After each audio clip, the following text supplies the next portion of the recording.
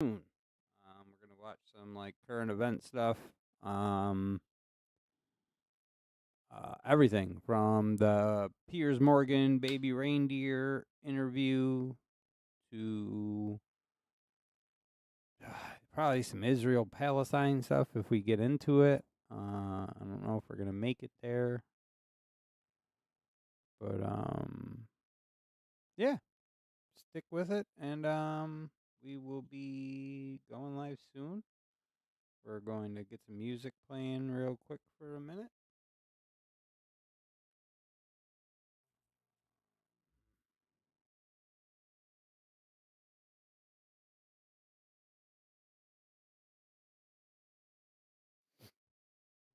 And soon, be going live soon.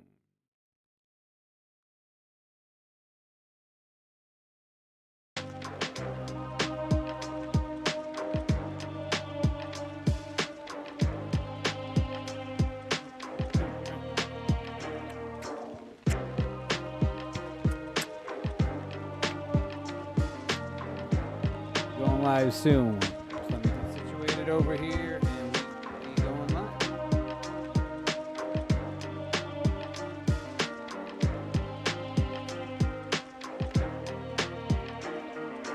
Crying won't save you. It's time to start acting like a man. That's a lot easier said than done.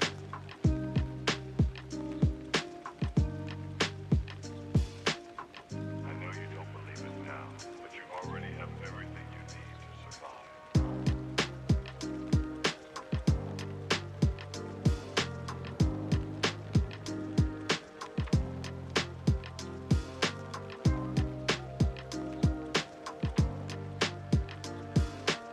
There's a great power inside you waiting to be unlocked, but it's up to you to bring it out.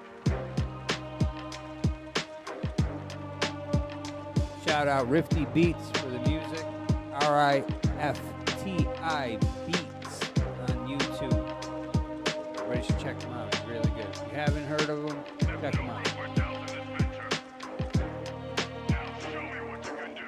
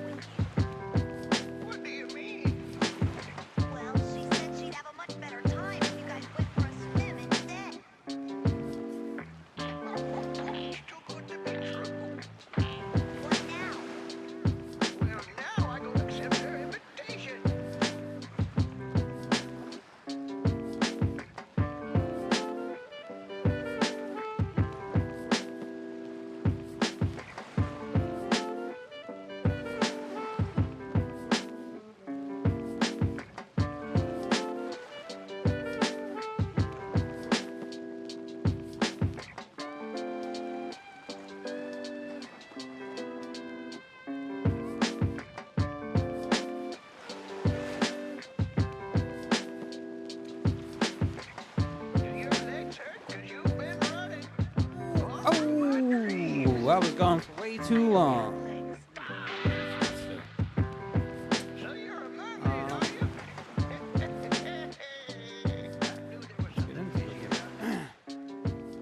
We just got to get everything together here. First thing we're going to do is the Piers Morgan Baby Reindeer. Since everybody's all super into the baby reindeer. So that's it for music. Let's get everything together here and start the stream.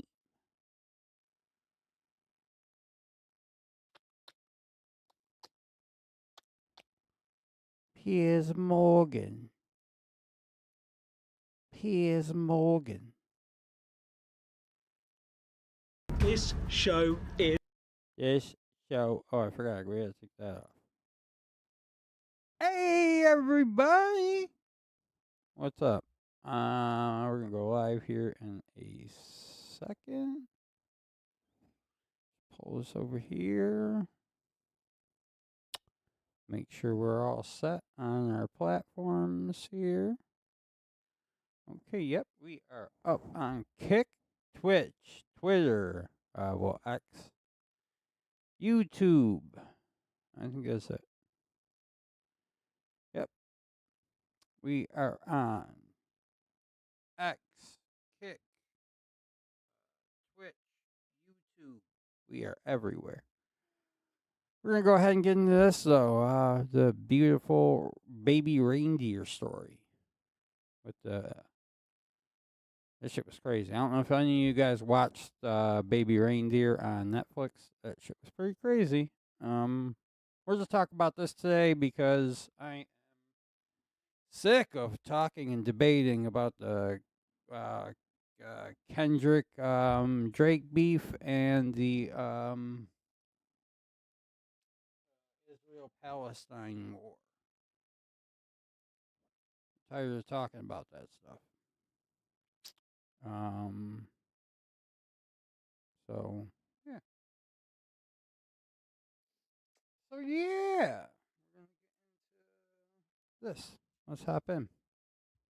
This show is incredible. Baby reindeer. Cool. Got absolutely obsessed. A beef curtain. I did not But move. Everybody is as talking you about said, Baby you Reindeer. gonna open my beef curtains? Fans are trying to find the real people behind the story. Because it does depict real life events. It's blown up so quickly and so fast all around the world that I didn't expect it. First of all, why have you decided to go public? When did you know that you were the person being depicted? He says the whole thing started because he felt sorry for you. Have you ever been to prison? What do you feel about Richard Gere? You think he's mentally unwell? Did you ever turn up at his house? Would you accept that someone who did that would be very obsessive about something? Here's the thing, I don't know the truth. You do.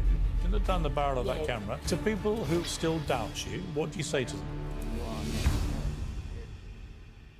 One of the first things that viewers of Baby Reindeer are told by Netflix is that this is a true story, not based on a true story or inspired by real events. It's real. But a true story. Yeah. It's emphatic about that. The show's writer, comedian Richard Gadd, even plays the lead role himself. Many millions of people across the world have now seen it. It's one of the biggest Netflix shows of the year. And I've watched it all. It's a riveting, emotionally intense drama worthy of all the critical plaudits it's now receiving. Viewers are gripped by the apparently real-life struggle of a fledgling stand-up comedian who is mercilessly stalked by an older woman, Martha, in a 3-year onslaught of harassment. He's crazy. Martha bombards him with tens of thousands of lurid emails, leaving hundreds of voicemails, lurking outside his house, attacking his partner, even confronting his family and friends. Now, Richard Gadd said that he and Netflix had gone to such great lengths to disguise Martha's real identity that she wouldn't even recognize herself. But that wasn't true. Many people did recognize her very quickly. And the woman at the center of the story was outed online within hours simply by cross-referencing her posts on social media with those that were used in the show. Posts, emails. Other details about her character bear striking, unavoidable. I figure eventually people are going to find out who it was. Everybody eventually does. Like, that's what you lovely people on the internet do. Similarity with the real woman now accused of being the crazed stalker Martha. The show raises uncomfortable questions about... Just like I'm sure if somebody wanted to put towards the effort, they could find out who I really am. because my real name ain't Kakarot Jenkins, clearly. The line between fact and fiction, But fantasy I'm sure and if somebody reality. wanted to, they could Another figure it innocent out. man in the television Yeah, industry relatively has been quick, falsely accused of you know? sexual assault based on one of the Wow, I storylines look in the tired. drama. Puffy eyes. Well, Fiona today. Harvey is the Got the woman puffy outed eyes as the real today. Martha of Baby Reindeer. I don't know She's chosen why. to confirm her identity because like she I wants slept to with- have a right of reply. And so, in her first television interview, she joins me now in Fiona. the studio. Well, thank you for joining me. Just so everybody does know, her name did change though. Her name used to be Fiona Muir Harvey or Muir. Muir. Fiona. First of all, why have you decided to go public? The internet sleuths tracked me down and hounded me and gave me death threats, so it wasn't really a choice. I was forced into this situation. What do you hope to achieve in this interview? I came on your show because you're a veteran broadcaster. I think you'll give me a fair hearing. You were Fair persecuted hearing. yourself not so long ago. Nobody. It's not really up to the person. It doesn't really matter what platform you go to, really. It's all about the court of public opinion. You know what I mean? Like, it doesn't matter if the person that you are, like, the person that's interviewing gives you like a fair hearing. All that really matters is what the public is going to say about it. So it don't really matter about what platform you go through. It just matters about the public, whether the public's going to perceive you as a batshit crazy stalker, or if they're going to think that you're telling your side honestly or not. So that's why I've chosen I mean, I just don't think that. I don't know. Show. Let's just watch it. Let's see what she says. Have you watched the drama? Not at all. I've heard about the court scene, about the jail sentences and all this sort of stuff. But you I've really heard- haven't watched any of it? I haven't watched any of it. You're not curious to? No, I think I'd be sick. It's taken over I enough think of she my watched life. it. I find it quite obscene. I find it horrifying, misogynistic. Some of the death threats have been really terrible online. People phoning me up. You know, it's been absolutely horrendous. I wouldn't give credence to something like that, and it's not really my kind of drama.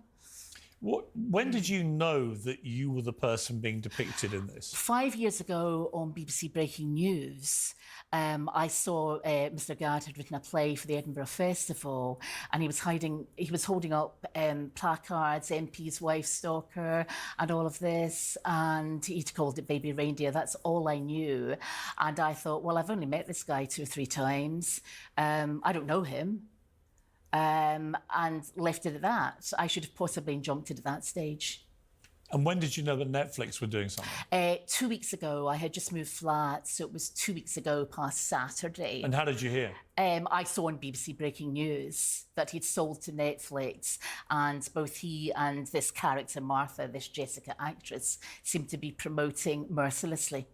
Did you think then it was you Boy, that they were did she depicting? play a good stalker. That Jessica Gunning, I think her name is.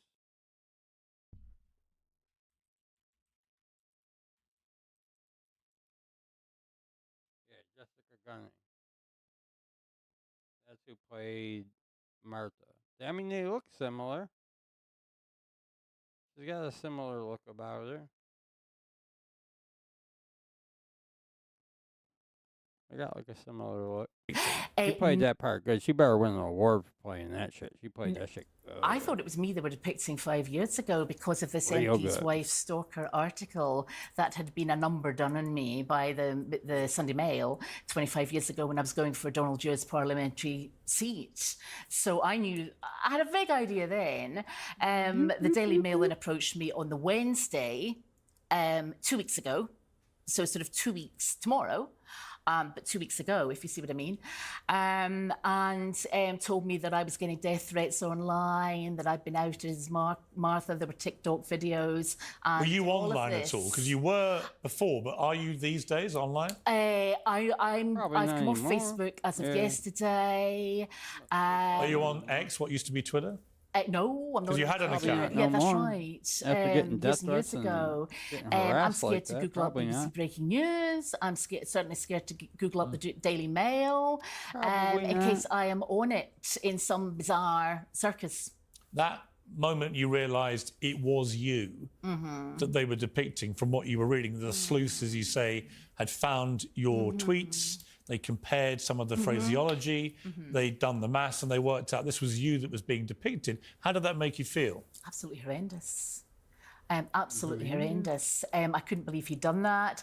And so long after first meeting, you know, we're talking 10, 12 years ago, really horrendous. I didn't know who to trust. I was told by the Daily Mail, don't trust those bleeps in Scotland. Whereas I found John Dingwall of the Daily Record completely wonderful, actually. He's acted with total courtesy. I couldn't believe this had happened. I want to play a little clip. This is just some of the reaction to Baby Reindeer from members of the public. She ends up becoming this the craziest stalker I ever seen in my life. And this is all a true story. This is all a true story, yeah. And they've found the real woman online. So I assume in the actual thing, they've obviously given her a different name. It's a different woman, but you know what I find? They always manage to find a similar looking woman, and the build tends to be the same. I have a theory about this, though. I feel like he's done it on purpose because he knew that people would find her, and he wants to make her life hell a bit. Maybe. When you hear that, maybe what do you he think? wants to like, maybe he wants to like get back there, I at think her it's- for like stalking the shit out of him. So he's just like, yo, I'm gonna make it like easy to find this girl so that like people, you know, people harass the shit out of her the way Correct. I I got think he always harassed wanted by this her. to come out, to persecute someone, Maybe. to take Maybe. attention away from him and this rape allegation. And I just generally think he's got extreme psychiatric problems. I mean, there's no doubt he has problems. I mean, if you watch given that he's written it about himself, if you watch the whole thing as I did, all 5, 6 episodes, whatever it is, he has a lot of problems. He's quite open about that. The question, I guess, which we'll come to, is how much of the way he depicts you is true. And your position is that it's The way he depicted her was like 100% dead on. Oh God, she's nuts. It's not factual. She's It's nuts. a work like of everybody wants to be loved, but not loved like that. fiction. It's a work of hyperbole, as I've always said. Why does everyone call it hyperbole? Oh my God, Andrew Tate just did that. Who the hell was the I forget who was interviewing Andrew Tate, but he said hyperbole. Man, it's hyperbole. It ain't hyperbole. And there are two true facts in that. His name is Richard Gadd, and he worked as a jobbing barman on benefits in the Holy Arms, and we met 2 or 3 times. Those are the only. Well, let's three go back to facts. let's go through some of these things. So, you first met him. I mean, the show shows you coming in to a London pub. You've just named the pub. Yeah, let's get into the meat and potatoes. I want to know if that story is real. Like, if he really got all them, like, emails, because it was like 40. Look at how many they said, like 30,000 or something like that, 40,000. And then there was like a whole bunch of like he was listening to like emails for like weeks. And he's working behind the bar, Richard Gadd, and he offers you a cup of tea. Is that what happened? No, that's not correct. He didn't offer me a cup of tea. Nobody gets anything free from the Holy Arms. I was in for a meal with a drink of lemonade, and I was very, very hungry. I'm diabetic, so very hungry. So that's. And did you true. talk to him? He interrupted a conversation. There was another barman there, and he said, "Oh, you're Scottish," and basically commandeered the conversation. I was talking to somebody. It's pretty rude to interrupt. So he seemed to be obsessed with me from that moment onwards. I mean, just speaking to you, I never met you before. He was obsessed with her.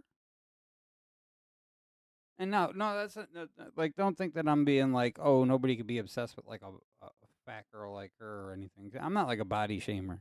I don't care if a girl's big or not. Like, that don't mean nothing. I don't care. You know what I mean? Like, that doesn't bother. I don't body shame nobody. You know, big girls can be pretty too. But anyway, that's not anything like it depicted like it depicted like she like gravitated towards him way, you know what I mean? Like, if you guys watch the show, that's what it seemed like anyway. But you do look and sound very similar to the actress in the drama. Yeah, that girl, Jessica Gunning, the actress, she definitely sounds like her. Haven't seen the actress. We're both Scottish. We've both got dark hair. She's considerably younger than me. I think she's about about 18 years younger. She was Scottish, did it? I thought it said Jessica Gunning was British. Yeah, British actress. She's English. She's not Scottish. She just Than me. must. How old are you, her, if you don't mind? like, I'm accent. 58, She must just I'm a do year the younger than Scottish you. accent. And I think Martha, Jessica, the actress, is about 40, 38, 40. It says in the Is she? 38, yeah. See, I think she watched the show because she's dead on with some of this information. There's gotta be. She had to have watched the show. Because she knew, like, exactly how old she was. Damn, I'm older than her. That's crazy. I was born before her. She was born in 86. I was born in 84. God, that stuff makes me feel so old. show that you proceeded to return to the same pub I'm almost time and 40. I'm gonna again, be but you 40 never this paid for a year. drink. I don't drink alcohol. Jeez. Did you pay for anything that you had in the pub? Lemonade or soft drinks. Would he give you free drinks? Or? No, absolutely not. This is sort of a depiction of me as a pauper. almost who wouldn't 40 and stand I ain't got a around or single stand and drink grey that. hair. It's nonsense. It says that you told Richard Gadd that he looked like a baby reindeer toy you once had as a beard I child, do, though. hence the name of the show. Yeah. Is that yeah, true? I appear to Beard have looks like written Father most of the Time. show in my sleep. I dressed Did you have a baby reindeer I toy? had a toy reindeer. So that's true. And he'd shaved his head. That bit is. But I look at it like the reason I don't have gray hair is because I choose to not like care about stuff. Like I'm just like I don't know. I'm a leaf in the wind, man. That's my like I used to, I don't know. I try to just go with everything. You know what I mean? Like I don't try to cause too much tension and stress in my own life. True, and there were reindeers in the shops. It was Christmas time or something. It was a can be joke. pretty easy if you want. So it I to have be. inadvertently penned the name of the show. Right, but that is true. That's true. That's a true fact.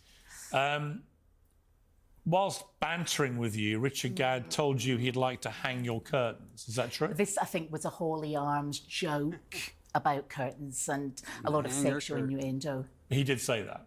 Yeah. Okay. He wanted to hang her curtains. Is it true that you caught Richard Gadd looking through your window after he followed you home one night? False. You never saw him at your house? I didn't see him at my house. I think it would be impossible to look portrayed through a it in window. Did anyone else ever see him there? Like he followed her home So to as her far as you were raggedy concerned, house. he never turned up at your place. Correct.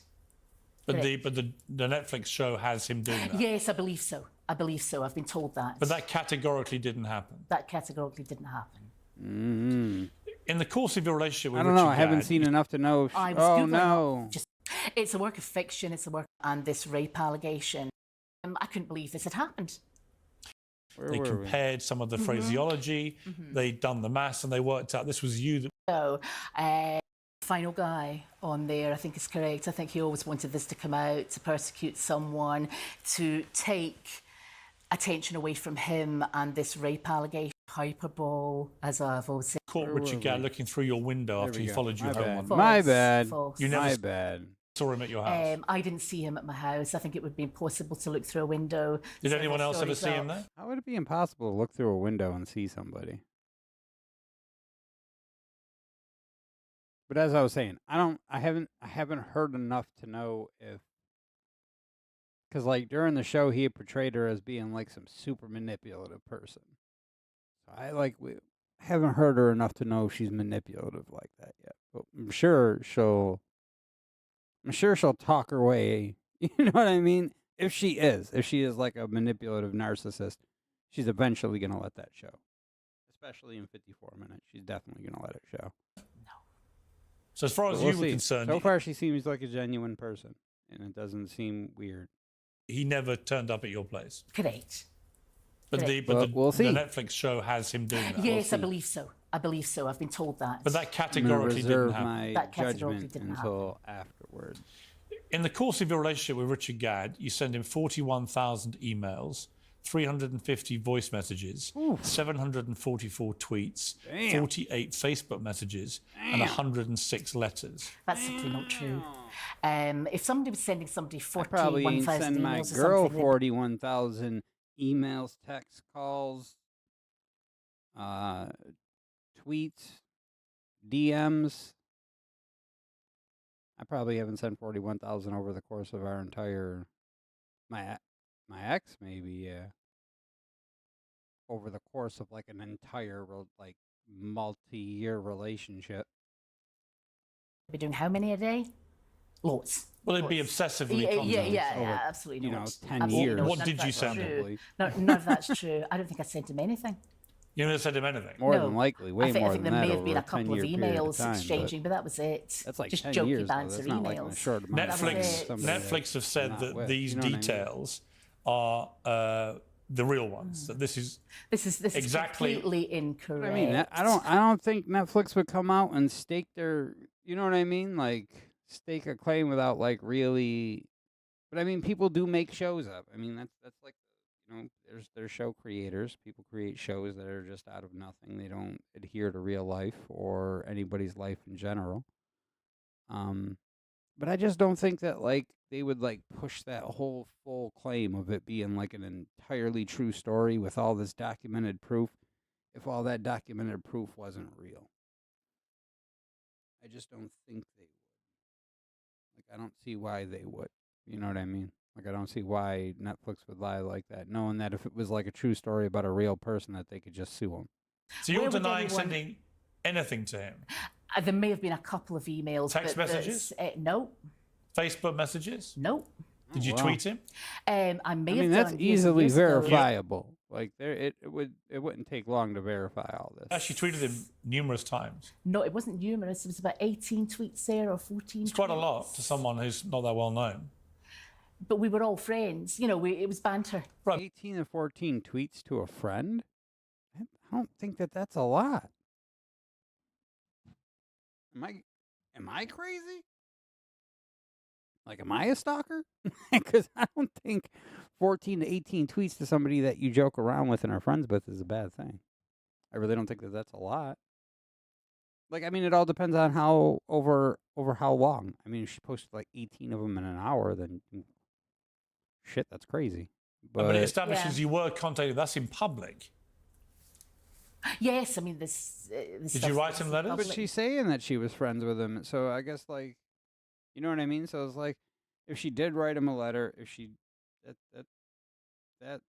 different. But if she was tweeting him, messaging him on like Facebook, Instagram, or whatever, and she's like tweeting stuff at him, and they're friends. Yeah, like of course they're gonna talk. She just admitted that they were friends and they had. I think when I saw the rape like, interview, playing around and that's like actually sexual incredible. When I saw innuendos that and in the jokes Guardian, and I such. said, "What a shame! It's not your fault." Something You like did that. write to him. One later. It's not weird to stay in contact you would with say somebody. you only sent him a handful of emails. You never texted him. No.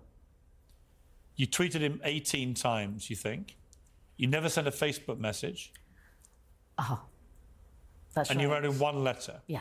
So why have they got all these? If that's true, then why they're like super over exaggerating that Details here which are supported. Who is they? Netflix. Who has sent all Not these things? correct. So I'm sorry. Who has sent all this stuff to him? I've no idea. I think he's probably made it up himself.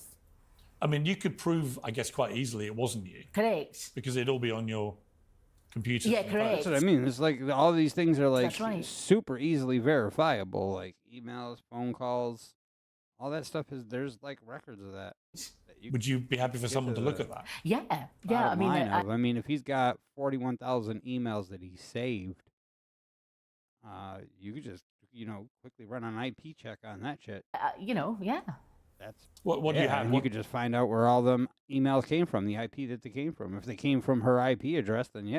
Technology clearly do you you use? sent Right. those What shit. technology do I use? A I mean, very, it's not very old hard to figure smartphone it all just out. now because the other one packed up a week before moving. That's it. Because they're all and sent really from start an digging around, iPhone. rooting around. Yes. So But they believe it wasn't actually an iPhone Easy ever to being find out used. if people have been doing Meaning- some shit. Meaning that someone phone? was hiding the fact that they were actually not using it. They were pretending it was from an iPhone. I don't really understand that. Well, people can mask where they're sending stuff from. Okay, right. I'm not Technology Whiz Kid of the Year. I wasn't doing that either.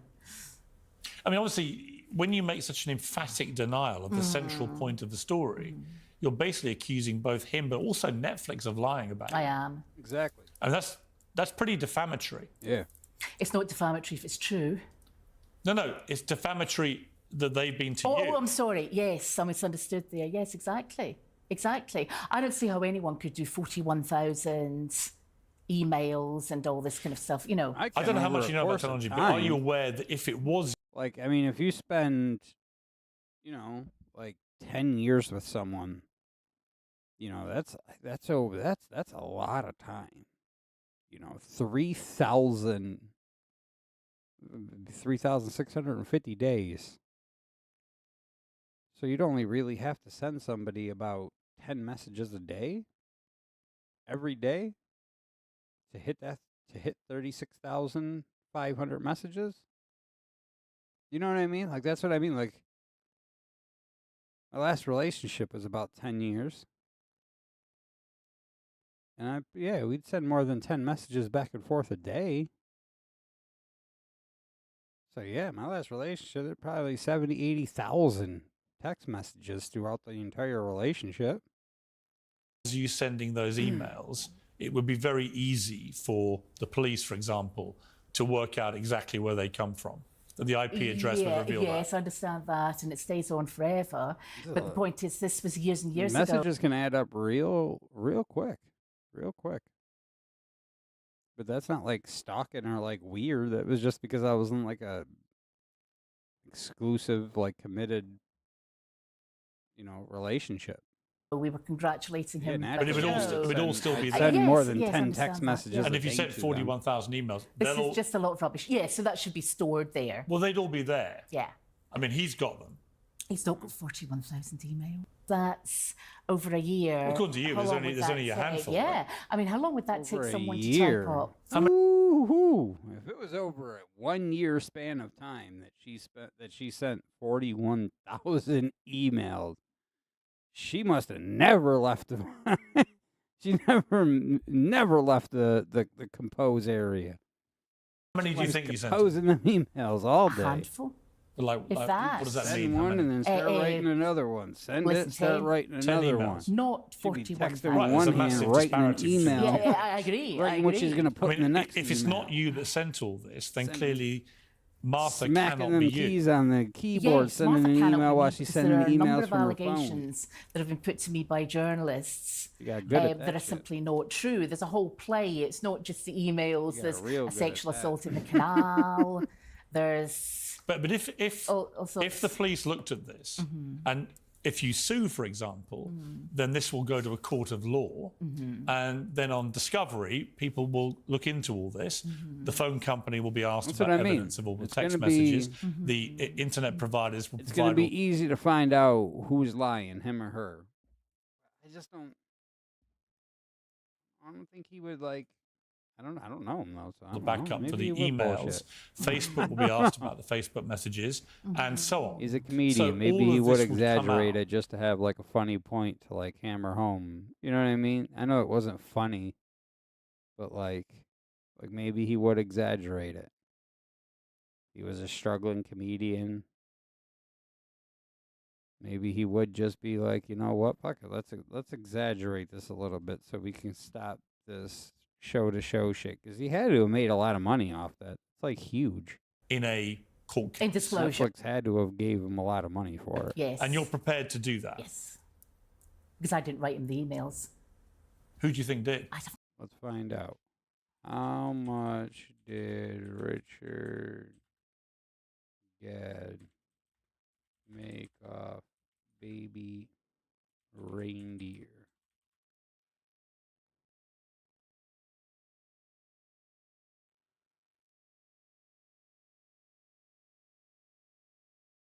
See, I can't say why she called me Baby Reindeer, but in the show he said it's because she had a baby reindeer toy that reminded her of him. So how could you not?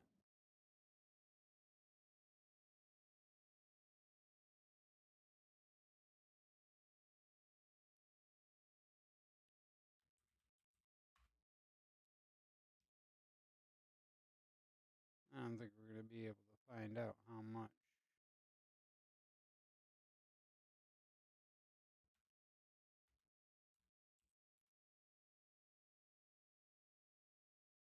Made more than $1 million. Oh, okay. Made £1 million before the show. I wanted to know how much he made off of it.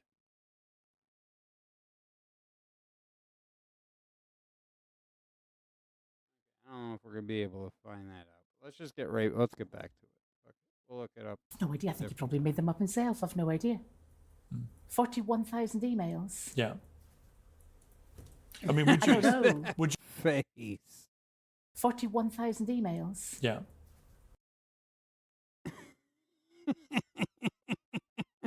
That face, man. I mean, would I you? don't know. Would you accept that someone who did that would be very obsessive about someone? Yes. I mean, that's a lot of emails. I mean, if she wants to stalk someone, she can come stalk me. I need some stalkers. I'm in a committed, happy relationship.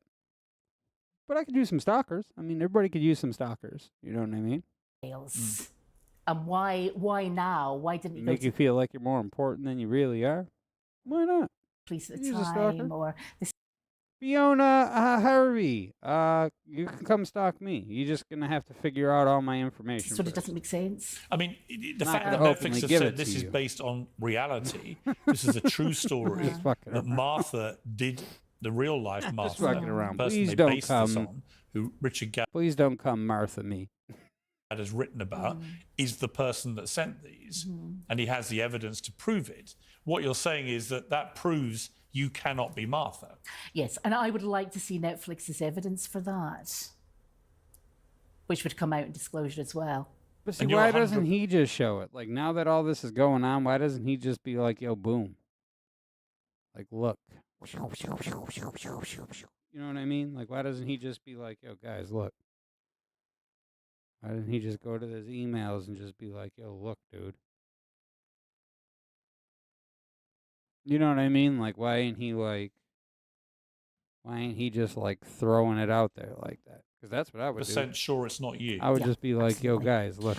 It goes on to say that you Look. heckled Richard Gadd when he was appearing in his stand-up I would shows. just Did you flip ever do through that? all of it, man. Never. No, it's not. Did you ever attend his stand-up? I think I went to Why not? one. It was a long, long time And you ago. never shouted out or anything? Why would I do that? No, I don't know. No. I mean, Do you why would ever anybody do shout that? out at comedy shows? I don't know. People No, do. no, I don't generally go to comedy shows. So But you no, never heckled him? No, Did you ever attack Richard Gadd's girlfriend because you were jealous? no, I don't think he had a girlfriend. I think he's Oh, they said that in the homosexual. show. But no, I have never been to his house or attacked any girlfriend or anything like that. There are lots of said that in scenes the where show. Martha is sitting outside his house all day They said that for in the many show, days, though. sitting in a bus stop, sitting out there, walking around, and would occasionally She, like- shout at him. Did you ever do that? No, I haven't seen the show, like, but beat I'm on getting. him. I have, so I'm got telling you. yes, I got all the court allegations, Like she beat on his the girlfriend. trial allegations. Well, I'm going to come to that, but on that yeah. point, did you ever turn up at his house? No, I don't know. I don't know where he lived. No, absolutely not. So whoever's doing all this is somebody completely different. This is a fictional character, hyperbole, exaggeration. This is a fiction Well, it's based on. of his imagination. They say No, it's I'm based on a playing real. with it, and it's off topic. But this stuff. Dust cleaning gel is awesome. person. Who's they? Netflix. Well, Netflix Oh, and Richard Gadd. Netflix are about as mad as Richard Gadd. If they're saying that, it's absolutely not correct. Did you ever contact Richard Gadd's parents and threaten them? No, that allegation was put to me by journalists. No, Never happened. no. There's one key point in the drama that has Martha's character pleading guilty to intimidating Richard Gadd in court and sentenced to 9 months prison time. Let's watch. You're charged with the stalking of Mr. Donald Dunn between the dates of the 14th of August Maybe you should give it away. 2015 and the Give us that. 22nd of March 2017. thinking about Were the you dates. guilty or Ooh, not you see that? guilty? 2nd of March about the 2017. dates. Are you And then that- guilty or not guilty? Guilty. You were charged with the harassment of Gerald Dunn and Eleanor Dunn between the dates of the Roll 6th your of eyes June some more. 2016 and the 22nd of March 2017. Are you guilty or not guilty? Guilty? My little reindeer. Maybe she's having. Now, again, feeling. there is obviously a resemblance between. Do you think so? That's hardly flattering. Well, I don't mean to flatter you or not flatter you. I just think there is a resemblance, you know, having met you, and you both speak Scottish people. Yeah. But the fundamental point of this is, did you take part in that? So did you go to jail? Did you have a No, trial? of course not. Of course not. Have you ever been to prison? No. Have you ever been charged with a Nowhere criminal near it. offence? Yeah, but you can No. find that out. Never. No. Nothing. Nothing. Henry Resilient, get on it. Dig up some court records on this bitch. Let's find out if she ever got arrested for anything. So another good YouTuber, if you guys don't watch him, Henry Resilient, awesome dude.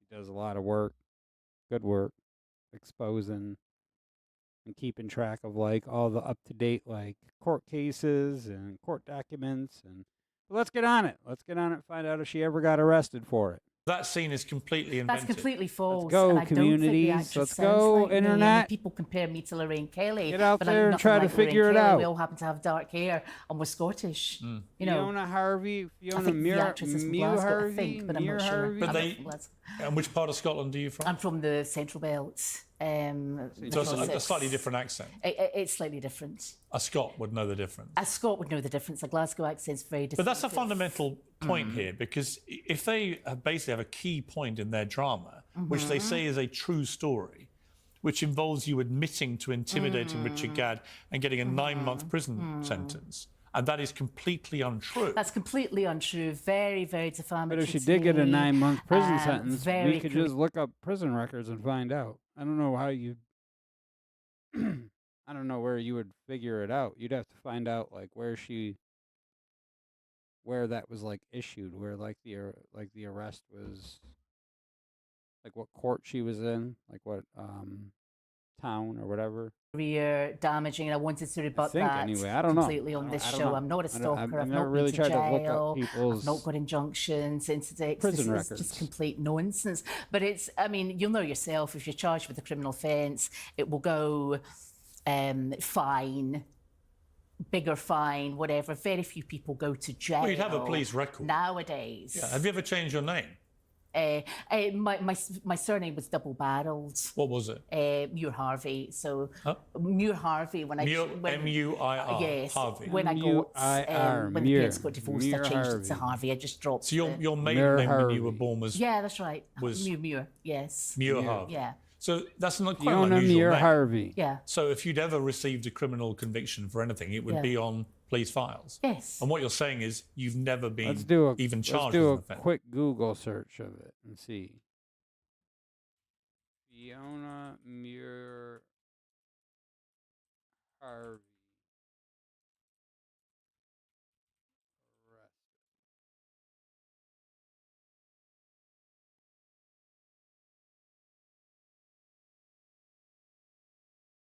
Let's see. Continue with Google. Just so we can read the article. Man, I'm not subscribing to read a goddamn article. You gotta be kidding me.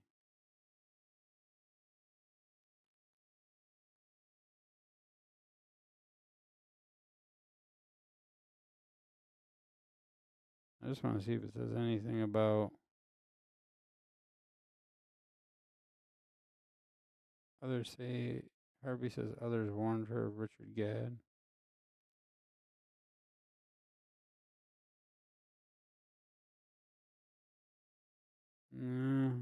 No. Let's watch this first, and then we'll Let go alone the one that they. Yes, dig I mean, in this later is and try to find 9.5 out if she ever months got in jail. Is pretty serious. Did Netflix ever contact you? No one's contacted me. Never. Never. Did Richard Gadd tell you what he was doing? No, I had worked it out when I saw the festival Baby Reindeer advert on BBC. The Edinburgh Breaking Festival, News, which the is Edinburgh the show you Festival. did. I just happened to see that. I was looking up the news for something else. Because that's where he. I just honed- happened to see that. Well, that's where he started telling the story, Yeah. and that got picked I was up. shocked. I was shocked. And I think Martha then was a bar stool. I seem to recall reading that. It wasn't an actress or a person, it was a bar stool. Let me just show a little clip. This is from Lorraine, actually, who you just compared yourself to. But let's take a look at this. What other people do. This is Richard Gadd on Lorraine. I just thought it was the right time to sort of try and bring a nuanced conversation to something. I think the human condition is extremely complicated, and I felt like a lot of the art and TV in this day and age had maybe simplified it too much. It's not a villain and victim storyline. I think you're left with a lot more than that. It's kind of two lost people. What's your response to that? I think they're milking it for all it's worth for the money. She doesn't even sound Scottish in that interview. Her accent seems to be varying. Well, she's not. She's English. She's an actress. I was going to say it sounds more Lancashire to me. Yeah, no, she's English. She's an actress. She's putting on the voice for you. They're milking it for all they're worth. It was the right time to abuse someone all over social media and all over, basically somebody who's not from Loveyland, not from Theatreland, just abused me all over the newspapers. If they're happy with themselves. What do you feel about Richard Gadd? I think he's psychotic, and I think that anyone going along, being in that play, and doing this to somebody, I find the behaviour outrageous. He says the whole thing started because he felt sorry for you, and that's why he befriended you. Your staff said that to me in the waiting room. This is a lot of nonsense. I've got lots of friends. What did you talk to him about? It was just a Holly Arms banter. It was like what? What kind of thing? What you're going to do with your life, or career stuff. Sort of. And I thought he was a stand-up show. But is it possible he was under the impression that he felt sorry for you? No, I never got that impression at all. I got the impression that he was all out for himself, wanted to sort of control that bar, very, very inarticulate, very full of himself.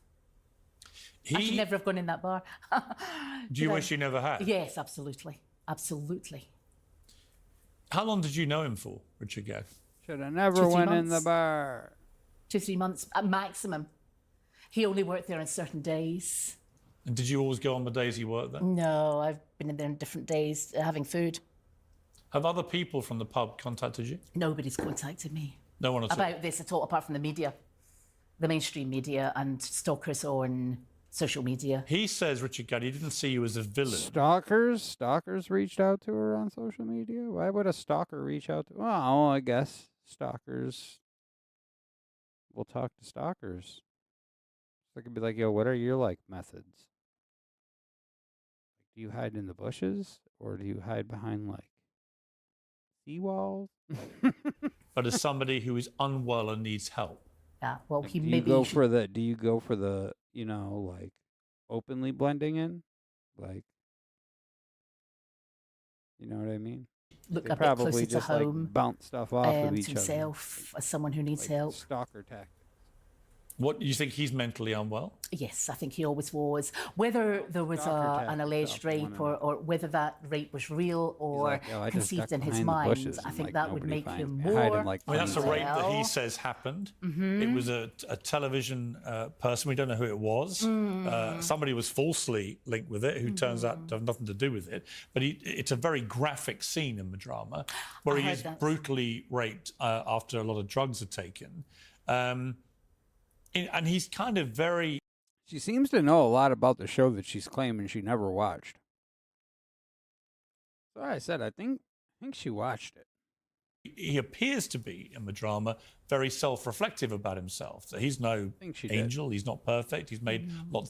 But I need to grab a drink. I'll be right back.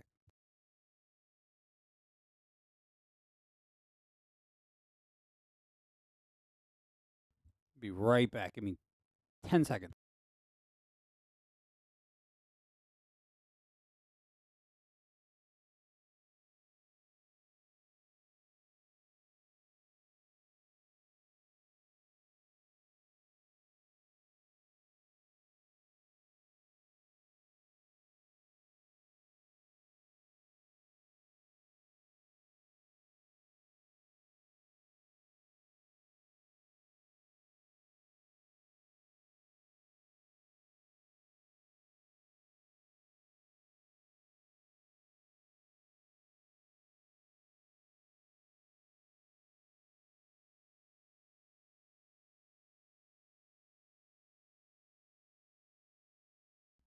we're back.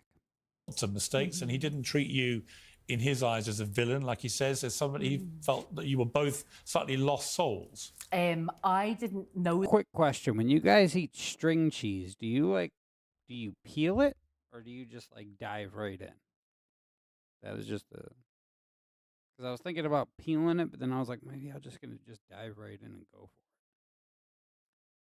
Where the rape scene was in the play until this morning. Somebody's daughter had watched it and told me about it. So I was surprised once again. Well, not surprised actually. I'm really surprised by anything he does nowadays.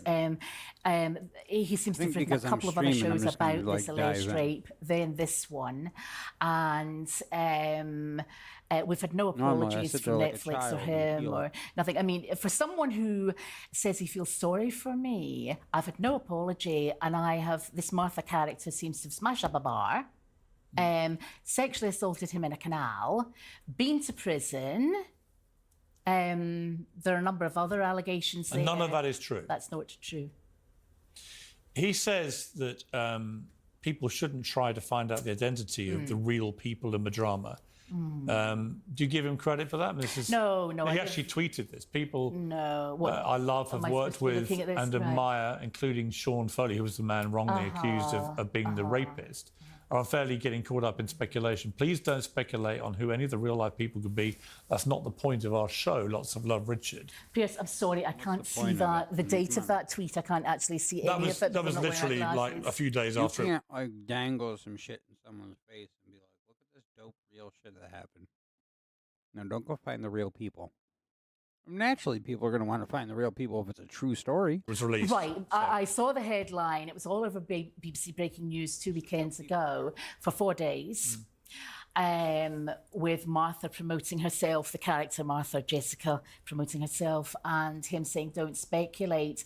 Wow, that's a bit rich now, isn't it? The fans do speculate. Well, it was almost instantaneous. You were tracked down incredibly quickly. The Wednesday, the Daily Mail got in touch with me, so that was all over BBC Breaking News Friday, Saturday, Sunday and Monday. I mean, the reason that internet sleuths were able to find out it was you was they found the tweets that you sent him throughout 2014. 10th of May, for example, 2014. Richard Gadd, did you get my recorded delivery letter sent to the theatre, sent to arrive bank holiday Monday? So you sent him a letter then? That was that, sorry, you were raped, something like that. 12th of June, same year, your tweets cheer me up, your timeline is good. 23rd of September, my curtains need hung badly. We were trying to encourage him because with this first show or something like that. It was a long time ago. Yes, on the 18th of December, please go and see Richard Gadd's show. It's well written and neurotic. The filmed bum shots are the best. Fantastic ass. It was a joke. It was a joke. But we were trying to encourage him. Nothing negative, though, about it there. No, because I didn't think he was a complete psychopath who was going to attack me. I don't know who the real psychopath is here yet. But the show did involve you. This show here, not that show there. It made no reference to... This was a previous show. It made no reference to you, that show. Which show? The one you're talking about. Yes. So, it's funny this is coming up now. My view is it's all about the money. The Martha Barstow Edinburgh Festival thing wasn't making any money. He'd failed as a comedian, he'd failed as an actor, and therefore, let's make some money, sell this to Netflix. That's what I was saying before this. Maybe he did exaggerate a bunch of shit just to sell the show to him, just to not have to, worry about money. Mind, you had a group of guys on there in their 20s. You did say you made £1 million before. What was your upbringing like? The show, before the show was like a hit. I was going to say standard Scottish, singing standard Scottish countryside. Happy? I mean, happy? Impoverished. But from the show, it made it seem like he was middle like class a struggling broke. upbringing, if you like. Any siblings? I have a sister. My mother worked incredibly hard. My parents got divorced when I was 9, but she worked like a Trojan. Either parents still alive? My mother is, yeah. And how does she feel about this? I've not talked to her about it. I'm hoping she'll have just seen the Scottish headlines and that's it. She's not an internet freak or anything like that. But she has no idea what's happened to you then? She will know bits. She was very, very angry with Laura Walker for doing the original article when I went for parliamentary You haven't talked to your mother about this? Who knows? No, and that may seem strange, but I don't want to worry her. It's stuff that's easy to figure out. anyone, if she's lying or he's lying, it's easier to figure out. And it'll come out sooner or later. I just really want to know. I really want to know if she's batshit crazy like that. I'll tell her I've been on this show when it airs. I don't want to worry her. Let me ask you, The Sun reported an interview with Laura Ray, who you've referenced, who accused you of inappropriate behaviour whilst you worked with her. Now, the background to this is that you came into contact with the late Glasgow MP Jimmy Ray, who died aged 78 in 2013, and his solicitor wife Laura, who was 62, when she was a former Labour Party member. Mrs. Ray said that she gave Aberdeen University law graduate you did graduate from Aberdeen? Yes. With a law degree. A trainee that's role. true. He said that in the show. He said that she was like a law school graduate. Well, a legal firm, McPhail Lawrence Partnership in 1997. Fired from her first firm for assault, or like it was either assaulting or stalking or harassing somebody. I think that was what he said in the show. So if that's like real, I guess that's Is that real. true? It was called L&L Lawrence. I think she forgets the name of her own firm. It's called L&L Lawrence. But that's all true. She gave you a trainee job. She lured me away from another firm. She headhunted me from another firm because she needed someone to do employment law. And I'm pretty good at employment law, so... She said that she had to sack you days later because you were completely incapable of behaving yourself. I walked. Her staff were really, really rude to me. Most people... She said she fired her. She says she walked. Half the Labour Party.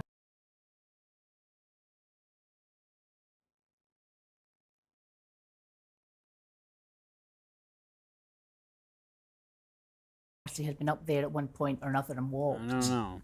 She then said that following Not you 100% leaving, of that. I obviously don't very know. quickly, that you then harassed her. You were then known as Fiona Muir, obviously, as you said, Muir Harvey. Mrs. Ray said she was so frightened she issued workers at her firm with personal alarms. You were then served an interim That's crazy. That's crazy that she gave them all personal like alarms because she was afraid for their safety because of this lady. Stop you from contacting the lawyer or her politician husband. Daily Record reported that. She messed up, I know, and I've still to speak to David about that, the author of that Daily Record article. She didn't. She messed up because I went into the Court of Session, the High Court in Edinburgh, to get countrywide interdicts, an interdict and an injunction in Scotland and England because I was going to move to London anyway. She mucked up. Maybe she is crazy. So you went into court to get them yourself? Yes, but Against there was who? no need against Laura Walker and Jimmy Ray. But she said one was served on you. Yeah, that's nonsense. An interim We have checked this out. And again, there would be a public record of Yeah, that. absolutely. And You're saying that it was never served? What we think, she served the initial documents, and Oh, then she did? she served the initial She said documents. she served the initial documents, and he goes, then she did, and she goes, no. So did she serve them or not? Because you just said she served them. And then there was no hearing. It wasn't minuted for a hearing. I said I would Okay. defend, but she mucked that up too. She didn't fill up a second initial document. She then didn't minute for decree in absence. So there is no interim interdict in Scotland. Why would two people who have no contact with each other at all, Laura Ray and Richard Gadd, why would they both portray you as a very unpleasant? I don't know why Richard Gadd has, but Laura Walker, it was certainly because I was Who's going to for say? Who's to say that they don't talk? Who's to say that Laura Ray and Richard Gadd never did have a conversation about her? I mean, maybe they don't know each other. If they don't, that just goes to show even more, though. Like, why would two people? You know what I mean? It's like that saying: if someone calls you a horse, you ignore them. If somebody calls you a horse a second time, you punch them on the nose. But if somebody calls you a horse a third time, you better go buy a saddle, because you're a fucking horse. You know what I mean? Like, there are only so many people can call you something before that's just the way it is. You know what I mean? parliamentary selection. The two different, you get my point, two different people. Yeah, but Richard Gadd has Googled that. Richard Gadd has used that as well, a that's in the basis for his drama. show. Is when they find out that you had previously harassed this family. I haven't harassed that family. I didn't harass that family. And also I worked for in 1987, 88. The parliamentary selection wasn't until 2000. He Googled up the article because I knew he'd done that. I never went back to the Holy Arms. He was spreading it around Camden that I was a stalker. You've never married? No. Have you had relationships? That's weird. She never. Well, no, not really. I mean, a lot of people choose not to get married for whatever reasons they choose not to get married. I don't know. Friends, yeah. With men? I mean, if you don't mind me being pure, I'm heterosexual. Yeah, I mean, how many relationships have you had? I told the staff that relationships were out of bounds. A lot more than Richard Gadd has, I would say. I mean, he had a lot. Quite a few. Right. Well, I don't know if he had a lot. I don't know. I mean, I don't know how. And obviously now you're going. How do you know you had more relationships than Richard Gadd if you don't know how many he had? My point. Now you're going public. Then the men that you've dated over the years will see this. Yeah. They'll be aware of it. So far, she hasn't said anything too like from what he was saying in the show about her being narcissistic and like talking herself up and being like portraying like herself to be like way like better than she was, like Dunning-Kruger, like a Dunning-Kruger effect on her entire life. Maybe I haven't seen any of that yet. I don't think if your next question is going to be, am I stalking them? I think the answer is going to be no. Well, no, I just wonder how do you think they would view you? I think they are going to think what I think about Richard Gadd, that he's completely off his head. And I'm not worried about the current one because he's a lawyer and he. So you currently have a boyfriend? Me, yeah. He's a lawyer. Yeah. In London. Doesn't matter where he is. I'd rather. No, I understand. But how long have you been? 5 years. 5 years. You've been in a 5-year relationship. Yeah. So I don't. So what does he think? I don't want to drag him in. He thinks this is horrendous. All of my lawyer friends do. All of my professional friends do. Oh my Other God. people do. People are being really sympathetic. Dude, that sounds just like she does from the show. Like she always talks about like her lawyer friends in the show, and like all these really big people she knows, and like all these people she knows. I don't know. I saying things like, are you getting hounded in the street? You know, people are being really, really nice. I mean, But I thought she said people were being mean. Like, that's how she opened this up. She opened this up with people are being, like, mean, sending her, like, harassing her, death threats, constant harassment, names, and... So if all that shit's really happening, how are people being mad nice? Who does know about this? You know, here's the thing. I don't know the truth. Nobody does. And you've been emphatic in the number of denials you're making here. That's right. But many of those things that I've put to you can be proven.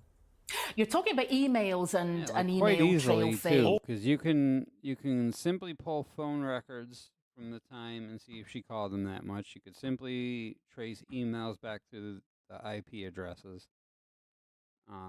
You can contact the phone company about the text messages. All this stuff is easily provable. All that. You know, all of that. You're obsessed So with... for her sake, she better be telling the truth. Sorry, I don't mean to be horrible. I'm not obsessed with anything. You've gone on at length for a good 10 minutes about the emails. Well, only because the emails... Because it's a vast number. 41,000 emails. Who the fuck isn't going to be like, yeah, let's talk about that. Let's talk about the 41,000 emails you sent to a person in 1 year. And that wasn't even all of it. There's like 350 voicemails. That's like you're calling, leaving somebody a voicemail every day. On top of 41,000 emails. On top of, like, was it 70-something tweets? 40-something, like, DMs. There's a huge number. And voice messages. The voice messages... Between the voice messages and the emails, that's what I want to know. That's 41,000 emails and 350 voicemails. That's a lot. Apparently. And there is maybe a year me in the Holy Arms. I don't know if he's got any voicemails. But if he has 350 voice messages and it's you... It doesn't mean the drama is true. But is it possible he's got 350 it does. voice If messages? he's got proof of it, it kind of does show that you were stalking him. Doubt that very much. Right? I just don't think so. You doubt it? Yeah, I doubt it. I mean, unless Wouldn't he's you be taping me. I mean, if you've never really contacted him, She should know. If he's She got should three- be taking doubt me in the holy arms. that that's though. real. But if he's She got should know that 350 it's not. Yeah, but if these are on his phone. I mean, you Yeah, know it if doesn't you matter called what- somebody whether they're on a phone. 350 times. You know if you sent somebody around 40,000 emails. You know these things. Tablet, whatever they're on. I've not telling you contacted But I'm don't. curious, why would there even be a possibility of him having that number of voice messages from you? Because he's crazy. He wants to make this up. I mean, I've not phoned the guy. I don't have his number. I've Yeah, but not you're, had his you're not number. sure that he hasn't got those. I think the only explanation for having a voicemail from me would be taping me in the holy arms. That's that the only wouldn't, place Or we that could you that go. wouldn't be a messages on his voice. phone. Yeah, that wouldn't be a voice. That's the other That explanation, would just be which like an audio didn't file. happen. But you can't be sure. I can't be sure. That would because I just be didn't like have an his number. MP3 file on the phone. It Right, wouldn't you just show said you up weren't as sure a if these were your voicemail. voice messages. Yeah, So what I if mean he is somebody could be actually taping me. has You know, somebody could have taped me in the holy voicemails, arms Right, but- on a dictaphone or something But if like that. here's my point to you, is Yeah. that these are easily provable things. Yeah. He's either got them or he hasn't. Yeah. Yeah. I mean, And the we'll be emails- asking for disclosure of that. But And the emails, obviously, there'll be an IP address, and that if that, Yeah, if I that mean- leads Yeah, to that's all you, it's going to be. I mean, my point is, though, even if that were true, It's true. I didn't lunge at It's him. true. She went from completely denying it to being like, well, even if it is true, you know what I mean? Like, even if it is true. Across the bar, I didn't sexually assault him in a canal. I didn't go to jail. I understand. So, but here's my point to you. yeah. Here's my point to you, Fiona. And I'm not trying to catch you out. I'm not trying to trap you. She's I'm trapping genuinely herself. fascinated by this story. I watched the drama. And I feel Pierce on that because I'm genuinely fascinated by this shit too. Like, I really want to know if this is like a true story or not, or if this dude just like really made it all up. But I don't think he did. Like, I really don't think he did. I think the more I'm listening to her, the more I'm thinking she's actually crazy. Because he went from completely denying it, saying like maybe you sent like 10 emails, like maybe one letter, maybe 14 to like 18 tweets. Like, you said all this like definitive shit right in the beginning. And now here you are 20 minutes later being like, well, even if he did have all that and all that was true, that doesn't mean that like the rest of it's true. Well, no, but I mean, like, if you come to find out that 75% of the shit you're saying right now is bullshit, it leads people to believe that maybe he is telling more of the truth than you are, and it leads people to just lean on that. You know what I mean? Like, to I saw them believe, declare it at the start as a true to story. believe one person and more I've than seen the other. interviews like, since with clearly all 'cause various he's telling people, the truth. and it's clearly a very complex situation. This, but unless I'm mishearing you, I think what you're saying is there is a possibility that you send a lot of emails No, and there's a lot of no, voice I messages, didn't say but that that. it doesn't mean that you did the more serious things. Yeah, I am not saying at all that I sent loads of emails. But you're you saying even maybe if he did misheard, have play them. back the interview. What I'm saying is a handful at most. If I did, congratulations about the show. But if he does etc. have 350 voice messages, I know that he doesn't. and it's your voice, He doesn't. and everyone can now hear your voice, Unless he was taping me in the holy arms. or he just kept them on his phone. I didn't phone him. Of course, Piers would have to say that. Or maybe he just kept all the phone calls that you made.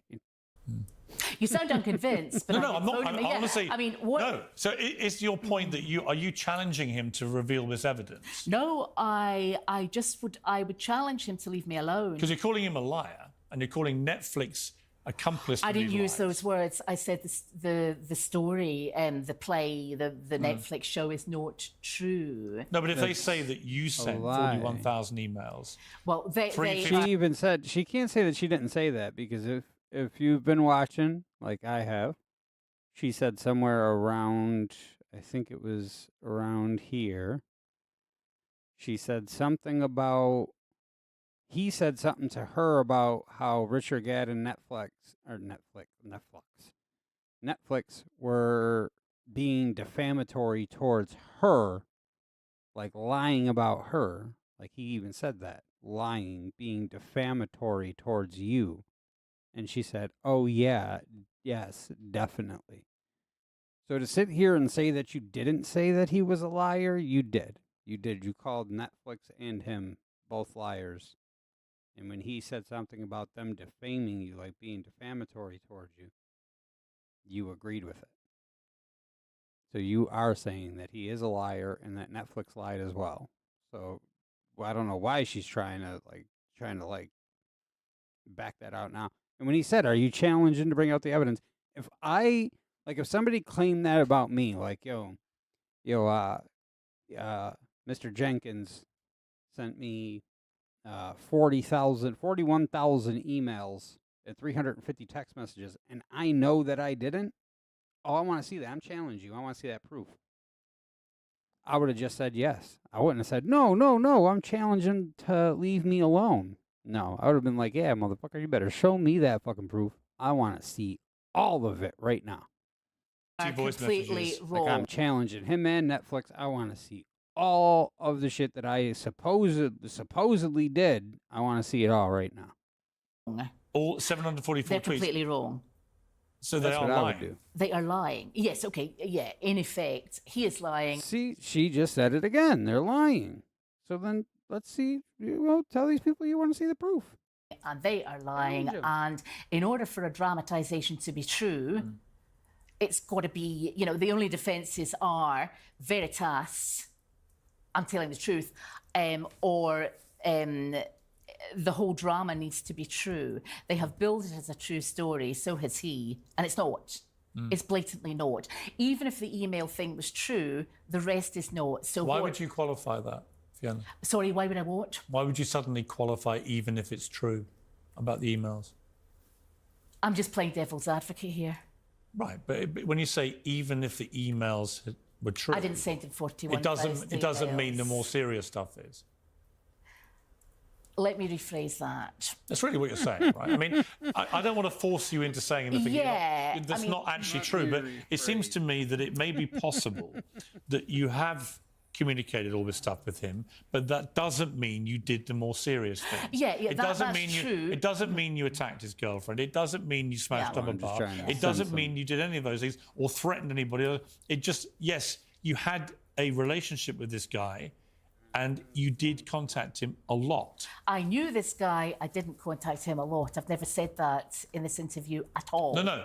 But interestingly, for me, as an interviewer, and I'm just trying to get to the truth. You understand? No. I honestly not trying to see that. It's your show. I'm not trying to trip you up. I'm just trying to get to the truth. I see that. He has put his version out there, and the world has watched it. Absolutely. Millions and millions of people around the world have had Richard Gadd's version. I know. And I'm simply saying to you that you have a chance here, Fiona, I think, and take this any way you want, but you have a chance here to concede that some of these things might be possible, but that doesn't mean the more serious things happened. I mean, what I'm saying is... Because the more serious stuff we know is serious, right? If you were... if you were in the jail or something... If you were a violent stalker, or if you'd had a previous situation where you got this interim incident, which we know was served on you. We're going to keep the video going. It was not. Sorry to interrupt there. No, she has repeatedly maintained this over 25 years. I checked with the Sheriff Clark. Another lawyer checked with the Sheriff Clark. We think that the previous scenario happened. She does not have an interim interdict. I think she's quite wrong. Okay. If the Sheriff Clark can produce that and say she didn't muck up and minuted for decree, why was I not served an interim injunction? If Richard Gadd is watching this, what's your message to him? Leave me alone, please. Get a life, get a proper job. I am horrified at what you've done. And you will categorically be taking legal action? Absolutely, against both him and Netflix. You said your boyfriend's a lawyer, so this can be done. He's not doing it, no. I'm not doing it. Somebody else is going to do it. Have you instructed lawyers? We've instructed them in part, but we want to explore all the options out there. There are a number of people to sue. We can't all be in 10 courts all at once. So. Who else are you planning to sue? The Daily Mail. Anyone that's saying this is true and harassing me and that kind of thing.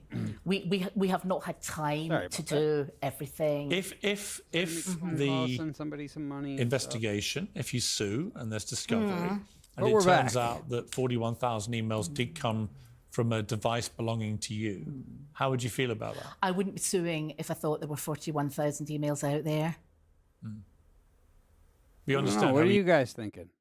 I don't know. I'm thinking easy it is to find them. I she's a understand liar. completely.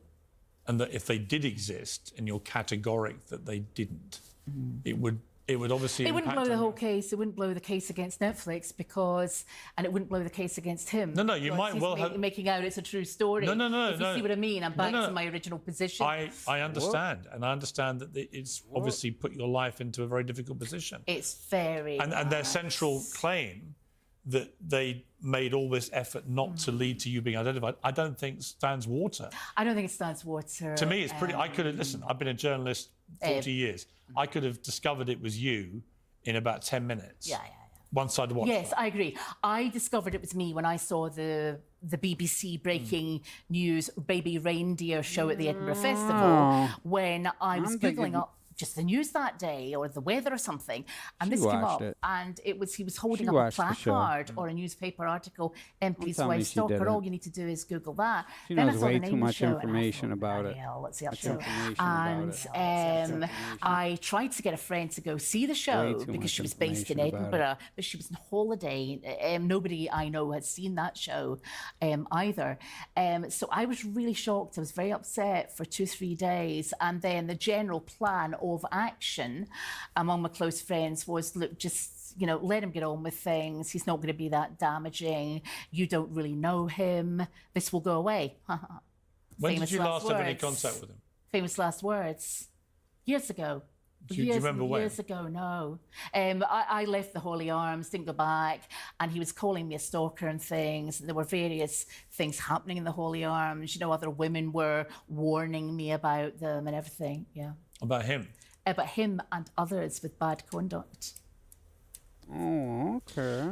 I still think in relation to the 106 letters that he and Netflix say he sent. Well, here's my point. Because she is suing him. You've admitted sending. She is suing him, so all this is going to come out. Like the trial is going to be on. You already know people are going to cover the trial. I'll probably cover the whole entire case. Him one. Just because I'm like super interested and in that it. Presumably was a handwritten letter. And this is better than anything else going on. The Donald Trump shit is. I hate Donald Trump. I don't like him. But I just don't like him as a person. I think he is a scumbag. I think all the locker room talk and stuff, that's just not my cup of tea. Even when I'm with my buddies, I don't talk like that. I think it's gross. I think he's gross. I think his policies are bad. I think he didn't do shit as a president.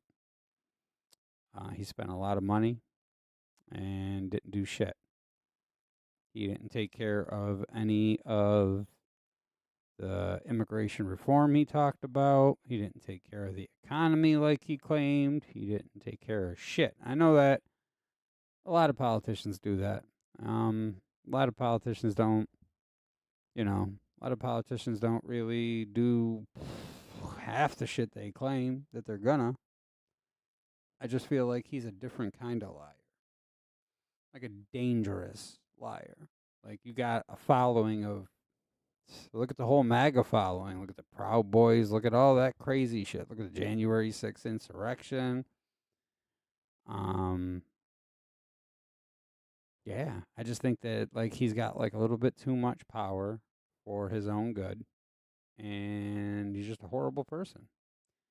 And then again, Biden isn't any better. His mind's slipping. He called Rafa, Haifa. He's constantly making mistakes during speeches, losing his train of thought, saying false or like completely off base, like things, just like his uncle being eaten by cannibals and like that. He's slipping too. So like that's the way I look at it. I look at it as no matter what way you vote in America, here in America, we're fucked. We're fucked for the next 4 years.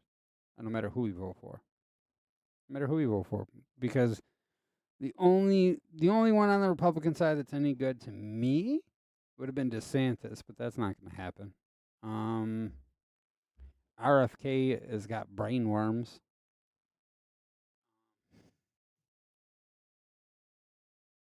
Yeah, he's got brain worms. He believes in full-term abortion.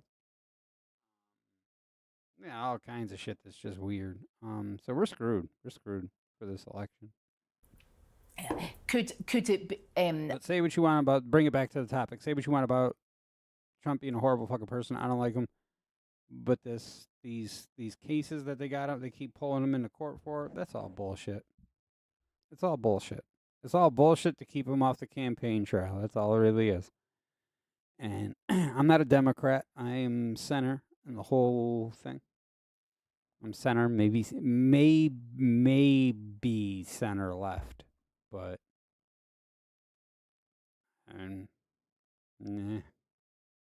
nah.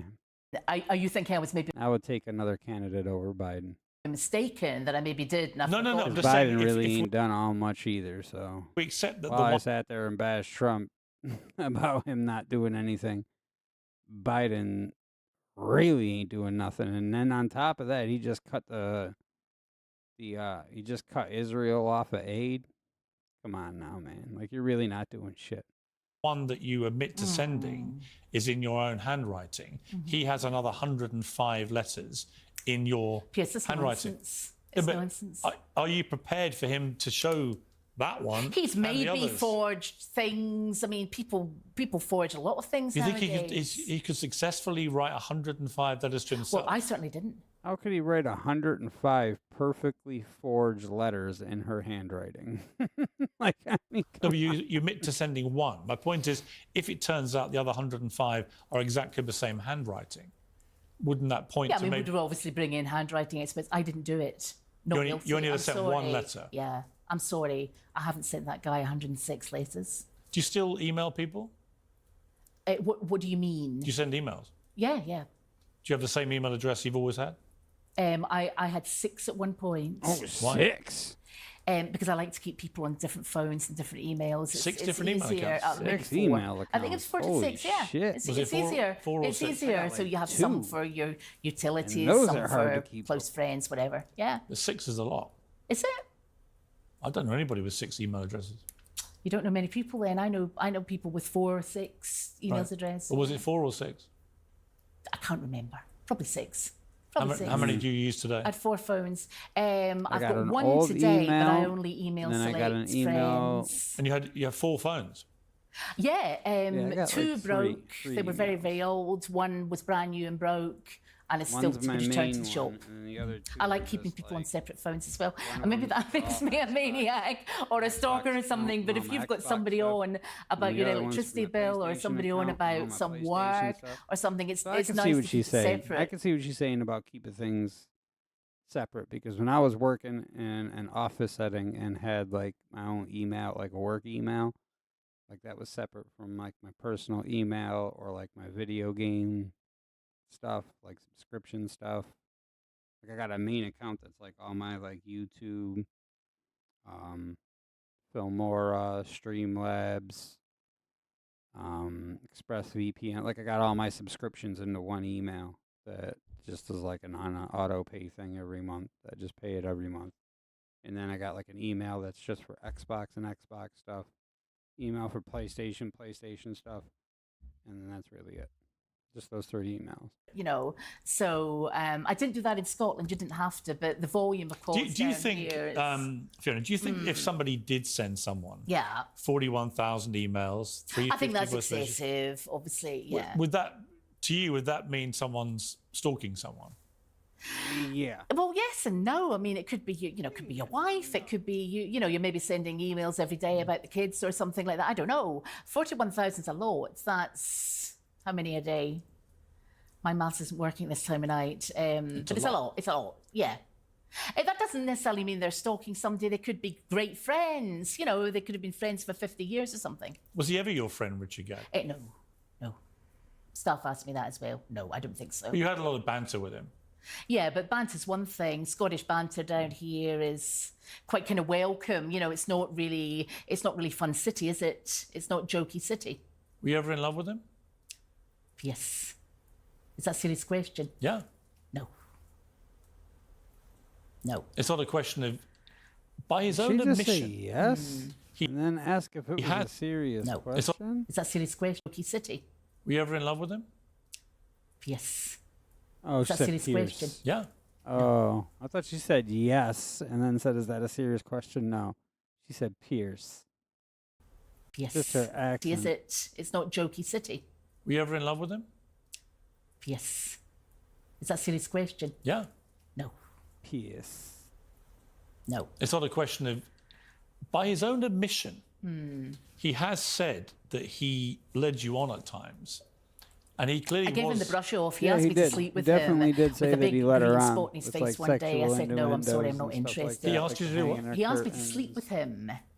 He said, would I like my curtains fixed? And I laughed. And he said, that's a euphemism. Do you want me to come home with you? And I said, I've got a boyfriend. I gave him the brush off big time, I think. You know, Why? subtly so, but the bottom line is, didn't I think fancy this him? is behind him. No, I don't fancy him. That's not the way he I don't said it, fancy though. little boys without jobs. That sounds awful. That sounds I really, mean, it's really funny that she wants to say that shit now, but if all that shit comes out to be true, no job. callous, but, you know. People will watch this who've watched the Netflix series, and like me, they will be trying to work out where the truth lies. It seems to me that either you're innocent in the way that you've claimed to be, and you've been horribly defamed here. I think at the very least, the Netflix duty of care and Richard Gadd's duty of care has been a spectacular failure. I agree. Right, regardless of anything else, regardless of your culpability of anything, the duty of care has failed because people identified you incredibly quickly. So they've made this what they say is a true story, and everyone's worked out it's you, and the picture they paint is of a completely crazed stalker ruining a man's life, albeit he accepts that some of his behaviour may have led the person on. Can I ask a question? Do you happen to know how much he's made out of this Netflix thing? I would imagine several £1 million. Yes, I would say 3 to 4 million. A lawyer I know well thought he was a wee nobody, and he suggested 750 to 100,000. I said, no, I think you're looking more about 3 or 4 million. And I think the more he publicises, it goes up. You know, according to how much it's streamed. I don't know. I don't know what the contract they signed. Not how much it's streamed. Netflix works a contract out with you. That's just how much they give you. It doesn't matter what you do on the back end to make more public. You know what I mean? Publicizing that more and more and more and more ain't going to make you more and more money. Contract is the contract, and that's just how much money you're going to get. I think he's done bloody well out of defaming Do you resent me. that? I don't resent any Scot getting on. This is not what this is about. But he's effectively making money out of what he says. He's making money out of what my he says misery, is yeah. you stalking him. Yeah, he's making money out of untrue facts. He's been the ultimate misogynist.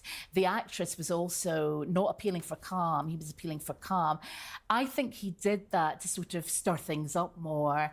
I think they knew exactly what they were doing. And I think your staff were talking about Martha, the sequel or something like this. It's just completely That's what people are hinting at. It's completely crazy. Well, your staff put that to me and put to me, should I write a book about this? Well, I've got other things to do, but it's a possibility. You've if got a this law degree. continues, Yeah. Law degree. So you're obviously very bright. How did you do at school? I've got a photographic memory. I was top of the school, apart from the science.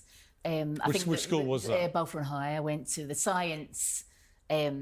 Person got the most marks because you can get 99% in the How many science O and exam. A levels did you end up with? I got 6 hires, 2 SYSs, and they were all sort of, most were A-band 1s, which was when the A-band 1 was top of the thing. And with your law degree, what grade did you get? Not bad. I mean, all right. What was it? I just did an ordinary degree and then a diploma in legal practice. Well, and I did a what grades did you get degree. All right grades. But, you know, I went out what were they? partying. I didn't do an honours degree. So, you know, just bog standard grades, What really. degree did you did a law degree? Or? I did a law degree with 13 subjects, 13 law subjects. So it wasn't the CPE or anything, which I also have from down here, but it was 13 law subjects. This is from Aberdeen University? Yeah. So what degree did you end up with? A law degree, and then I did a politics degree after that. And what grade politics, did you get for women's studies. I did substantially better in that because I did more work. You know, I think in our day, when you went to university, you did. There's a reason you say you got a photographic memory, but Yeah. what grade did you get?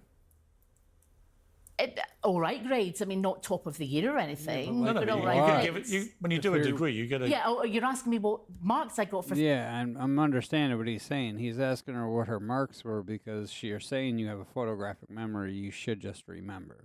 13 subjects. I can't remember. Well, no, you end up with it. Did you get a first-class degree? Oh, no. Well, I said I didn't do an honors degree. I wanted to go out and practice, so it was an ordinary degree I did. Right, but you can't remember how you did. I did all right. I didn't do top of the year. She just said she was top of her class. But you're the other graduates at the same time. She literally said she graduated top of her class. And you said you didn't do top of the year. They'd all remember you. Some of them remember me. One of them did incredibly well. He's a High Court judge. Some people didn't do well. I think the general idea in the 80s was we didn't really do much work. That sounds absolutely awful. But, you know, that was kind of the 80s. If it came to it, would you take a lie detector test? Yeah. Yeah, possibly. Yeah, I would need to consult other lawyers about If we that. set one up, you would do it. A lie You detector should want test if you for what, didn't you know? do it. If you didn't do it, then you shouldn't care about taking a lie detector test because then you know you're going to be telling the truth. Well, no, the police, as you know, the police use them. They're just an indication. They really. use them for mass murder and things like that. Well, no, they use them in many. They use lie detectors for mass murder? Come on now. They use polygraph tests for a lot more than just that. cases just to determine whether they think someone's telling They the truth. don't use them that much. I know you've done the Yeah, they do. programs of women behind bars and things. They use them a I lot. confess, I think I've just seen one, but it's not used that much. Well, look, I'll be honest with you. I'd have to have a think. Since yeah. you've mentioned it, I've done a lot of crime interviews with people who've committed way worse offences than what you've been accused of. Yeah, I haven't seen it. I know you have. You know, way more mass murderers, serial killers, and so on. And they're all, I've got to say, almost all of them are very good liars. Could it be, people to be asking this, watching you thinking, either she's just one of them good genuinely liars. innocent here, or she's a terrible liar who is capable of all of these things. I don't lie, and I tell white lies if I absolutely have to. Like when my 94-year-old ex-neighbour was dying, we all knew she was dying, and I'd phoned her in the hospital the night before, and I lied and said, have a good sleep, everything's going to be fine, and that, So I'll tell a white lie like that when somebody clearly needed some rest. And how many times did you meet Richard Gere? Don't know. What would you guess? 5, 6, maybe 5, 6 times. That's it. Yeah. In your life. Yeah. Yeah. How do you think it's I come think to this? she's If lying. that's all true. I think he wanted to make money. I think he picked on somebody. There was a backstory there with that stalker article out there, right? So stalking's in vogue, going to prison's in vogue. What do writers say, or English lecturers or something, write about what you know. And to people who are watching, look down the barrel of that camera. I'm looking. To people who are watching this and who lie still right doubt to our you, what face. do you say to them? I think you should watch this. I think you should look at the number of articles that Richard Gadd and Jessica, the actress, have done, and how Netflix and he have promoted this. I think you should look at him saying, I am some sort of mental case, and judge for yourselves. Because I can't change your mind on this. I can just rebut what has been said. You need to make up your own minds. But my mind is made up. He's a liar. And my friends say likewise. Fiona Harvey, thank you very much. Thank you very much. Thanks for having me. I don't know. I think she... Did you believe her? There's sort of three possibilities: truthful, lying, which is a volitional thing, or a severe personality disorder. I don't really believe a lot of what I think she's bullshit. Something about that interview. Like, she kept walking things back. She won't agree to a... she wouldn't flat out agree to a lie detector. She wouldn't flat out, admit that he was just lying. She didn't challenge him to show evidence. She kept the stoned, I didn't do it, then said, well, if I did send all these emails and phone calls, well, it's not necessarily bad. It doesn't mean I did all this other stuff. But I think that's, I don't know.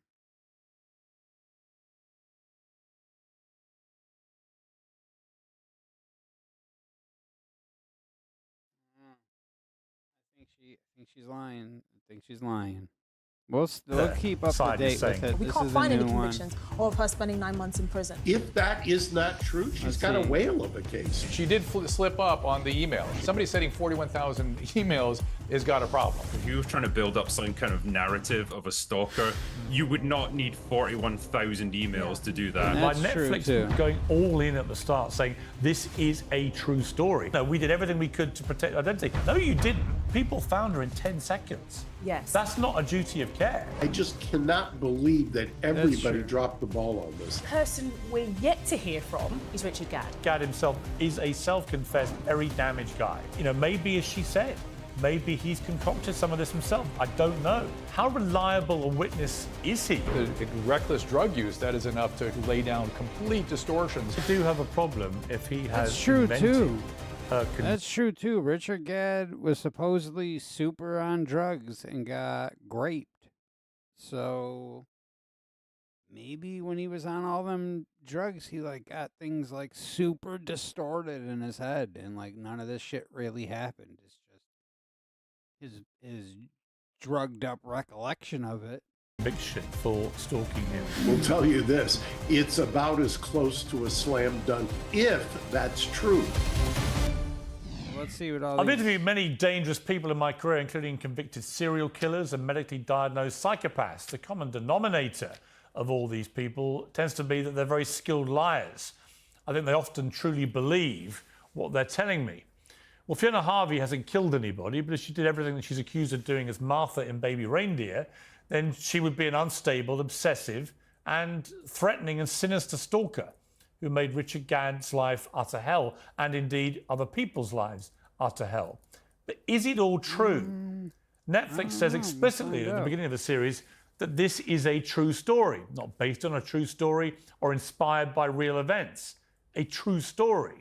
Unless there be any doubt about what the streamer company thinks about this, a Netflix policy chief said this to a parliamentary committee in the UK this week. Baby Reindeer is an extraordinary story, and it is obviously a true story of the horrific abuse that the writer and protagonist Richard Gadd suffered at the hands of a convicted stalker. We did take every reasonable precaution in disguising the real-life identities of the people involved in that story.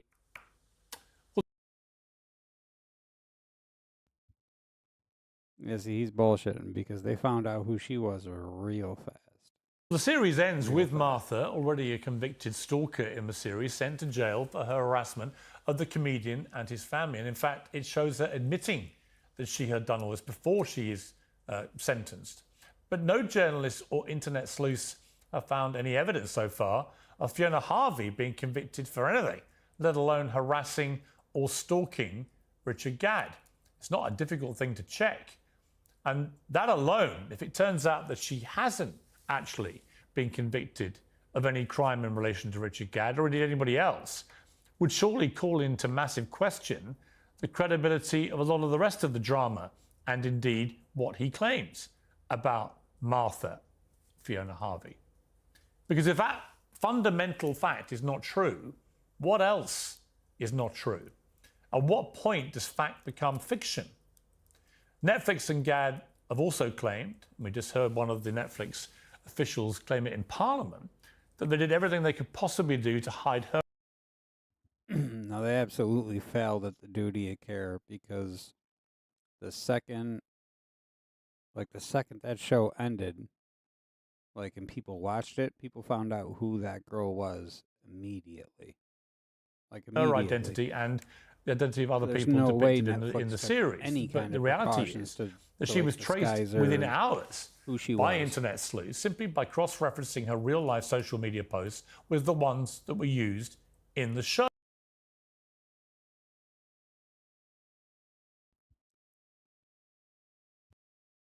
Yeah, I don't know about that.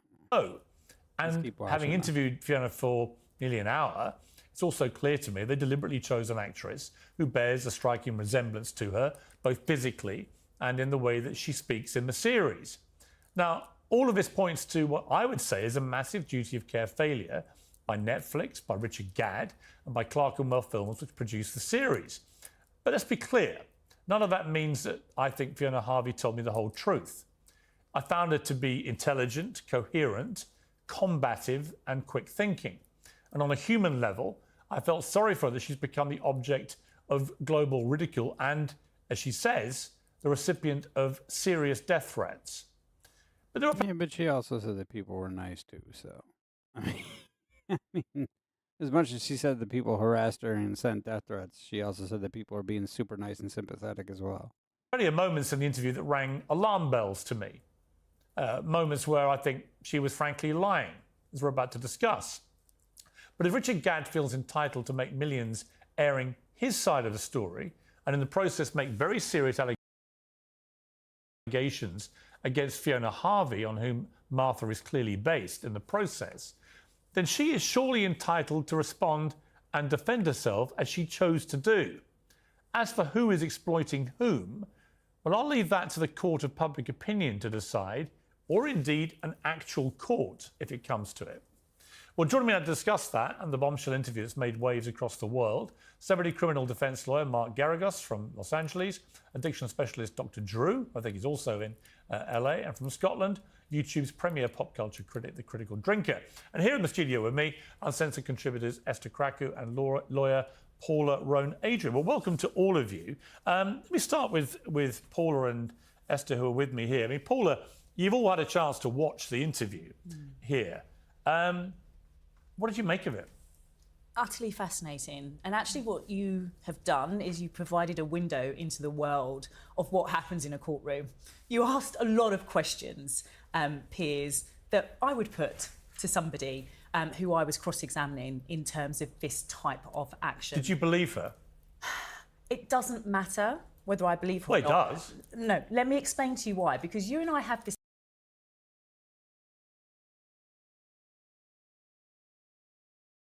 discussion a lot about the truth. And my answer to you always is, Doesn't matter if she told the truth or not. I don't know why she said it doesn't matter if she thinks she told the truth or not. It does. That's why he brought you on. whose truth? There's only one truth. No, there isn't. Oh, yes, well, you're Piers. so wrong. I mean, This whole my truth. I'm sorry. And This- clearly Paula, there isn't. this whole my truth bullshit is bullshit. Oh, thank There you. is the truth, which is Thank you. based There's on. no my truth and their truth or your truth or her truth. Or his. There's just the fucking truth. And I'm glad Pierce said that. That my truth shit is just bullshit. Actual facts, evidential facts. And my problem with this whole baby reindeer saga is I don't really believe a lot of what either side is saying here. I think a lot of Richard Gadd's stuff that he's come out with is not borne out by facts. And if it turns out that Martha, with her confession in the denouement of this series, confessing to harassing and stalking him and getting a prison sentence, if that turns out to not be true, then the slapdash way they've allowed Fiona Harvey to be identified immediately as the person depicted in what they claim is a true story is going to have very good cause, and I'll come to Mark Garagos from a legal perspective in a moment, very good cause, certainly under UK law, I would think, to sue for defamation. So it does matter, Paula. If they lied, then yeah, she's got a real good, strong case to sue the shit out of them. Richard Gadd and Netflix. No, what you asked me was, or what you said was, there is only one truth, and I disagreed with you on that. And let me explain to you why. Because in this country, we have beyond reasonable doubt, and we have on the balance of probabilities, we do not have a 100% safe proof in terms of how we can find the truth. We do our best to find the truth, and we do that on the basis of the evidence that is put before the court. Now, your viewers are going to see some of that evidence in relation to whether they've watched the Netflix series. They're going to see some of that evidence in relation to the expert way, quite frankly, that you put questions There's the truth to and Fiona. then there's not but the that truth. still That's it. isn't all the evidence, and so we have to be careful. No, and to be clear, before I come to you, Esther, I do not know exactly where the truth lies. It may be that after this interview has aired and everyone's now dissecting it and talking about it and examining it, and journalists will be testing it, that they, other stuff may emerge. Nothing would surprise me. I think this is a crazy story from start to finish. But Esther, so nothing would surprise me. But as things sit, there does seem to be a massive disparity between what has appeared in the Netflix series and everything that Fiona Harvey told me. Now, I don't believe everything she told me, but on certain key points which can be verified yes or no, it's going to be a lot resting on this because the credibility of the whole show will rest on whether those key things, like was she convicted or not, what happened? Like, did she really spend 9 months in prison for stalking him or no? Because if it wasn't like, stalking and harassing, then that's bullshit because you would have immediately, and he said he'd go to the police, so there would be proof of that. Happens. Is that true or not? Yeah, well, this is the bit where you have to use a bit of common sense. If it's found that she has not been convicted of anything and she didn't spend 9 months in prison like this series is alleging, there is no assumption of probability or anything like that. It's either true or it's not true. And you can look up someone's records and find if they've spent 9 months in prison like this series is alleging. I actually happen to think that Martha's story or a version of the truth is probably closer to the actual truth. Yes, there is a spectrum here, and none of us were there. None of us were direct witnesses, and we can't, talk about Richard Gadd's feelings or his truth. Fine, but there are some things that are not based on feelings and are fact. Like if she was convicted, like if she assaulted the girlfriend, right. Like if she sent 41,000 emails, which is ludicrous. I mean, I do think she sent some emails, not like what she said in the. I think on the emails. I do think she sent emails. Well, let's play that. Let's play that bit actually from the interview. This is Fiona Harvey talking to me about the emails. So all of this would come out in a court case. In disclosure, yes. And you're prepared to do that? Yes. Because I didn't write him the emails. Who do you think did? I have no idea. I think he probably made them up himself. I've no idea. 41,000 emails. Yeah. Time will tell. I mean, would you? I don't know. Would you accept that someone who did that would be? Time will tell all secrets. Very obsessive about someone. Yes. I mean, that's a lot of emails. Now, what was interesting was... Always remember that. What's in the dark will always come to light, and time will tell all secrets. When I kept pushing on this, because I thought it was a very important part of the interview, she always remember that. That's why it's always good to just be straightforward with somebody. Always. Did then say, Esther, well, even if I did, even if I had sent those emails, it still doesn't mean the rest is true. It was one of the few moments I felt she slipped up, where if I'm a criminal lawyer, again, we'll come to Mark in a moment, who's more expert in these matters, but that seemed to me a very important moment where she was raising the spectre that she may have done, but it still didn't mean the rest is true, which, by the way, if that's the case, she was right to say that. Yeah. But she didn't actually admit, I sent them.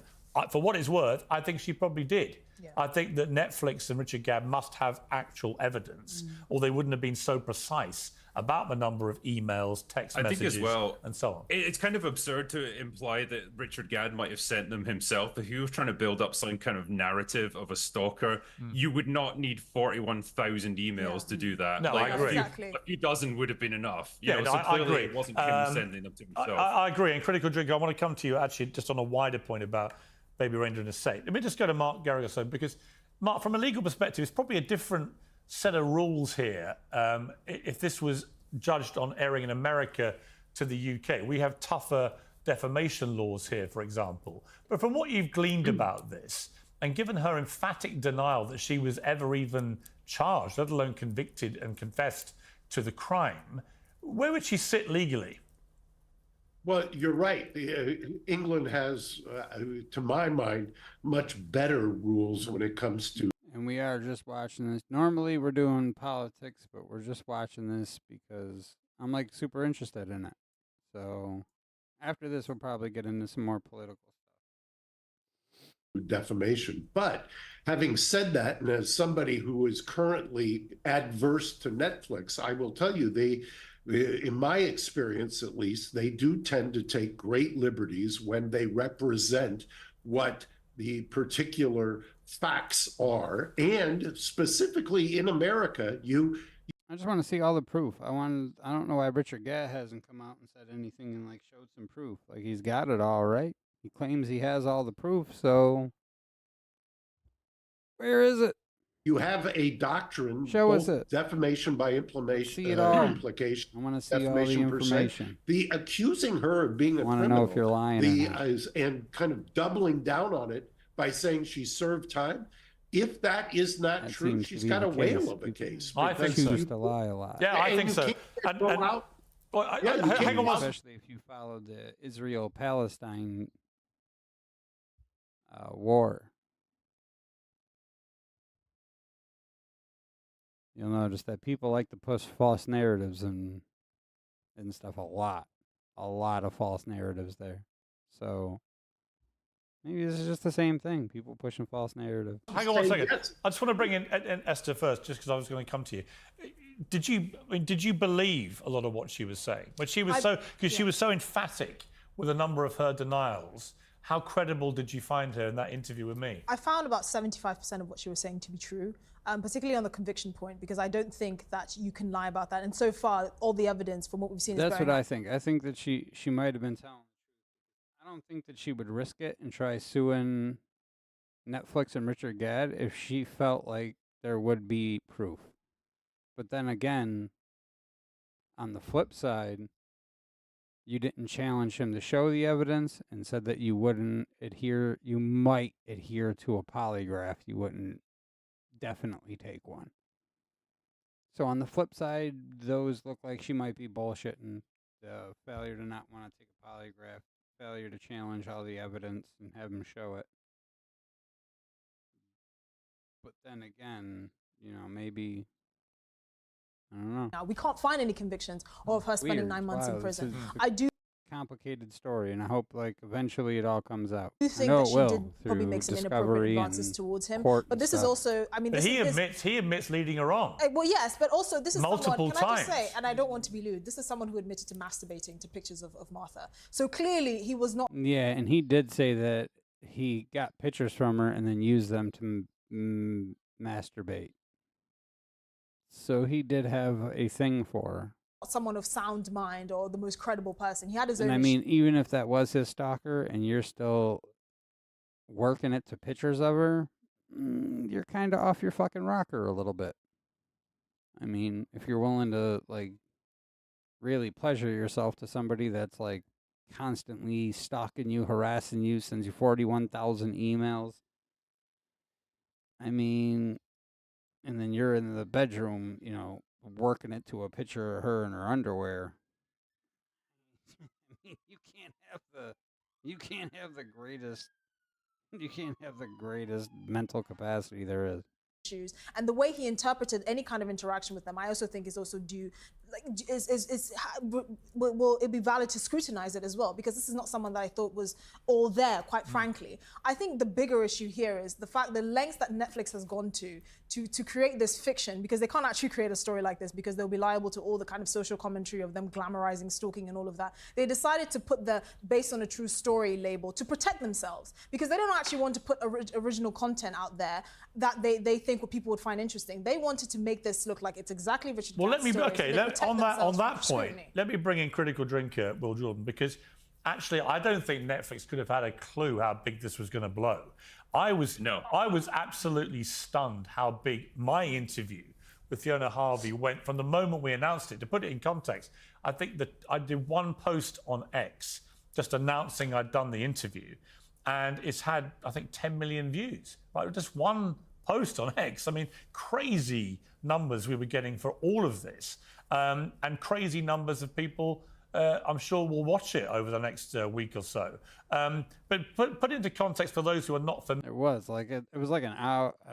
Yeah, he did. I forget how many views there was. How many was there? I don't even remember how many views there. Familiar with the whole baby reindeer phenomenon. How big has this been worldwide? It was a lot, though. I mean, it's something that a lot of people are talking about, and I think it's just the nature of the medium. Like, sometimes certain things just go viral and absolutely take off way beyond what anyone expected. It was the same deal with something like Tiger King back during lockdown. An obscure documentary, but for some reason it just captured the public consciousness, and suddenly everyone was talking about it. And it just, every once in a while it happens, and it's definitely been one of those shows. I mean, it definitely helps that it's a very well-acted show, it's well-written, it's well-produced. It's genuinely a good piece of drama, and it deals with a lot of interesting issues that are definitely worth talking about. So all of those things were working in its favor, and as a result, it's become probably way bigger than Netflix ever predicted that it would. If it was a work of drama and they said it's a fictional account, but maybe loosely based on something that may have happened. That's one thing. I think by Netflix going all in at the start, saying this is a true story, and by their executives going into Parliament and speaking under oath and saying this is a true story and saying she was convicted, I don't think they got the evidence to support that statement. And then saying that, you know, we did everything we could to protect identity. No, you didn't. You chose an actress who looks very like her physically, and you made her speak very like her, and you made her behave and talk very like her. I know, because I've now sat down and interviewed the real Martha. We bring in Dr. Drew. Dr. Drew, you're one of the great psychologists I've ever met in my life. So give me a bit of psychoanalysis about all this. Well, there's a lot going on here, Piers. Thank you for having me. By the way, your job in the interview was absolutely masterful, because people get very frustrated that somehow you're supposed to go at people when you question their veracity of what they're saying, when in fact the reality is what you want to do is exactly what you did, present the facts and then ask questions, express wonderment at what might be going on here. And she did slip up on the email. She did say, well, if I'd sent the email. So somebody sending 41,000 emails has got a problem. And there's sort of three possibilities. She's lying, she's truthful, or she has something called anosognosia, which is a block in the ability to see reality. Serious mental illness, serious personality disorders literally distort reality and cannot assess it accurately. And I mean, look, she was obviously very intelligent, no question of that. When you watched her, I mean, she spoke, we did an interview for 45 minutes. I wouldn't say I'm the easiest interview you're ever going to conduct in her kind of position, but I thought she conducted herself pretty formidably well, actually, all things considered. I don't think she's ever done a television interview before, and she was being held to account. And I don't think I held back with her, albeit I don't actually know where the truth lies. I don't want to go too hard or too soft. But what was your assessment of her as an individual? Again, you can't know whether I've not assessed her, so I have no direct knowledge. And there really, as I said, three possibilities: truthful, lying, which is a volitional thing, or a severe personality disorder. Consider things like dissociative identity disorder, where people really don't even remember what they've been doing. So you're talking to somebody who's in a different reality. Those kinds of personality disorders can literally distort everything. And by the way, he has some evidence, the stuff as he is portrayed in the series, he has some significant stuff as well. So what he is portraying as reality may also be distorted. And on the question, Drew, of stalkers generally, let's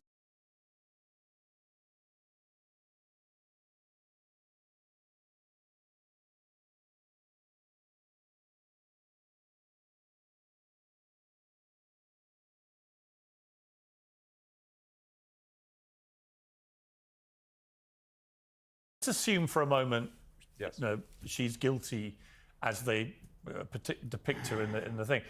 Most public figures have had experience with stalkers in some way. I know that you have. I know that I have. I know friends of mine who've had terrible experiences, really terrible. The BBC star who's now doing a podcast, Emily Maitlis, has had nearly 30 years of hell, which has been documented through courts and stuff. Very, very hard to deal with these kinds of people when they do get fixated. How much of this kind of stalking goes on where it doesn't involve a sort of explicable attachment to somebody in the public eye, where maybe people watch people on television or entertainers, whatever, and they get obsessed with that? I can sort of understand that dynamic. It's harder to understand on a sort of local pub level where someone makes someone a cup of tea and all hell erupts from that moment. But is it more common than we think? Oh, absolutely. A simple stalking, which is really what this is a case of, it's people with personality disorders, which is something we have a lot of these days, who become obsessed, usually with a romantic attachment that is brief, and then off it goes, and it can go for decades. And the object of the stalking needs to end all contact. Any negative contact, even with law enforcement, tends to actually exacerbate things. So there's two ends of the stalking spectrum. One is called simple stalking, which is not so simple. You sit there and try to talk to somebody. Like, they call you, and then you try to have a conversation with somebody, and they just talk to everybody else around them instead of you. And the other end is psychotic stalking. And psychotic stalking is what I had. Somebody who was actually a meth addict had a delusion about a 6 questions and didn't get no response to any of them. relationship with me. And those guys, you actually can grab. Law enforcement's very good at getting those and bringing them into treatment, and they get better. But the ones with the personality disorders can just go on almost interminably. Right. Mark Garrigus, I want to play a clip from Fiona Harvey watching the court scene from the Netflix drama. There's one key point in the drama that has Martha's character pleading guilty to intimidating Richard Gadd in court and sentenced to 9 months prison time. Let's watch. You're charged with the stalking of Mr. Donald Dunn between the dates of the 14th of August 2015 and the 22nd of March 2017. Are you guilty I don't or ask not anybody. guilty? People ask why I don't. People ask why I don't. I don't ask anything. I don't ask anything because what's the point? What's the point? I get ignored anyway. You were charged with the harassment of Gerald Dunn and Eleanor Dunn between the just try to dates of do the everything 6th of June 2016 and the 22nd of March 2017. Are you guilty or not guilty? Guilty. My little reindeer. Now, again, there is obviously a resemblance between... Do you think so? Well, That's hardly flattering. Well, I don't mean to flatter you or not flatter you. I just think there is a resemblance, having met you, and you both speak Scottish people. Yeah. But the fundamental point of this is, did you take part in that? So did you go to jail? Did you have a No, trial? of course not. Of course not. Have you ever been to prison? No. Have you ever been charged with a Nowhere criminal near it. offence? No. Never? No. Nothing? Nothing. So that scene is completely invented. That's completely false.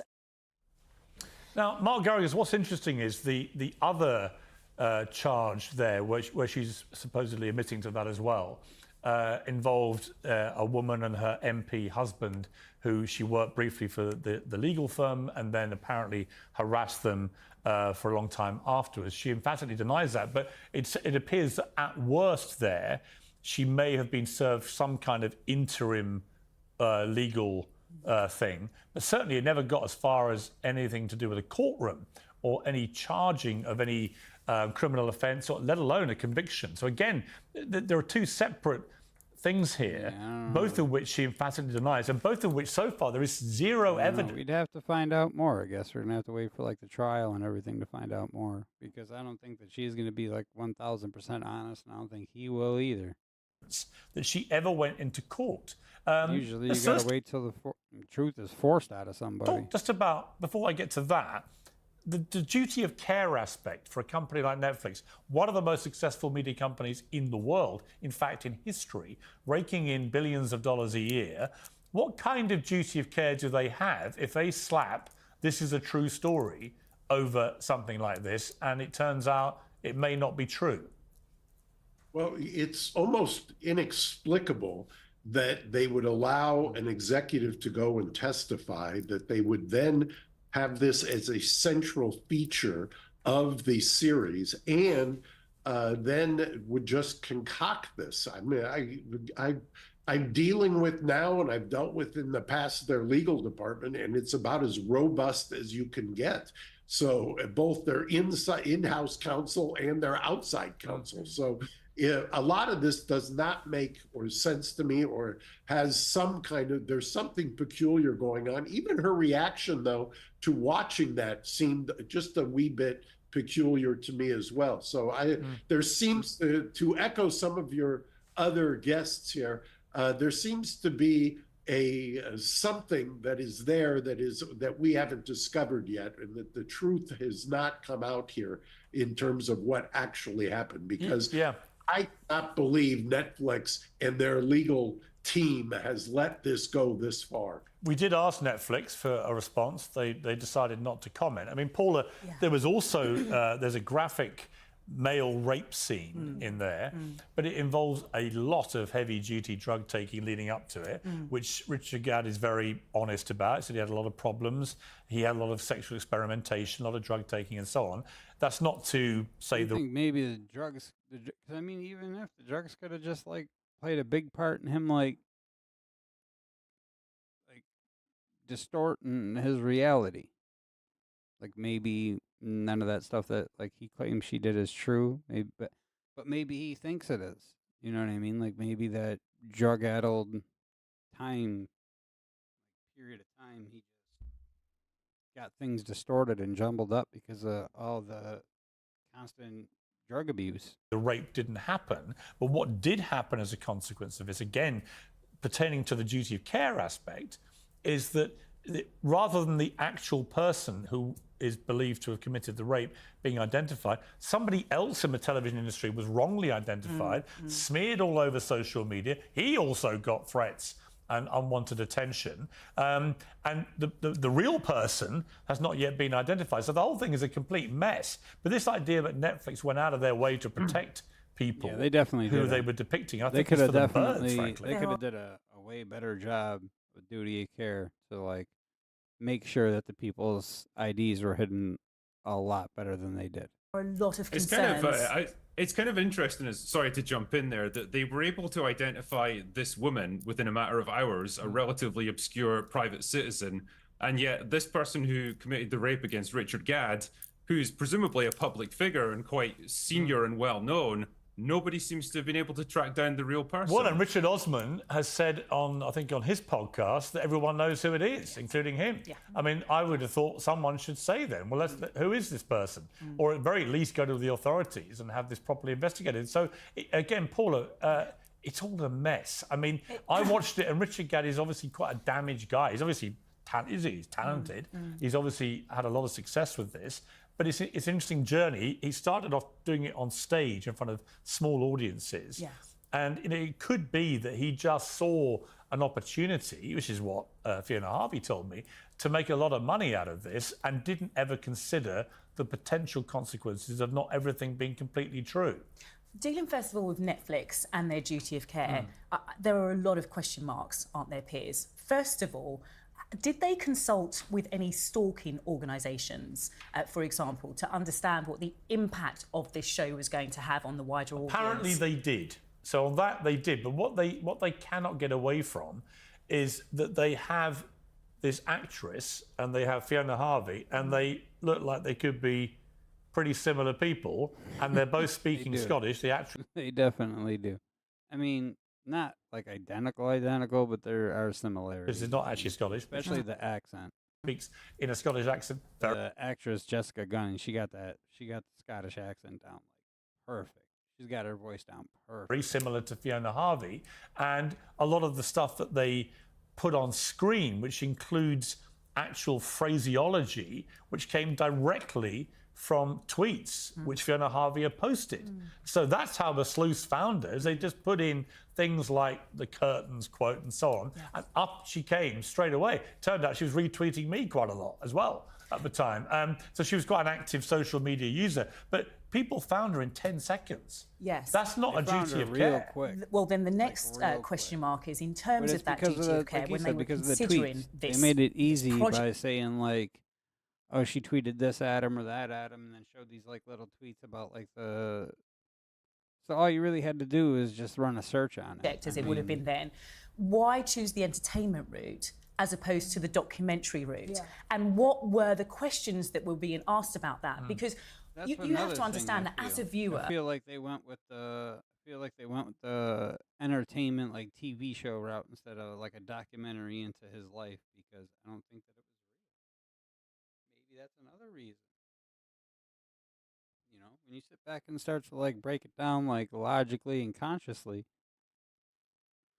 it seems like maybe it was just like some of it was maybe some of it was real. Maybe she had like a minor thing for him and like stalked him a little. Like not really stalked him, but maybe she sent him like a couple messages here and there or whatever, tweets and some emails and a letter and stuff. But like maybe that's where it ended, and like he just played up how much had happened and how frequently she did it and how much she was like sitting outside his house and all this other crazy shit. Like maybe that's what happened. Maybe he played up part of it just for a TV show, and that's why it's not like a documentary style thing. Maybe he just purposely made it an entertainment thing because he knew he was fabricating some of it. What we are being That told could also be- is that we are sitting down and watching crude entertainment. We are being told that this is a true story. It's a harrowing story. knows? And I just wonder That's what I said, if we won't this know was until it's, like, really forced going out to of be everybody, about because that's usually the showing only time evidence you in really somebody who had been severely really only harassed, find the truth suffered, when, you you know, know, countless only criminal find the truth actions when against them people and force it against out of others. people. Why they didn't choose to go down I mean, the we spoke to documentary her, route. our team spoke to her today. Find out. And Esther, she is Find out, still but we'll getting probably find out bombarded after with the- phone calls. People found her number very Unless easily. Richard Gag comes out and, like, she's does an getting a lot of interview and, threats like, from shows all people the who evidence and believe proof that he's got, she is that- this that all these psycho things, like, stalker really who got happen. convicted for the psycho stalking It might without take there until actually after being the so trial, far like any evidence. And you got to after think she if sues him. Netflix had any evidence she had been convicted, we'd have seen it by now. Yes. It's a pretty serious thing to put Yeah, at the end maybe of after a she sues true him. story series We'll find if that everything turns out not to have happened. Yeah, and you I have mean, to we wonder definitely why will, Netflix but I'm decided hoping to that go it doesn't down take that calling long. it a I'm true hoping story. Richard Gad, I hate like, to draw does an parallels here with the interview and, royal like, family, really but I feel like this is releases all kind of the like a evidence and Meghan, proof. Harry royal family search, because you have one party speaking. Because I would like to see the interview with Richard Gad. I know he's done like interviews talking about the show, but he's never done interview. He hasn't done the interview yet, and like to like really clarify how much of this is real and how much of it is fake. Speaking their truth and going to the media and saying whatever they want. And you have the other party that you know is probably not going to say anything just because of protocol and what is expected of them. I actually think Netflix banked on the fact that Martha, real life Martha, would never actually speak out. I Right. don't think they banked on the fact that she would do an interview and say her side Yeah, of I the don't story think and she say, did listen, either. none of this happened, at least not in the way that it's being depicted. There are no Well, convictions. let me bring in Dr. Drew on this point, which is Richard Gad himself is a self-confessed, very damaged guy. He admits that very openly, honestly. Says he's got He took a lot of drugs. You see that depicted in the series. He had, he had relationships with trans women. He had relationships with gay men, with straight women, and so on. He admits to a lot of experimentation with that. A lot of it fueled by drugs and so on. How reliable a witness is he to even his own life? No, absolutely. That was a point I made a few minutes ago, which is that he is also distorted in his, not just memory, but his actual perception of reality. Just take the reckless drug use, that is enough to lay down complete distortions of what was actually happening at the time, plus the trauma, plus the recurrent trauma. When he said that, like right in the beginning in the little intro thing, that's what I was saying too. Like, yeah, like if you're taking a lot of hard drugs, oh boy, that's going to distort your reality bad. Real bad. So maybe part of it's distorted reality, inflated numbers on like how many emails and phone calls and text messages. Maybe just like, maybe it was like a bunch, but like, maybe it was just like that exaggeration shit when you're like, I don't know, a person called me like 50,000 times, goddamn. You know what I mean? Like, but it was really only a bunch. It was like a few times, but it was a few times in like a short amount of time that made you feel like, God damn, this is like, person's calling me 100 fucking times in an hour. Holy shit. But really, they're not. They just called you a few times, but it's like a few times too many for you. So you exaggerate the number by being like, God damn, like how many times you going to call me? Holy shit. You know what I mean? And it could have just been something like that. And then that drug-addled period distorted it and conflated it and just came up with a big-ass number that wasn't really even true. Or maybe he just, like, inherently lied about most of it just to make a TV show. Plus, he must have some characterological things going on as well from all those traumas. Think about being a trauma survivor, particularly in childhood trauma. His father was a trauma survivor. These things have a way of recurring themselves. A civil case or whatever. And the distortions of how they happen can be profound. So Yeah. who knows where the truth actually is? It's going to be very difficult to tell. But you were zeroing in on the one thing, which is what is the evidence? Yep. Let's look at the emails. Yeah, Let's I look wanna at the see the letters. evidence. Let's look at the Let's court see the documents evidence. and see what actually there is hard evidence of. And if there is actually a court, if she does sue them and it gets to discovery, Yeah, because then all this I will haven't come seen out. anything Because I about can't an believe she didn't have official, to- like, if it is her that sent all this stuff. I paperwork mean, on her, I thought like, actually the taking crucial these thing for numbers me to court were yet. the handwritten letters. So maybe she won. Because Richard Yeah. Gad claims to have 106, I think. She admitted to sending him one. Well, it's very easy for experts to look at I'm sure Mark Garagos, let me just bring you in quickly on this point. It's very easy, isn't it, for experts to look at a handwritten letter and compare it to 105 others and work out whether they're all the same person. You almost don't even need an expert for that. That's so. If you got that and there's many of you can do requests for admissions, you can do a document production, and if they don't have it, that's a real problem. Critical thinker. You are a critical thinker, but crucially, you're also a critical drinker. And look, you're in Scotland. What's the vibe in Scotland? The Daily Record today splashed on an interview with her about my interview with her. Obviously, a lot of interest. But what's the general feeling about this? I mean, I don't claim to speak for all the people of Scotland on this interview, but both of the people that were involved in this were Scottish anyway. So I think there's just general interest in the case. It's stirred up a lot of interest and discussions about, the whole nature of stalking, the fact that, it can happen to men as well as women. And I guess that's a useful conversation to have. It's a useful realization to have. And what about the people who say immediately to me the moment I announced I was doing the interview, how dare you exploit a mentally ill woman? What would you... Having watched the interview, do you think that's the way it came over?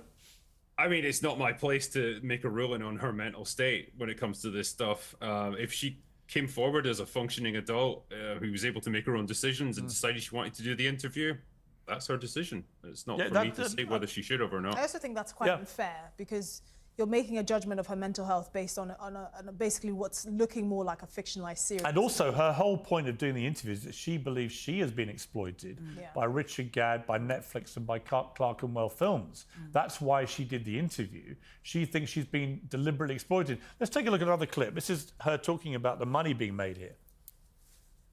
Can I ask a question? Do you happen to know how much she's made out of this Netflix thing? I would imagine several £1 million. Yes, I would say 3 to 4 million. A lawyer I know well thought he was a wee nobody, and he suggested 750 to 100,000. I said, no, I think you're looking more about 3 or 4 million. And I think the more he publicises, it goes up. According to how much it's streamed. I don't know what the contract they signed. I think he's done bloody well out of defaming. Do you resent that? I don't resent any Scot getting on. This is not what this is about. But he's effectively making money out of what he says. He's making money out of what my he says misery, is you stalking him. Yeah, he's making money out of untrue facts. Paula, I mean, what's interesting is a Daily Mail journalist interviewed her, and then she did start to bombard him with calls. He says he got over 50 calls in a few hours and so on. So that is indicative of somebody who may have done this before. It doesn't mean she necessarily did everything she's accused of doing, but it's interesting. It is interesting. What else is interesting that I found from your interview is that she was able to recognise herself, she says, from when the baby reindeer was a theatre show. Yeah. And I found that quite intriguing because I didn't understand why somebody who considered themselves to not have anything to do with a gentleman, to have perhaps met them 5 or 6 times, to have perhaps sent 1 letter, to have perhaps sent 5 or 6 emails, would then suddenly be able to recognise themselves from a theatre show. Yeah. I wasn't clear about how she made that link. Over an off-the-cuff comment about the baby reindeer as well. But interestingly, she did. Yeah. Interestingly, she has gone on to identify herself, as well as I accept being identified by the sofa sleuths. Yeah. But she has also continued to identify herself as being that character. The only person we're yet to hear from identify her as that character is Richard Gadd. Now, when we talk about Richard making money out of this, do I have a problem with that? Not particularly. There's lots of criminals, even who are serving sentences but hang on. Who will make money. I do have a problem if he has invented her conviction for stalking him. Yeah, like if he lied about it all and then said, oh, well, yeah, I mean, she even got, like, convicted and, like, went to jail for 9 months for stalking me. And then it comes out that it's all fucking fake and you made it all up. Better fucking believe that's bullshit. You just told the whole fucking lie on somebody's life just to make money off of it. Like, I think if he's making a lot of money out of a false narrative. Yes. And Mark Garagos, again, coming back to the legality of this is why I think because the whole, like, the whole like mind-blowing thing, like the thing that grabs everybody and pulls them in, is the fact that this is supposed to be like a real thing, like that this shit really happened to somebody. That's what like pulls everybody into the show. So like literally, if you're pulling people in off of false pretense, people should know. People should know that the story is fake if it is fake. She may have, if what she's saying is correct about that, I think that you may conclude watching the interview, look, I don't think she's telling the truth here, and here. But on that central point, if she is able to establish beyond any doubt that she was not convicted of any offence, let alone admit it, and has never been to court in relation to any of this stuff, I think she has a pretty open and shut case. Yeah, well, she can sue the hell out there's of them. nothing that I've ever seen that's open and shut. But I will tell you this: it's about as close to a slam dunk if that's true. But I'll tell you, there's some just peculiar reactions. There's some peculiar things, and like I said before, the robust in-house and outside counsel that they have, I just cannot. She's telling the truth and really like never, like none of that shit is true. And it's all bullshit. Yeah, I think she'll stand to make. I think she'll stand to get a lot of money off of Netflix and him if this story ends up not being 100% true the way they say it is. Believe that everybody dropped the ball on this. That's the thing. They came out like it was a full-on true story. Everything you're about to hear really happened to this man. Like. If that's bullshit, I think everybody deserves to know if it is, if that's bullshit or not. It just seems that unbelievable to me. I mean, that's the real scandal here. Netflix. I mean, well, I tell you what. I've asked. Listen, I'm a big fan of Netflix. I watch it all the time. I think it's run by very smart guys. I know some of them personally. If they want to come on, I'm not big on that. I mean, I do watch a little bit of Netflix shit. But I like to watch like the like good shows, like Wentworth. You guys ever watch Wentworth? Wentworth is good. Orange is the New Black is good. Sweet Tooth is good. And talk about this. Absolutely, Netflix does have like the best original shows, like without a doubt. Netflix has the best original shows you can watch, really. You have an open platform I mean, to when hear it their comes side to of like Amazon, Hulu, them, they definitely usually do a better job with their original events. I'd love to know what shows. Richard Gadd told them, or whether they relied on everything he said and what evidence he gave them. And maybe, as she said, maybe he's concocted some of this himself. I don't know. I don't think any of us can say with any real certainty at the moment exactly what we think has happened here, or how much of either account is true. And that's what makes it, of course, as Critical Drinking if she rightly sues said, or it if he makes comes it such a out and talked about shows thing, because there are so many all unanswered the questions. evidence And and I information. always come back to Richard Gadd admits that he did lead her on quite a lot, that he did perform sex acts to her picture on his laptop. That's weird.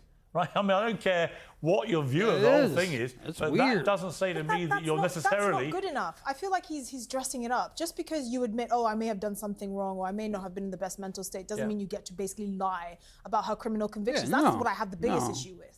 No, not at all. But I mean, like, if he's sitting there, like that's what I said. If, like, there's a girl stalking you and then sends you pictures, and then you like masturbate to the picture, well, then you're just weird. Like, you must have a thing for her, then, My big right? issue in listening to this, and I'm a little bit uncomfortable with some of the things That's that what I've I heard you would say. think. That's what I would Piers. think. For example, that he was using drugs. For He example, admits it. Well, yes, but why is that? It's in the series. Yes, I know that. I've watched it. But what I'm concerned about is the vulnerable people who may be watching this, who are thinking, oh, okay, my skirt was a little bit too short. Oh, okay, maybe I had too much to drink. So I don't think that's not what I said. No, I don't think anybody's gonna think that. Like, come on now. That's a reach. And that's why I'm saying this. That's why I'm saying this. I was that we going need to to be really don't careful. misquote me. And that's why I'm saying we need to be very careful. I was going to his credibility and whether if you take a lot of hard drugs for a sustained period of time, as he openly shows us he did, that's what then I that can that's what I was affect, as saying. Dr. Drew rightly said, and Mark Garagos, I'm sure, would say the same in a court of law. It Distorted obviously reality. impacts on your He credibility. also referenced why he thought that he had been abused and why he thought he had been raped. And when you watch the show, he explains why he Paul, on a general point, I recollection, think the Baby Reindeer is an unbelievably compelling watch. No one, I think doubts that. If you sat and watched it, as I did at the weekend, it is completely compelling. Brilliantly acted, very well written, very powerful. But is it drama or is it reality? And that's the reality of the debate. Let me Is just it go to drama Twinkle or about is it real? the possibility. Of course, when a streamer has a massive hit like this, the natural inclination normally is to order the sequel. Are we going to see the sequel? And if so, am I going to be in That's it? the And crazy if so, what are the chances of getting Brad Pitt? Who is going to play you, indeed? Yeah, I mean, we could have now Martha's Revenge, where she goes on this trip to clear her name. You don't know where they could Martha's potentially take it. But yeah, Revenge. when you get something Baby of this level of Reindeer, success, they're either Martha's going to try and Revenge. continue the story, or they're going to try and do things in a similar vein. It'll become a series of true the life stories Baby of Reindeer, revenge or Martha's stalking, whatever you want Revenge. to call it. So yeah, there's a lot of potential there, and if they can make money out of it, I'm sure they will. Listen, thank you to all of you. A brilliant panel, I have to say. I thought you all were great on this. It is a fantastically fascinating story. And It is I a do fantastic, not know how this fascinating will play out. story. Other than I and fundamentally we're gonna believe cover that all Fiona of Harvey it had as it every right happens. to have her say. And what she said to me will now be properly examined, I'm sure, by the world's media.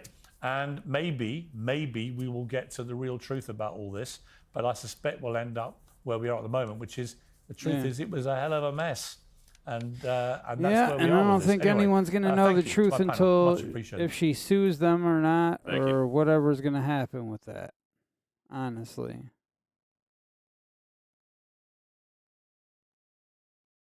Because how many views did this thing get? It got a lot. This Quite a few show million, right? is Yeah, 6 incredible. million. Baby Reindeer. That was a really crazy show. I'm gonna take a minute. I'll throw the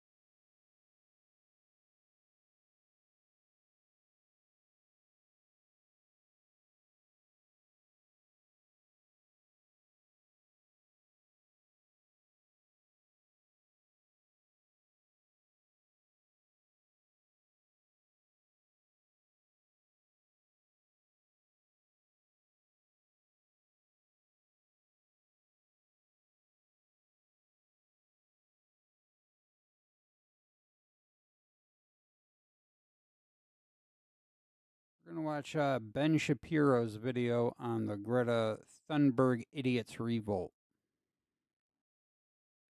I'm just going to eat something, so we're going to turn the webcam off for a minute. Greta Thunberg, you remember her? She's the Greta Thunberg. Thunberg. Greta Thunberg. She's I don't really care for her. I especially don't care for her. I don't care for the whole everybody protesting the Eurovision because of what the hell was her name?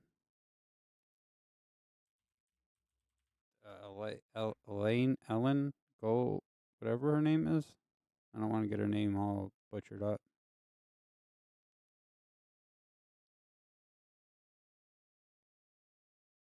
This girl. Eden Golan of Israel is in the Eurovision, and they're all like at that Malmo. What is it, Malmo? Malmo, Sweden. Yeah, they're all Malmo, Sweden, throwing fits because she's being able to sing on part of Israel, and everyone feels like she shouldn't be able to because of them kicking Hamas's ass in the war. I really don't think that should mean that she shouldn't be able to partake in Eurovision just because Israel's winning a war. That's really stupid. You can give me all your genocidal takes that you want, but it's really not genocide. How dare you go? How dare you? She's a cretinous little dweeb.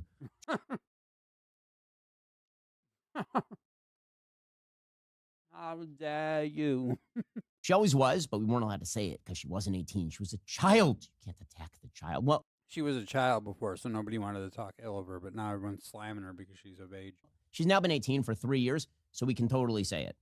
She was trotted out for years as some sort of moral exemplar because she was under 18 and she mouthed nasty little platitudes about how her elders had ruined the world. We will hold you accountable. How dare you? She was treated as a political Joan of Arc. She said, how dare you? The whole world trembled at her supposed moral superiority as she called for the impoverishment of nearly all of humanity in the name of the earth becoming incrementally warmer, slightly less quickly, supposedly. In reality, Greta Thunberg was always a child-sized Trojan horse for anti-Western radicalism, socialism, deindustrialization. Well, now the mask is off, and it's pretty instructive. So yesterday, Greta Thunberg showed up at a protest in Malmo, Sweden. What exactly was being protested? The thing that was being protested was a singer for the Eurovision contest from Israel. That singer's name is Eden Golan, young woman, younger than Greta Thunberg, who was literally just singing a song in a dumb contest that they hold in Europe that's kind of like American Idol every year.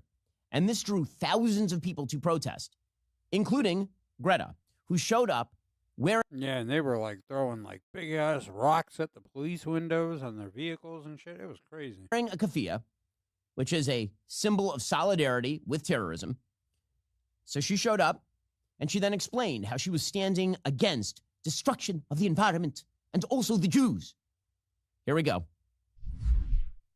They should be everywhere, and once again, young people are leading the way, showing the world how we should react to this. Young people, we're the heroes. The heroes. I want it now. I want the destruction of Western civilization now, mommy. So, of course, Greta Thunberg was there because this is the coalition. It's an army of losers, and it's a very large army. Here is some video of what the protests look like outside, again, of Eurovision. Because an Israeli singer was singing a song. This is what the protest looks like. Look at that. That's crazy. It's like 12,000 people showed up to yell about the Jews. That's nuts. Because a Jewish singer showed up at an event in Sweden. Well, it's no surprise this is happening in Malmo, which is about 25% Muslim. In fact, if you flash back to about 2022, the Swedish prime minister literally said that Sweden had failed to integrate vast numbers of immigrants it had taken in over the past 2 decades, leading to parallel societies and gang violence. That's according to Reuters. She said that after violent riots left more than 100 police injured in April of 2022. And that erupted after a Swedish Danish politician burned the Quran at a rally. Oh, damn. That's great. The prime minister blamed criminals and said both I Islamism... just saw a video of that on Twitter. Somebody was ripping pages out of the Quran and using it to light a cigarette. And right-wing extremism had been allowed to fester in Sweden. She said, segregation has been allowed to go so far that we have parallel societies in Sweden. Well, that's true. Radical Muslims are quite prevalent in Sweden, which is why Jews are not in Malmo. Malmo has become basically a no-go zone for anyone Jewish for a reason. Some of the things that this crowd was chanting, the crowd that Greta Thunberg joined, one of these slogans they were chanting was, Sinwar, we will not let you die. That would be a reference to Yahya Sinwar, who is the head of Hamas. He's the person who planned October 7th and is currently hiding in terror tunnels, allegedly surrounded by 15 hostages in the hopes that that will protect him from death. So these protesters want Sinwar to survive because they're not just... Take everything he says, though, with a grain of salt. Because I ain't never seen a person more pro-Israel than this guy. So you got to take everything he says with a grain of salt. Anti the war in Gaza or anything like that. They like Hamas. They are in solidarity with Hamas. That is who Greta was marching with. She was marching with people who literally attacked Jews. I don't think people should be pro-Hamas. Now, I know it's all pro-Palestinian. I know that's what everybody says.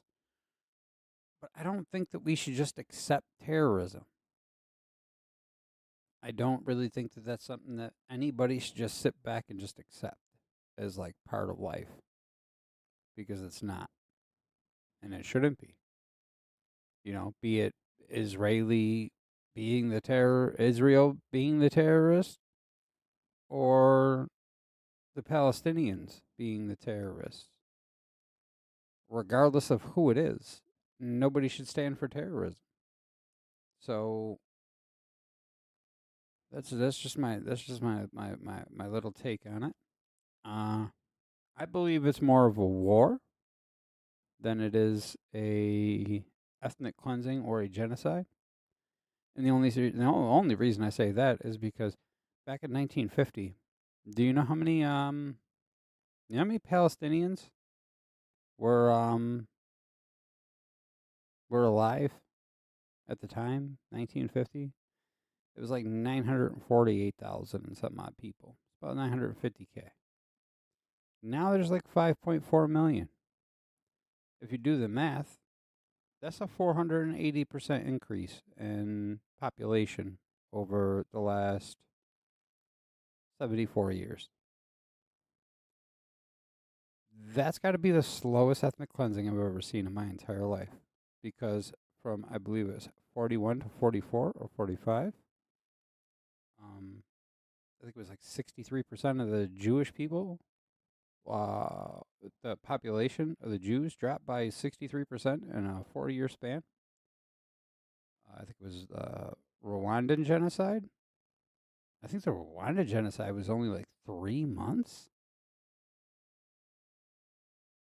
3? Yeah, I think it was like in the year, but no, it lasted from like April to July. It was only like a couple months, but they lost like a swath. It was like 75% or something like that. Unless I'm mixing the two up. Unless I'm thinking of another genocide. They lost a huge swath of their population in the course of like 3 months. Shit, right now the Congo's going through a bunch of shit. Horrible, horrible conditions. Genocide. And nobody cares. That's my point, though. That's my point to all you, like, free Palestinian protesters. Why aren't you protesting en masse for all of it? Why is it only the Palestinian people that you care about? You don't care about any of the Africans in the Congo that are being eradicated as we speak? You don't care about any of the, I might be saying this wrong, Yazidi women that the ISIS terrorists genocided for not wanting to convert. I believe they killed like somewhere about like 18,000 people. Eradicated an entire village because they wouldn't convert to Islam. Where is the cries for these people? Where is your fucking outrage for these people? Where's your outrage for the... Let's just look it up. Genocide throughout history. You know, let's just go through a few of them. A few of the old ones. Genocide of the Yazidis by the Islamic State. That's what I was just talking about. I said Yazidi. I said it the wrong way. My bad. I pronounced it with an H. It's Yazidi. Yeah, ISIS included mass killing, rape, and enslavement of girls ages 7 to 15.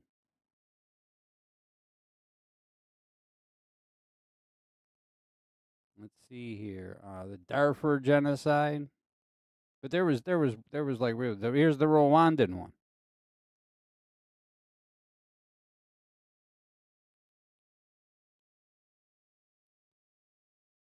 Look at that shit. 7% of Rwandan's total population was killed.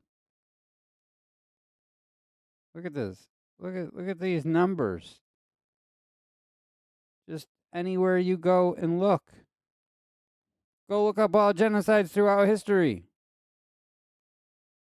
But then you'll see that you can even go look it up. We can go look the population of Palestinians. Palestinians rose 480%, while 30 to 70% of people's whole populations are being wiped out during genocide. You gained a 480% population. Please tell me where the ethnic cleansing is or the genocide there. I'll fucking wait. This got to be the slowest one I've ever seen in history. So much so that they're gaining more people than you're killing. According to Ynet News, on the Copenhagen train to Malmo, there were no signs of the pro-Palestinian demonstration yet, according to Zev Avrahami, who's a reporter for Ynet News. He said, UN General Assembly has approved resolution that grants some new rights to Palestine. Several countries did vote against it, including the U.S. Fox Eye's Chris Welch joins us now with what this means for the ongoing war with Israel. Chris. Yes, Steve and Natasha, Palestine will remain a non-member observer state here, but this resolution will give them some new rights and privileges. It passed with overwhelming support, despite 9 no votes, including from the U.S. and, yes, from Israel. But overall, the vote demonstrated the growing support for the Palestinians in the wake of an escalating death toll in Gaza. Draft resolution today, giving the rights of a state to an entity that is already partially controlled by terrorists and will be replaced by a force of child-murdering Hamas rapists. I just said that. You'll see. Pass the resolution. Go ahead. Yay for the resolution. Yay for the Palestinian people. Until they just find another fucking Hamas to put into power and really fucking start eradicating people. And then maybe you guys will wake the fuck up a little bit and understand what's actually happening. The fact that Hamas hides inside of civilian locations just so that when civilians die, they have a reason to just be like, hey, see, look what the Israeli people are doing to us. Look what the Jews are doing to our people. But you're fucking allowing it to happen because you're hiding amongst them like little fucking roaches. Oh, it angers me. It angers me so much. What we're carrying out today is reminiscent. That's what's gonna happen. They're gonna have everyone's losing their shit over the Palestinian people, and then Israel pull out, a new terrorist cell will get fucking formed, or Hamas will be restored to its fucking regular numbers, or even if not now, more. They'll have more terrorists, and then they're just gonna fucking do what they just did. Because, you know, if your house is on fire, you're going to call the firemen to put out half the fire and then leave, right? Of how the powers of Europe capitulated to Hitler in the Munich Agreement. The UN is targeting the law-abiding democracy of Israel while appeasing the Nazi jihadist forces of Hamas in Iran. And Churchill's remarks then on the choice of cowardice and appeasement in the face of murderous dictators are relevant to your vote today. Because today you have a choice between weakness, shame, and conciliation, and fighting a war against terror. And sadly, that's what I you think. will I choose think weakness. everyone should stand up in the face of fucking terrorism and fight back against it. Because as I just said, I don't think terrorism is something that we should accept in the world. But you will receive in return not Killing people for the color of their skin, killing people over their ethnic background, religious background, any of that is just shit. It's shit that we don't need in the world. only shame. There's but enough more in fucking the problems. future There's as well. enough. There's enough struggle and enough problems that we contend with as it is. Shitty politicians, shitty fucking everything, shitty state, shitty countries. Everything's bad. Like, fuck, we need more terrorism. What do you need terrorism for? Fight against that shit. And if you stand with them, fucking, what is your problem? Like, seriously, why? Why? And why are the LGBTQIEA54321 fucking community standing with them too? Because what the fuck? They'll throw you off a roof as quick as you'll be like, free them. They'll get out of that fucking cage and throw you off a fucking roof. I don't understand it. I don't understand it. I need somebody to explain to me, somebody smart, because everyone I've gotten into a back and forth with, debate, argument, anything, listening to people's stances, they want to listen to mine. They always come at me about how I've lost my humanity because I don't give a shit about collateral damage in war. But still, I need somebody to explain to me in depth, expert, explain to me in depth why Palestinians have right to anything that they don't fucking own in the first place. That's it. That's it. And then, if you want to talk about right of return and territorial integrity and all this other shit, resolutions 242 and 338 were put in fucking place so that Israel be recognized for its territorial integrity and to stop all the bullshit belligerent land grab fighting. That's what those were enacted after the British colonization. Palestinians, I believe, if I'm wrong, somebody can correct me, but I believe that after the British little colonization bullshit, there was the Mandate of Palestine. Mandate of Palestine was actually just Arabs, Muslims, Jews, and Zionists. I believe it was Arabs, Muslims, Jews, and Zionists. I believe it was, and I believe that it was like a temporary, like a transitional. I don't even want to say temporary, transitional thing. Is because after the colonizers departed, it was more of like a politics game of like who's going to get the land, who's going to be in charge. So we're just going to make the Mandate of Palestine. All of these people are Palestinian. So technically, there's never really been a Palestine. And then the wording of the 242 and 338 was supposed to be that Israel's military occupation of land was supposed to be given back of the most recent conflict. Not that all of the land that they inhabited needed to be given back, but that from the recent conflict, being that in the 40s. So, am I missing something? So it sounded, through the resolution 242 and 338, it seems like to me that they wanted land to be given back that was supposed to be given back after military occupation because they were supposed to just leave and give it back. But that was only from the most recent conflict, which would have been a small portion of land which they did give back. Granted, they occupied the rest of Israel. I don't believe the wording in there was supposed to be given all of Israel to the Palestinians at the time.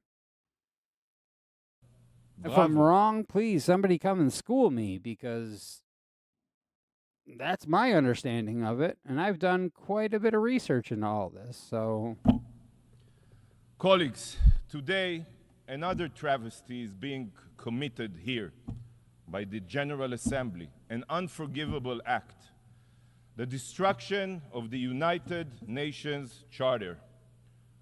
The UN Charter, the sacred document which serves as the foundation of everything we are supposed to do here, is being trampled upon. It is being thrown out the window. You are spitting on the very values that were formulated to bind this organization. Yep. With today's destructive resolution, you are circumventing the Security Council, ignoring its decision, and violating the norms this organization has abided by. The Charter was drafted for a reason, but most of you care nothing for the qualifications it outlines. So let me remind you what the Charter says about admitting new UN membership. Membership in the United Nations is open to all other peace-loving states which accept the obligations contained in the present Charter, peace-loving. Number two, the admission of any such state to membership in the United Nations will be affected by a decision of the General Assembly upon the recommendation of the Security Council.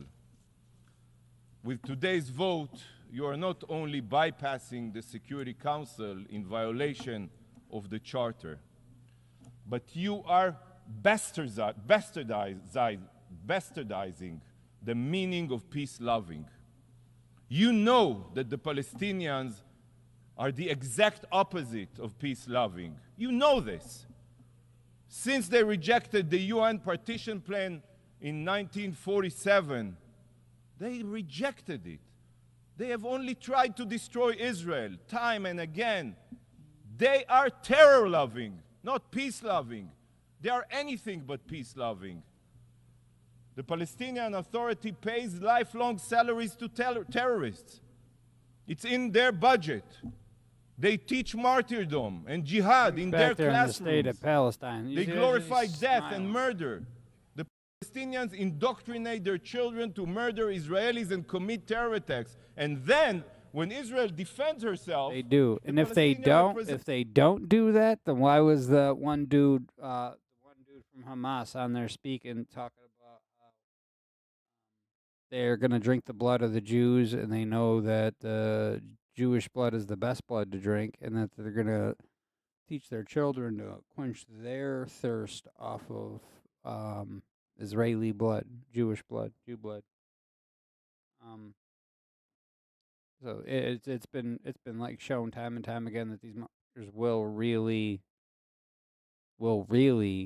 indoctrinate their children to just automatically just hate Jewish people. Representative comes here, stands here, shedding his crocodile tears, as if he did not send all of them to commit suicide or terror attacks.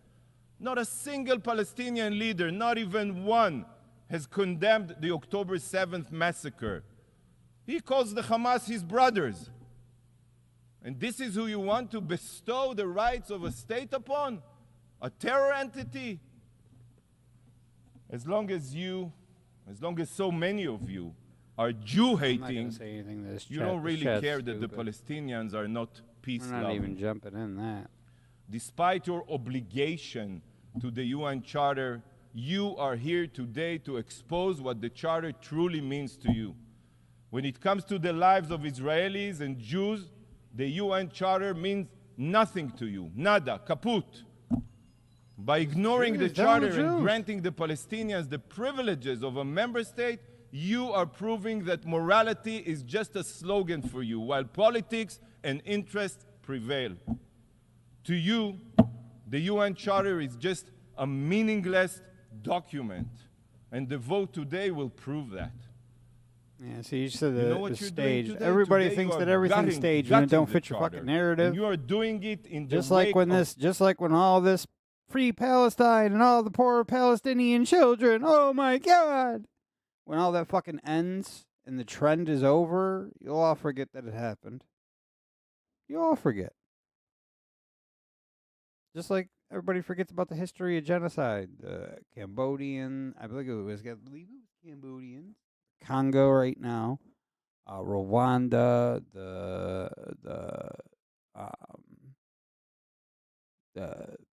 Turk. Like, there's been a lot of genocide throughout the years. Like, and nobody's still singing praises about it.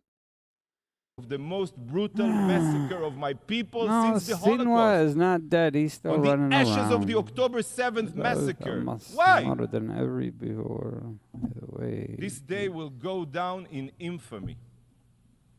The UN, an organization that was established in the aftermath of the systematic murder of 6 million Jews, pays no heed to its founding charter and is advancing another genocidal regime that threatens the existence of the Jewish people. And I want the entire world to remember this moment, to remember this immoral act. So today, I will hold up a mirror for you. A mirror. This is your mirror.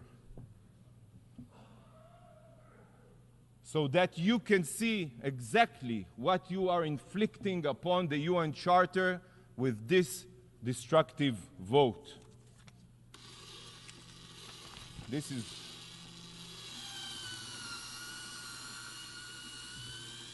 you are shredding the UN Charter with your own hands. Yes, that's what you're doing, shredding the UN Charter. Shame on you. Thank you, Mr. President.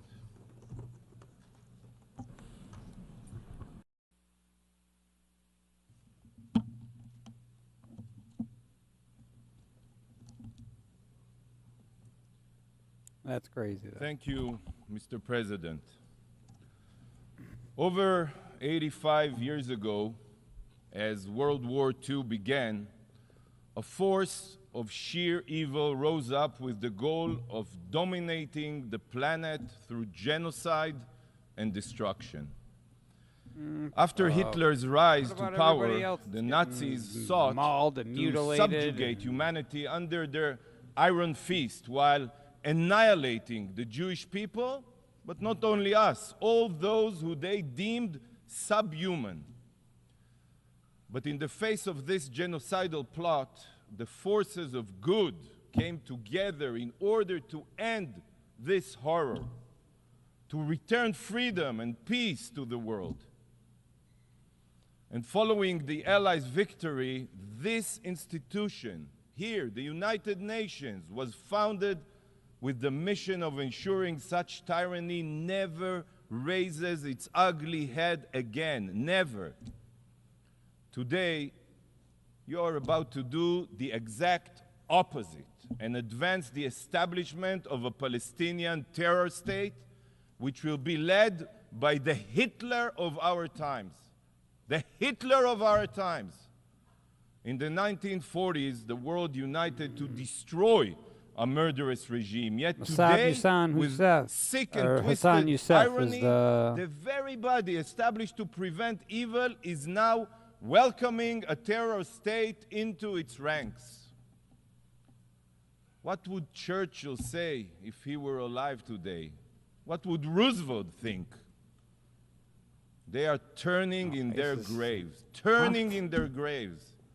This week, only this week, Israel commemorated Yom HaShoah, Holocaust Remembrance Day. Brain dead. Let's go watch something else that's not got a bunch of brain dead shit going on. GOP says impeach Biden over Israel. Oh, come the fuck on. Whistleblowers at the detention center in Israel, and they unveiled some of the horrific conditions as well as torture that a lot of Palestinians are experiencing. So not everybody is equally bad in all ways. The media overall could certainly be better. We're gonna take a short break, but we have more after this.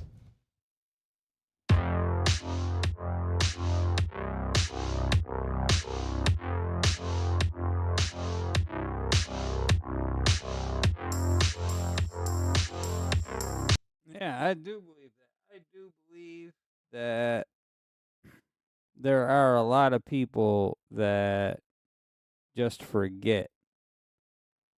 Just straight forget. Like Mideast history.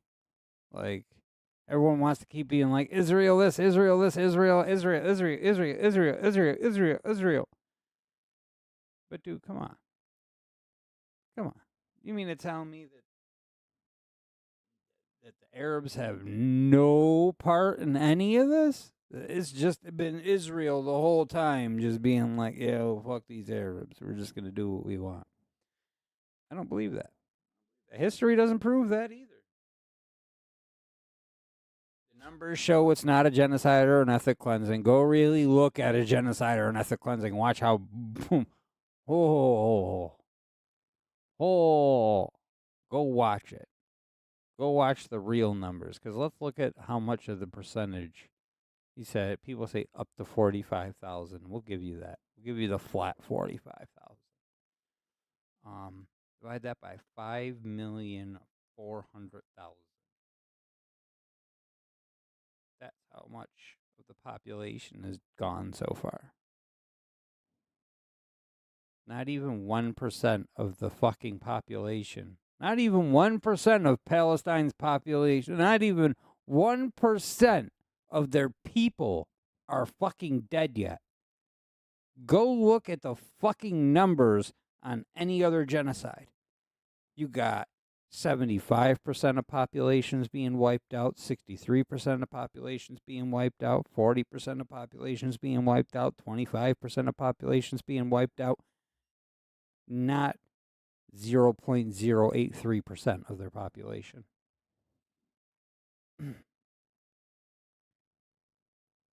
That's not a hostage swap. It's funny that another person showed up like, don't talk to him. Was down. The students were incredibly well organized. They don't even like physically apprehend or just like Hamas Abi. This dude is the worst. He's the worst.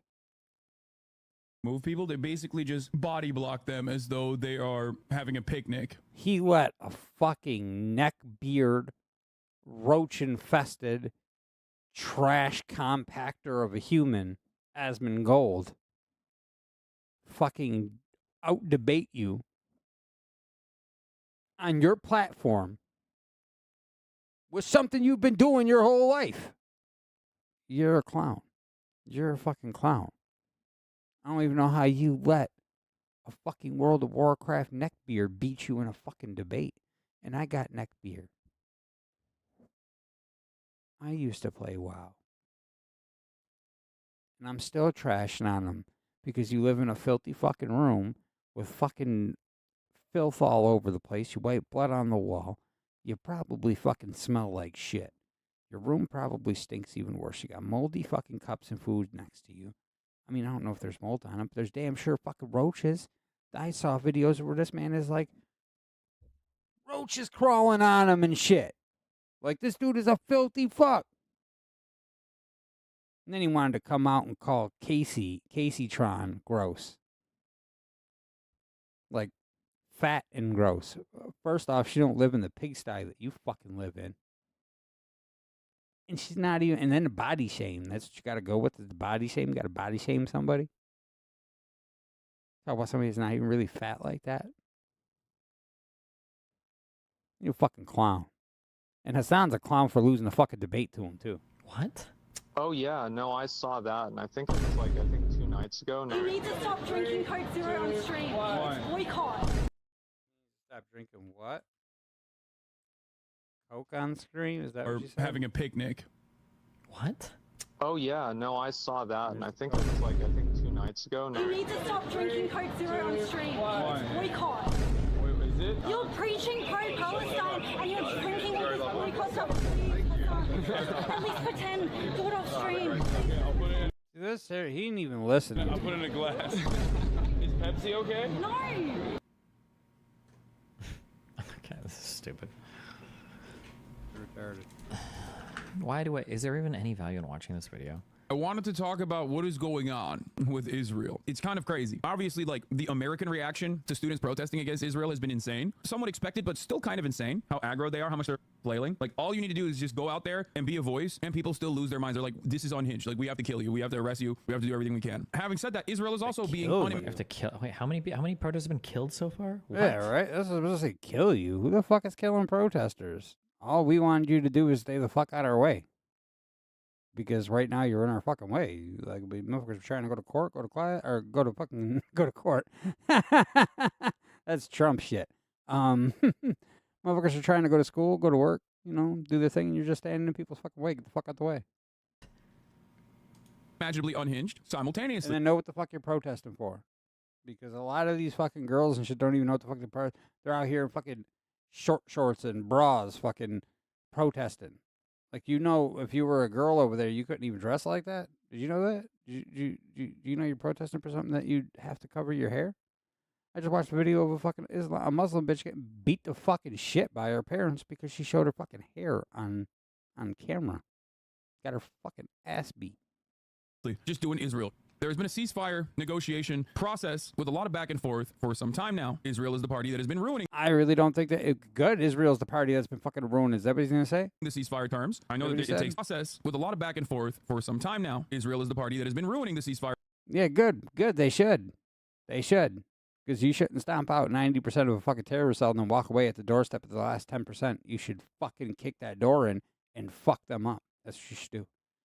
Usually I watch my swearing, but this shit like really angers me. It like fuels me. Like that shit that lights a fire in me, man, because it's just this bullshit. Like, it's not anything that everybody keeps pushing these false ass narratives. It's crazy as shit. Terms. I know that it takes two to tango, but for the most part, I would say that Hamas's conditions have been endlessly reasonable. Israel. Reasonable? Reasonable. They committed the shit that they committed on October 7th, and then they should just leave? And that's it? Like, that Israel should just leave and Hamas should just be allowed to just, you know, Sinwar should just be allowed to live? Everybody should just be... Let's leave. Fuck it. Let's let Hamas do what they want to do. Let's leave. Fuck it. Let's stop this whole 7-month campaign. We did a huge terrorist attack. We've got a bunch of hostages. We want you to release every single prisoner you've ever... Because that's what it was. ...captured of ours. Even if you've convicted of them of like murder and shit, you need to release all of them, and then we'll give you back the bodies of like the hostages that we have left. And then also 10-year ceasefire. Yeah. 10-year ceasefire. We'll give you the fucking, we'll give you some of the people back. And...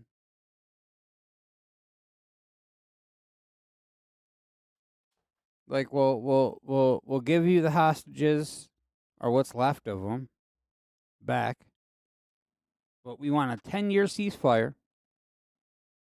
We want every prisoner of war.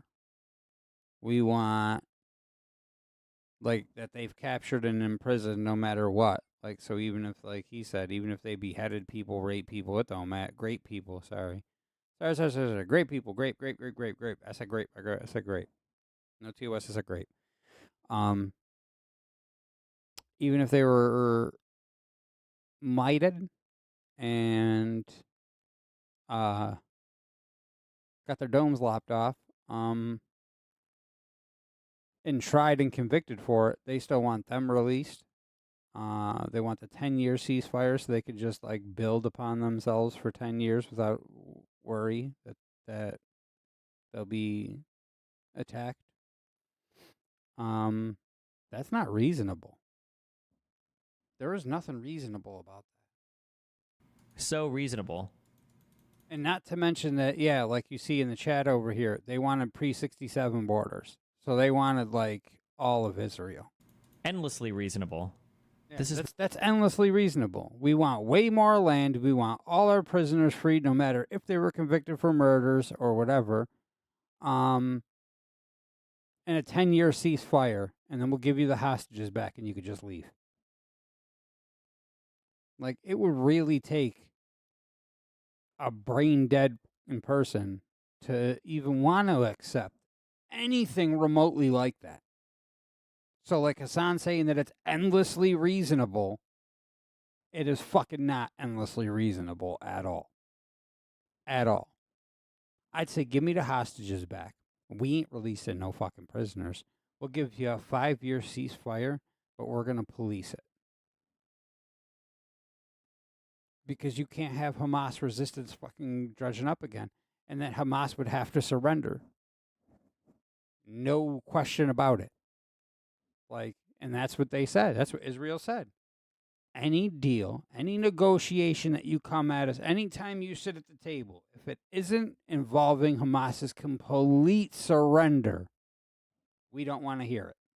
Retarded. Why am I even wasting my time? Israel's reaction has been anything but. Now, of course, if you look at the American news coverage, the Western media's coverage on the issue, you would basically come up with an entirely different, perhaps the exact opposite of what is the truth. So basically, what I'm trying to say is the media is presenting what is actually happening, looking at what is actually happening, and just presenting the exact opposite. The exact opposite. The thing is, like, the final stage of this ceasefire agreement. Can you give us an example? Can he read an article that he thinks is misreporting this, or he's giving a bad take on this? That's what I mean. Like, it's his word, and that's it.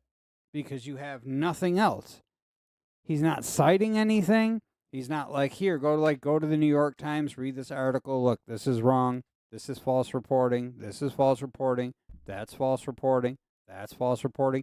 He's not doing any of that. He's just going to you and being like, look what legacy media does. Look what all these big media guys do. This is all what legacy media does, is that they push false fucking narratives. They see what's going on, and they tell you the opposite without showing you a single fucking article, a single fucking source, a single fucking document to show that that's actually false, that the things that they're talking about are actually being falsely reported. I would be so curious. Has Hassan ever read a full news article on stream before? Does he do that? I'd be curious to actually see that happen. No, he just has like 15 fucking X. Usually has like 15 fucking X things open. And that's what his whole research is. I would say since like October 8th, we will give you all the Twitter hostages articles. back. You just have to issue a permanent ceasefire, 1967 boundaries, come to negotiation. Israel and Hamas appear to be seriously negotiating an end to the war in Gaza and return of Israeli hostages. A leaked truce proposal hints at compromises by both sides after months of stalemate to talk. Table with the 1967 boundaries, which would obviously be like the two-state solution. No more arms. We will lay down our arms. Basically a day one position, which Israel routinely said no to. And it turns out that there's more information about Benjamin. Yeah, you don't reach a final negotiation on what the territorial dispute should look like at the end in response to the largest terrorist attack ever in your country and 200 hostages taken. That's not exactly how any of this works. They don't just get to fucking run in, take a bunch of hostages, kill a bunch of your civilians, then be like, okay, now we want a two-state solution where we'll live side by side with you.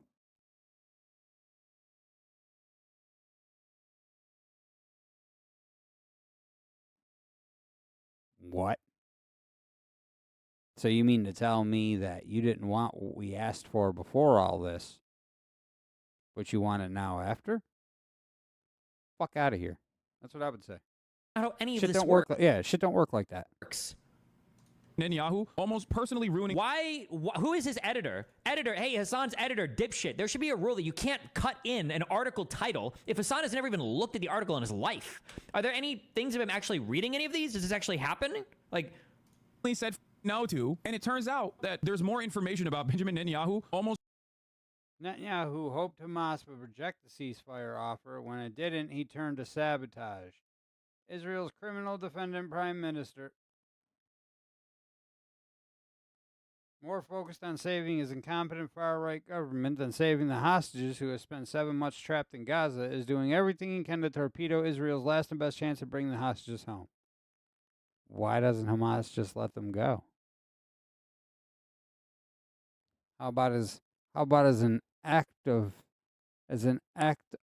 peace and negotiation talk and your seriousness at the table? Why not release half of them?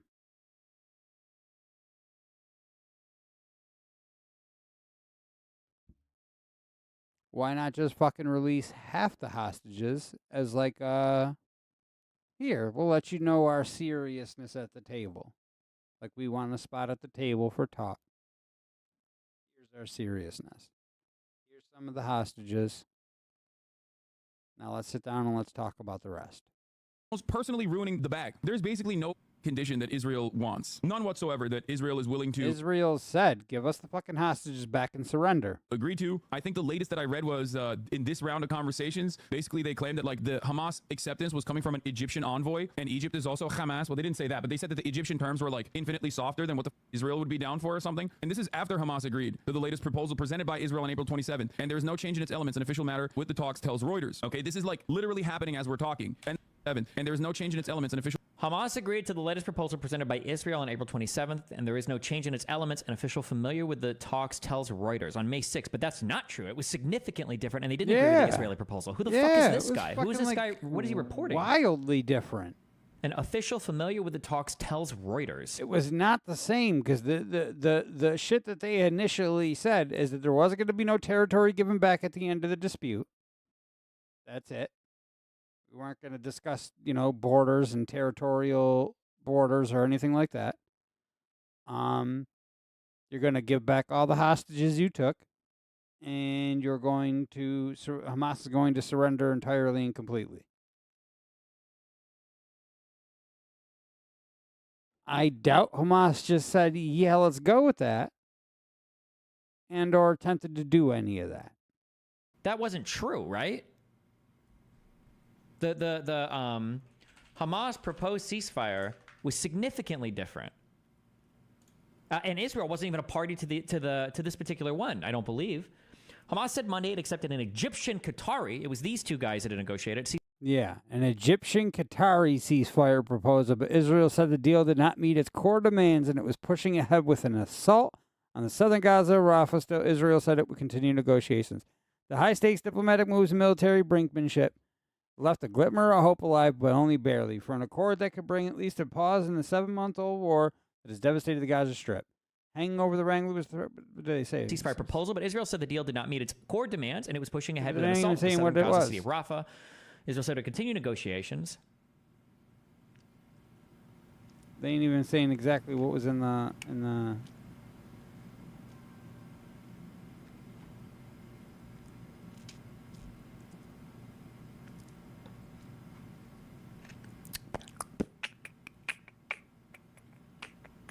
Okay, I don't know who this guy is on Twitter, but he's okay. dumb.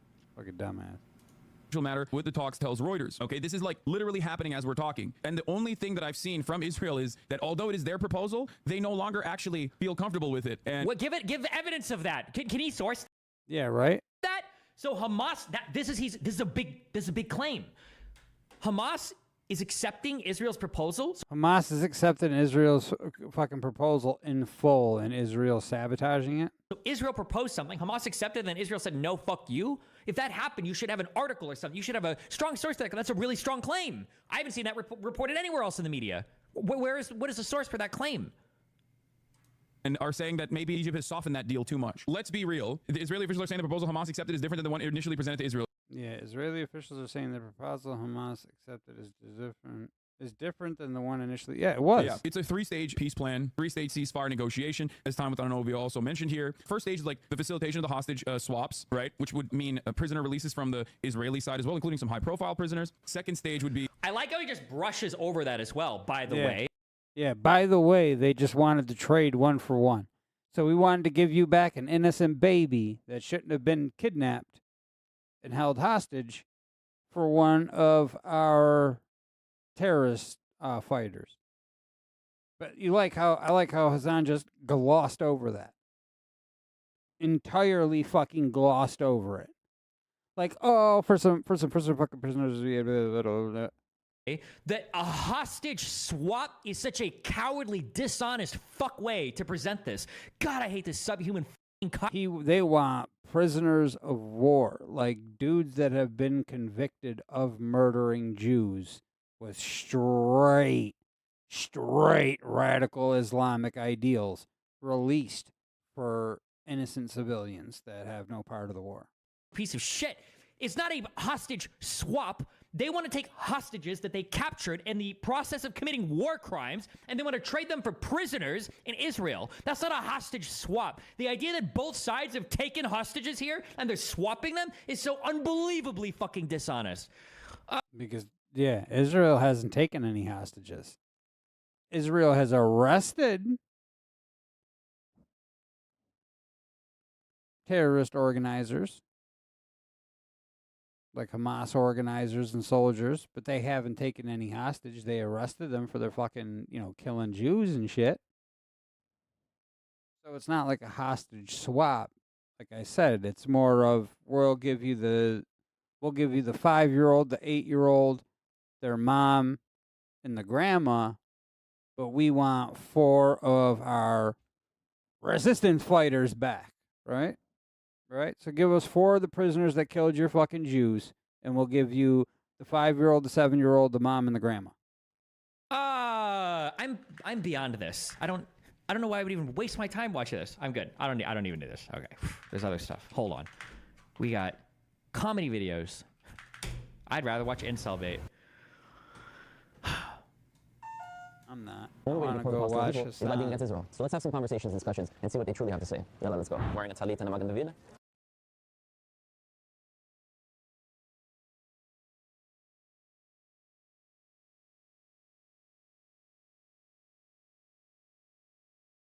I wanted to talk about one man, though, unfortunately, while Hamas has agreed to the latest terms and conditions, horny for it. We geared up for it. We got dolled up. Sorry, we got dolled up and ready to go to the ball. You can't just take that away from me. No takebacks. The genocide will continue until morale improves. Exactly. The major reason as to why not even a fucking genocide. That's happening is because of their overarching goals, not being one that is genuinely interested in permanent security for Israelis at all, but one that is about killing as many Palestinians as physically possible in a short period of time, while also maintaining political cover from the Western world.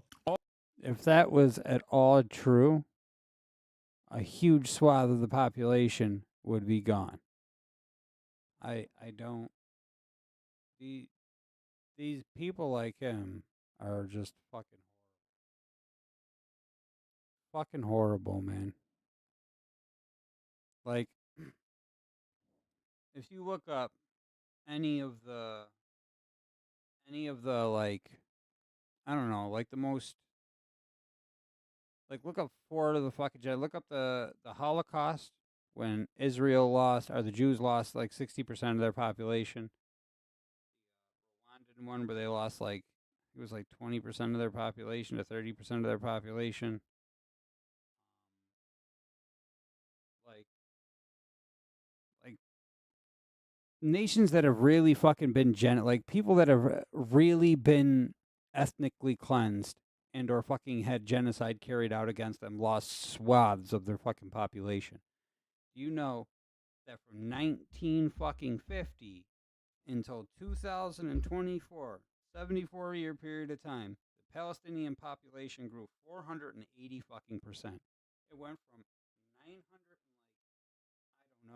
64,000 people to like 5.4 fucking million to where it's at right now. It's at 5.4 million, 5.5 million, somewhere in that ballpark area. From 900,000. So if they've really been like held down, oppressed, genocided, ethnically cleansed over the last 74 years, 76 years, please fucking tell me how your population rises almost 500% during that. Either y'all are fucking like rabbits, or the more logical thing is maybe you're not being ethnically cleansed. Maybe, fucking maybe, genocide is not being carried out against you. Just fucking maybe. Oh, something to think about. Something to fucking think about. While this fucking dork is going to tell you differently. It's just something to think about. Also, for the record, think about how, in the last, hear me out here, hear me out. It was either the Cambodian or the Rwandan genocide, where in 3 months, they lost about fucking 60% of their population in 3 months. It's been 7 months, and Palestinians haven't even lost 1% of the amount of Palestinians throughout the world. They haven't even lost 1%. Not even a full 1%. I don't even think they've lost a full tenth of 1% of their fucking population yet. It's been like 40,000 people out of the 5.5 million are dead, and that's it. That's it. And I know you guys want to fucking cry about that number. I know you do. I know you really fucking do. But while you're crying about this made up fucking genocide, this made up ethnic cleansing, there's actually people in the Congo really fucking suffering from that right now. Did you know that? Like currently, to this day, current fucking day, Congans are being fucking, I don't know if the Congans, whatever. People of Congo are fucking being genocided right now. Right now. Real shit. Real genocide. Real ethnic cleansing. Not the bullshit that's happening in the Middle East that you want to fucking parade around and push this fucking pro-Pally agenda that you guys have. I don't even fucking get it.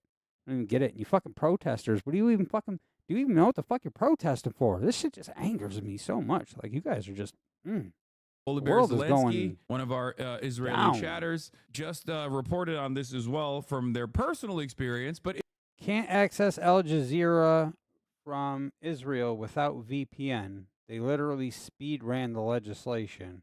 What the fuck?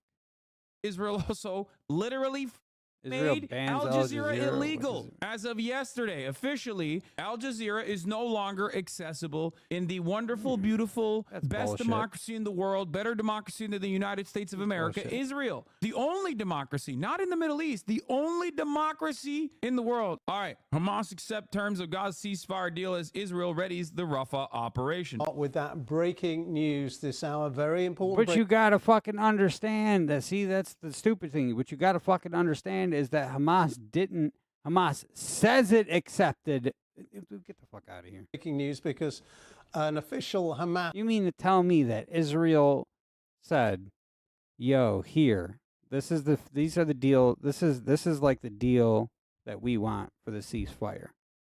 Here, and sends it over, right? And Hamas accepts it. They say, "Hey, guess what? We'll accept that." And then Israel just turned around and just said, "Yo, fuck you. Get the fuck out of my face. We don't want that." So they asked for something. It got accepted. And then they declined to adhere to the shit that they just asked for? Like, does that even fucking make sense to anybody? Has told the BBC that it does accept a proposal. But this is why. See, look, this is why. 1, 2, 3, 4, 5, 6, 7, 8, 9, 10, 11, 12, 13, 14, 15. Now, what the fuck did I say earlier? I said that's because that's because Hassan will have 15 fucking tabs open of X, and he's got 14. He's got 14 tabs of X open right now, because that's not an X one. I just took that little X and thought it. But he's got 14 tabs of fucking X open right now. So you know what that means? That means this is where he's doing all his fucking research, a majority of it, because he's a fucking moron. Okay, don't let the glasses fool you, or the high sub count fool you. He just is a fucking idiot. Like he really is. For a ceasefire deal in Gaza. Now, Israel has yet to comment on that. We'll bring you more. What he's not saying is, what they're not saying is that Hamas said that they would accept it, if they could prisoner trade for hostages and X amount of other bullshit. So they wanted things that, Israel wasn't going for, like the complete surrender of Hamas. They didn't want to give up. They didn't accept that. And then they said that, I was just saying earlier, we'll give you, Hamas was like, we'll give you the 5-year-old that we kidnapped, the 7-year-old we kidnapped, their mother that we kidnapped, and the grandmother that we kidnapped. But we want the 4 prisoners that you have that, were tried, investigated, and found guilty of murdering Jews. We want those 4 in exchange for those 4. But really, it's not a fucking hostage swap. because Hamas is the only one that's taken hostages so far. So details on it. They wanted prisoners in return, like real, like terrorist soldiers, terrorist fucking fighters, for random children and women. And then didn't want to give up, and then want pre-67 border. Like, so I said this, they're asking for the two-state solution, but it's not going to. As soon as we get them. I'm telling you right now, this is Palestinian just bullshit, because Hamas would not go for a two-state solution. They already fucking stipulated that right out the jump. Right out the jump. Even before October 7th, they were screaming no two-state solution. They just wanted it to be them with Jews subservient to them. Come on now. Like, and then everybody wants to push this fucking narrative like Hamas is just good people. Like a bunch of fucking started leaving parts of eastern like Rafah all you in fucking Gaza people are. After Israel told fucking 100,000 people. They dropped leaflets in Rafah already, you know, doing Drizzy Drake, BBL. Israel was busy dropping leaflets in Rafah being like, get the out of here. We're about to kill you. We are the most moral force in the region. We are the most moral army, the most democratic genocidal state you'll ever see. Look at us. We're dropping pamphlets. We're dropping leaflets, dude. How wonderful. Yeah, we're roof knocking 1.4 million people that have been trapped at this point inside of Rafah, the area that is. Okay, so let's see. How many people in Rafah?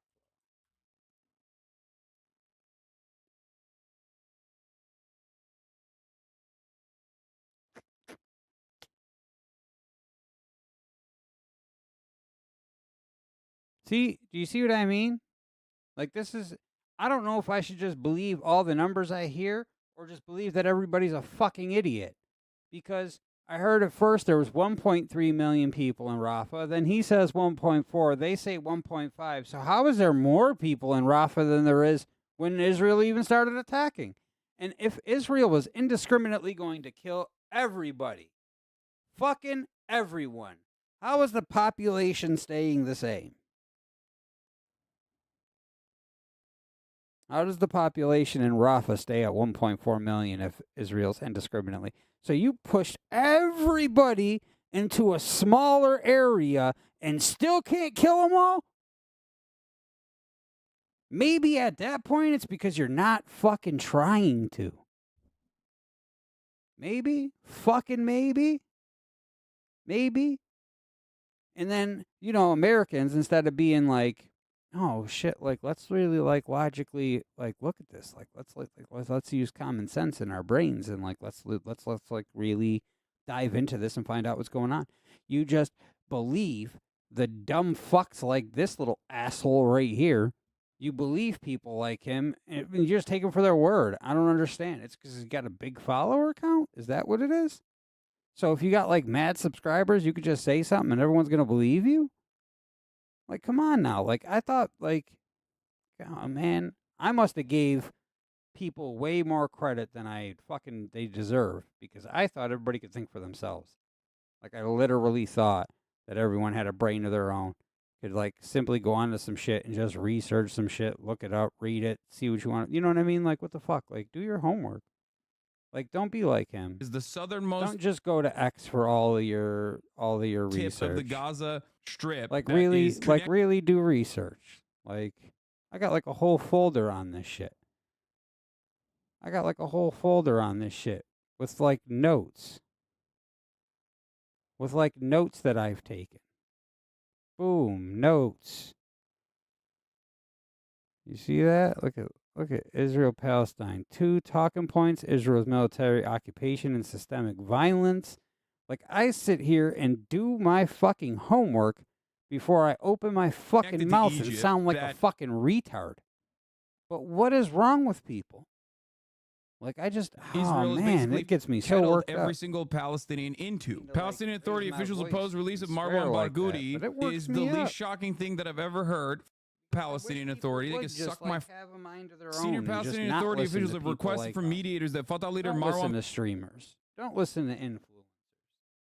Even if I had a big fucking following, don't fucking listen to me.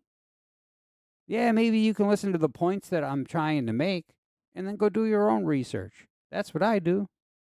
I'll listen to a debate and I'll write a whole bunch of stuff down that I want to go, like key talking points from the debate, that I want to go and I want to research for myself and see if the person was actually being honest and genuine about it, or if they're just pushing their own narratives. What is wrong with doing that? Like, why can't people just do that? If you did, you'd find that a lot of these dudes, like Hassan included, even at times, I think Destiny is one of the bigger political streamers. But I think even at times he's a fucking little he's a little dumb.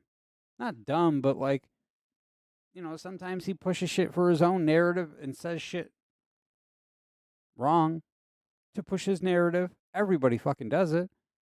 But I would just wish that everybody would just do that. Next time you watch a debate, take like talking points from both sides. It doesn't even matter if like you're watching fucking, you know, like Hassan and Destiny, and you like Hassan more, and everything Destiny says, you're like, fuck you, fuck you, fuck you. I hate you, Destiny. I hate you. I'm just going to listen to what Hassan says, and I'm going to believe everything Hassan says. Write down everything Hassan says. Write down everything that Destiny says, that like key points, like key things they're talking about. And then go research them and just see. And just see if either one of them are bullshit, or if they're just saying things for their fucking narrative, if they're telling the truth about the situations or anything. Like, that's about the only way you're going to find anything out for yourself, man. And that's what I do. And that's what bothers me, is because I'm like, yeah, why ain't anybody else doing that? I ain't like the smartest person on the planet. I'm really not. But when I talk about certain things, you might think to yourself, like, wow, this dude, oh, this dude knows a lot. No, it's just because I go and read shit and teach myself stuff. I learn stuff just through reading shit. Don't just take everything this dude says and run with it, because this dude's a fucking idiot. He don't know shit. Be excluded from potential prisoner swap deal between Israel and Hamas, a source told the Middle East Eye. A source. Prisoner swap deal. It's not a prisoner swap deal. That's what I'm saying. Like, see, even just off of that, you'd be like, wow, well, they're going to swap prisoners? No, Hamas wants the prisoners from Israel in exchange for hostages they kidnapped. You see the difference? You want somebody that's been tried and found guilty of murder, and you're going to give me a kid back that you kidnapped. So you're going to give us a baby or a child you took in order for us to give you back somebody that's been found guilty of murder. The fuck is that? That's not a hostage swap. That's not a prisoner swap. That's just you wanting a prisoner for someone you fucking kidnapped. You fucking kidnapped these people. And now you want people to give you prisoners back in order to get them back? It's just fucking stupid. But everything that you hear this dude say, or media say, or other people say that are on the pro-Palestinian, oh, it's just a hostage swap. It's not a fucking hostage swap. It's not a fucking hostage swap. It's not a prisoner swap. These fucking people that they took weren't fucking found guilty of anything. You took them because they were fucking Jewish. And you're holding them hostage because they're Jewish. So you want to give them Jewish people back that did nothing wrong for fucking convicted murderers.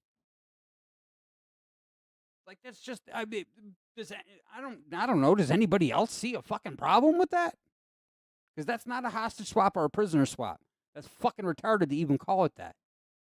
Source familiar with the negotiations told MEE on Sunday that the request was made by Majid Faraj, the director of the Palestinian General Intelligence, and Hussein al-Sheikh, the general secretary of the Palestine Liberation Organization's executive committee. Give you murderers why back, they don't want people that you just to be fucking released. abducted. Well, there it is. It's because senior Palestinian Authority leaders believe Barghouti's release would threaten the leadership of Palestinian Authority President Mahmoud Abbas, the least popular figure in the eyes of the Palestinians. And Marwan Barghouti is the most popular figure in the eyes of the Palestinians, and that's precisely why the Palestinian Authority would not want Barghouti to be released from prison. According to the source, the United States, one of the three mediators involved in the indirect Gaza ceasefire negotiations, had reportedly agreed to remove Barghouti's name from any potential list Hamas is expected to present. It does no favors to Hamas to release Barghouti, as Barghouti is supposed to be a competing political entity, is not on Hamas's side at all in this conversation.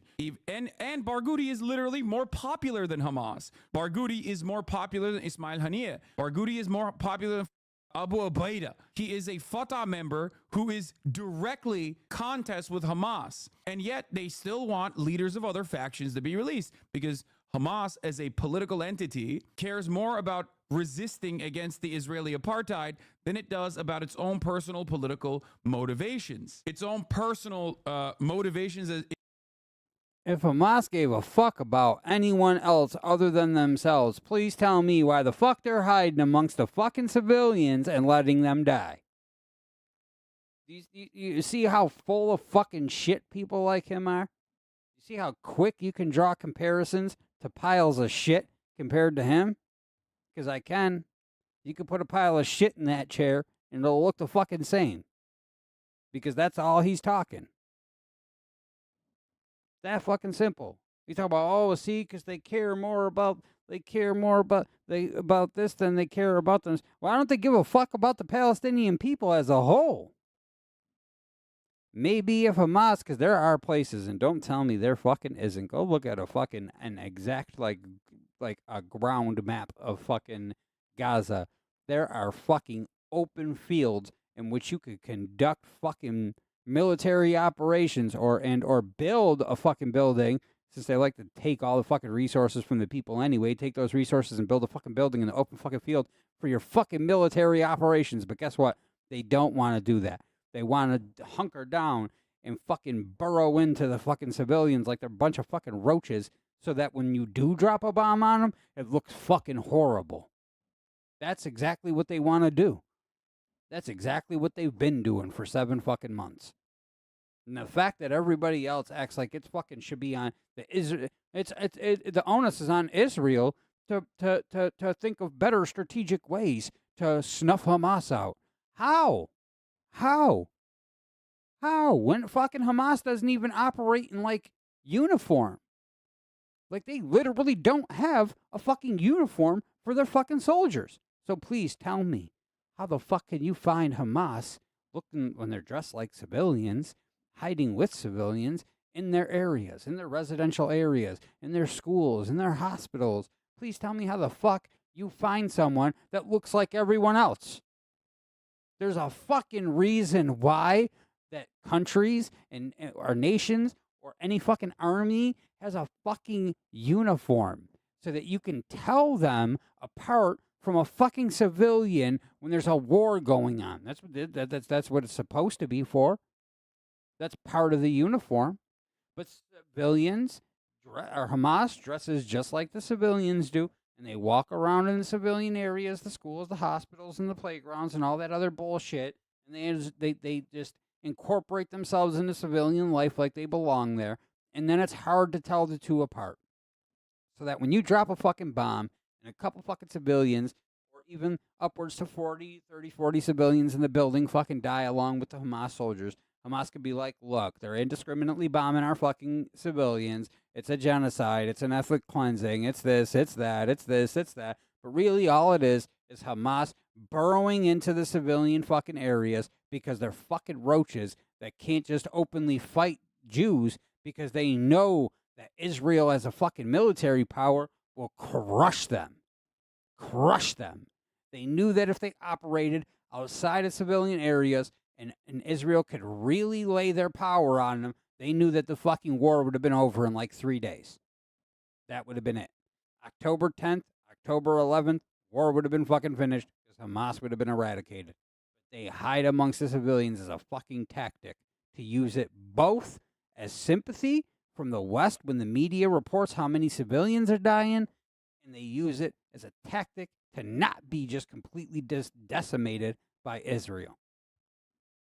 Prove me wrong. In terms of like being the managing governing body of Gaza or the managing governing body of Palestinians in general. They do, however, want to be the governing body for all Palestinians instead of Palestinian Authority, because the Palestinian Authority is a part of the security apparatus, the Israeli security apparatus, rather. In terms of... Okay, but then Hamas doesn't govern its fucking people properly. We clearly seen that. And you are seeing that now. You are seeing a government body hide itself amongst civilians and letting them die. What if our government did that? What if any of your governments out there from wherever you guys are from did that? You wouldn't think that that's a little fucked up? That instead of going out and fighting the war head on, you're going to come and hide behind me so that me and my family get shot or get bombed? Like along with you, because it's not like it's like it's not like, Hamas isn't being eradicated. They are. They're just causing a lot of civilians to die in the process. But then everybody wants to be like, oh, well, that's Israel's fault. That's Israel's fault. They shouldn't be dropping bombs in civilian areas. Not that the soldiers maybe shouldn't be operating out of those areas, but that fucking Israel shouldn't be dropping bombs on those areas. How else do you want them to do it? How else do you want them to do it? Like, that's what I want to know. Everybody wants to critique how Israel's doing anything. Please tell me how you would have done it differently. Please use your awesome, so giant, pulsating, big fucking brain to tell me, my pea brain ass, my pea brain size, like I ain't got no brain, hollow in there. Please explain to me how you would have done it differently.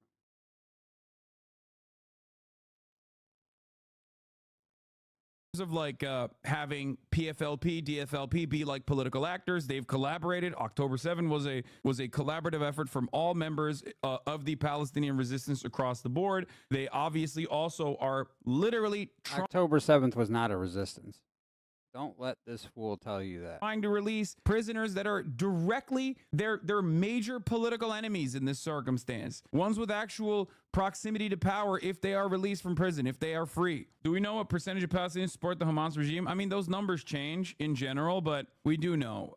The Palestinians are polled pretty frequently. Hamas is more popular in the West Bank than they are in Gaza. That much makes sense. To be fair, even though Barghouti originally Fatah, he's been in favor of national unity leadership with Hamas and the other faction for a while. There were reports in Arab media that he was on the list on Saturday, so it'll be very sad if this is true. Barghouti is considered the Nelson Mandela of Palestinians, for the record. Marwan Barghouti is. For those of you who don't know, I've covered him before. He is seen as like a Nelson Mandela style figure. Don't know if you've seen this, but the IDF forces have already crossed the border. Initial report of IDF tanks crossing the fence in south of the Gaza Strip. Also an infantry force. Well, never mind. Seems like Israel is already declining. It seems like Israel is already moving in. Yeah, Israel doesn't want to give up prisoners for fucking hostages and then have Hamas still be kicking around.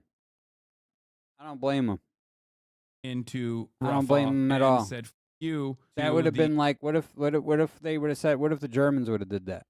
Like, let Hitler and like his elite Nazis like just go off and like live happy fucking lives after everything they did. The last desperate attempt from Hamas to come to the table and be treated as don't fuck you. They've been tried to give fucking two-state solutions at how many fucking times?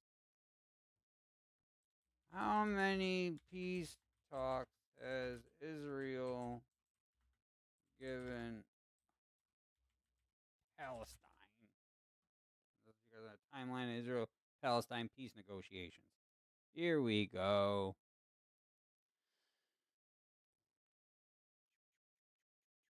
(1967) UN resolution. This is what I was talking about. The resolution 242-338. 1967, Israel fought Egypt, Syria, and Jordan in the Six-Day War, a brief but intense conflict over water, land, and Palestine. Israel defeated the three Arab states, capturing Gaza, the West Bank, the Sinai Peninsula, parts of East Jerusalem, and the Golan Heights. Following the conflict, the UN adopted 242. This was the recognizing Israel's territorial integrity, which calls on Arab countries to recognize Israel's right to live in peace within secure and recognized boundaries, free from threats of acts of force, as well as for Israel to withdraw from territories occupied in the conflict. Otherwise, it didn't say in the conflict. The exact wording was in the most recent conflict. Essentially, to revert to its pre-67 borders, a provision that Israel has since resisted. Israel, Egypt, Jordan all came to accept this resolution, ushering temporary peace between them. Egypt and Jordan recognized Israel's existence and ceased direct hostilities with the country. Though Israel didn't uphold its part of the deal, never fully reverting to its pre-67 borders, a choice that led to the 73 Yom Kippur War. Still, achieving buy-in from Arab nations that were once hostile to Israel was a significant step toward opening formal Israeli-Palestinian peace negotiations. The resolution was later affirmed in 73 in Resolution 338. That's what I said, 242 and 338, which along with Resolution 242 served as the foundation of peace talks in the region for decades to come. That's why earlier I kept talking about UN 242 and 338. In 78, Camp David Accords. Camp David Accords established long-lasting but cold peace between Egypt and Israel and also had a significant impact on the trajectory of Israel-Palestine peace negotiations. The accords, brokered by then U.S. President Jimmy Carter, came into the ceasefire in the 73 Yom Kippur War, and Egypt and Syria fought Israel, hoping to regain territory lost in previous conflicts.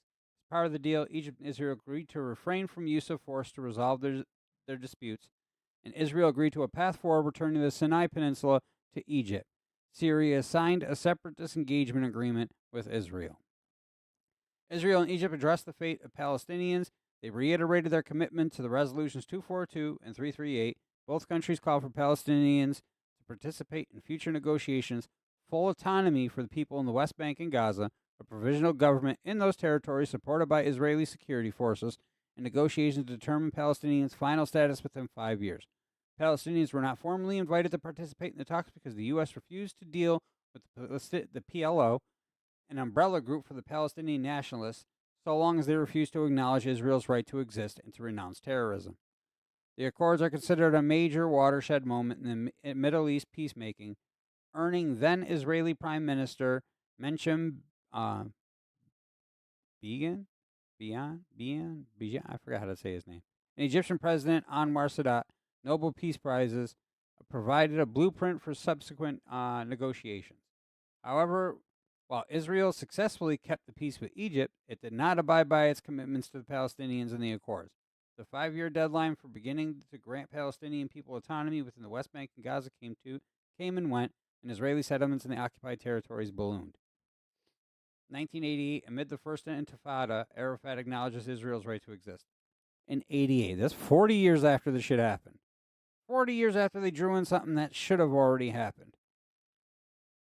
91, 93, 95, 2000, 2002, 2003, 2005, 2008. That was the Almert's peace offer. 2014 negotiations led by John Kerry. And then I think the Abraham Accords came in shortly after or before. Or that was like back here somewhere.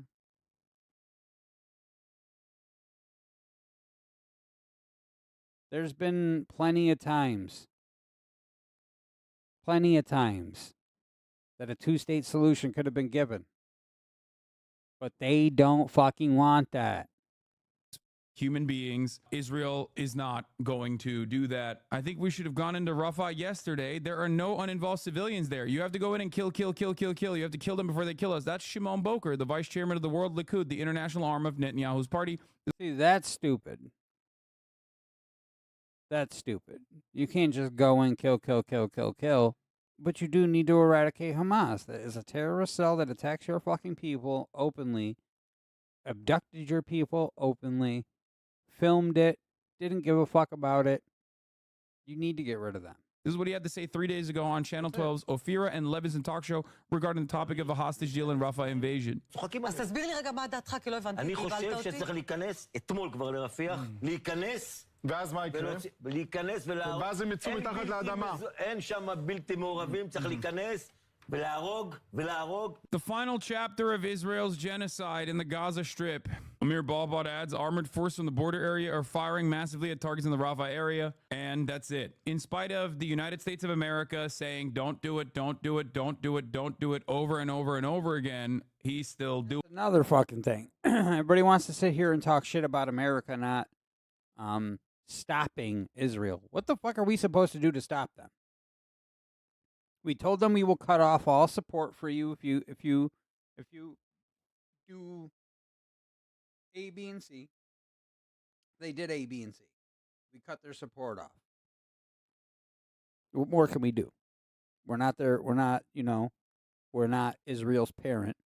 We can't smack them on the fucking ass when they're doing something wrong and correct it and make them listen to us. You can't do that. So what are you supposed to do? If their ultimate goal in the back of their head is to eradicate Hamas, nothing you say or do can stop that. They're just going to go ahead and eradicate Hamas. There's nothing you could do.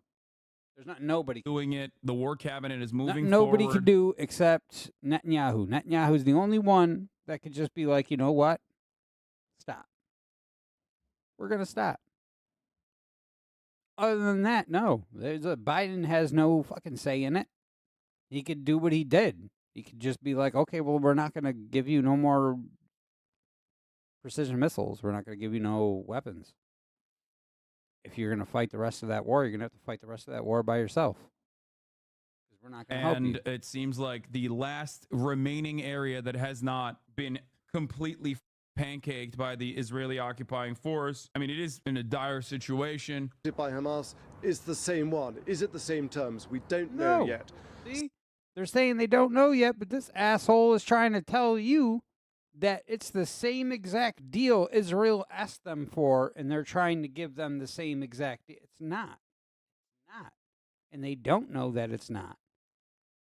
Everyone wants to keep saying it is just because there hasn't been proof, like solidified 1,000% proof that it wasn't the ceasefire deal that Israel asked for. But I fucking highly doubt that if Israel was like, hey, give us our hostages, and then all of Hamas surrender, and you said, yeah, we'll do that, and they said, no, never mind. I highly fucking doubt that happened. I really do. Call me a Zionist, call me a fucking Jew lover, call me a fucking Islamophobe, call me a fucking Muslim hater, call me a fucking Palestinian fucking denier. I don't give what the fuck you want to call me. Call me that. It's fine. I don't care. I really don't. But don't sit here and act like Israel just asked for something, got it fully and completely, and then said, nah, fuck it. Second thing is Israel going to sign up on this? Is it going to sign up to it? Because if the terms are different, then it's quite possibly going to get rejected by the Israeli side. And those wonderful celebrations you saw there in Rafah and Gaza Strip could be premature. What are the odds of this leads to an actual ceasefire? No, it's not happening. Israel already said no. Israel said, we're moving in. Yeah, Israel said no because Hamas wanted to exchange hostages that they had abducted for prisoners that have been found and tried guilty of murder. You wanted Hamas terrorists for hostages and didn't want to give up and surrender and fully and completely. So Israel said, no, we're not, no. Because if you're not doing those things, then there's no peace talk. There's no ceasefire talk. Talking, Israeli tanks are already moving through the Gaza Strip and have already started firing in the direction of Rafah. Israel said, nah, we're not going to do that actually, and moved on. Yeah, Israel denied the ceasefire. Hamas accepted a ceasefire proposal, but Israel said it was unacceptable. Again, they did this again and again and again. Why would they do anything different? America didn't do in this entire process, in the process of invading. I saw reports they did, but the news orgs are saying Israel's deliberating on it. If they're deliberating on it, I'll tell you this much, they're violating it right now. Update from Al Jazeera, Reuters, Israeli press. An Israeli official has indicated that Israel will not be accepting the Qatari-Egyptian ceasefire deal that Hamas accepted today. Israeli official indicates rejection of ceasefire proposal. Report: an unnamed Israeli official quoted by the Reuters news agency says Hamas approved a softened Egyptian proposal that is not acceptable to Israel. The official added that the proposal included far-reaching conclusions that... Exactly. The official added that the proposal included far-reaching conclusions that Israel will not support. That must have meant something. Either they didn't want to fully surrender themselves and be imprisoned for the shit that they've done, or they, on top of that, they even said that they wanted to trade hostages for prisoners.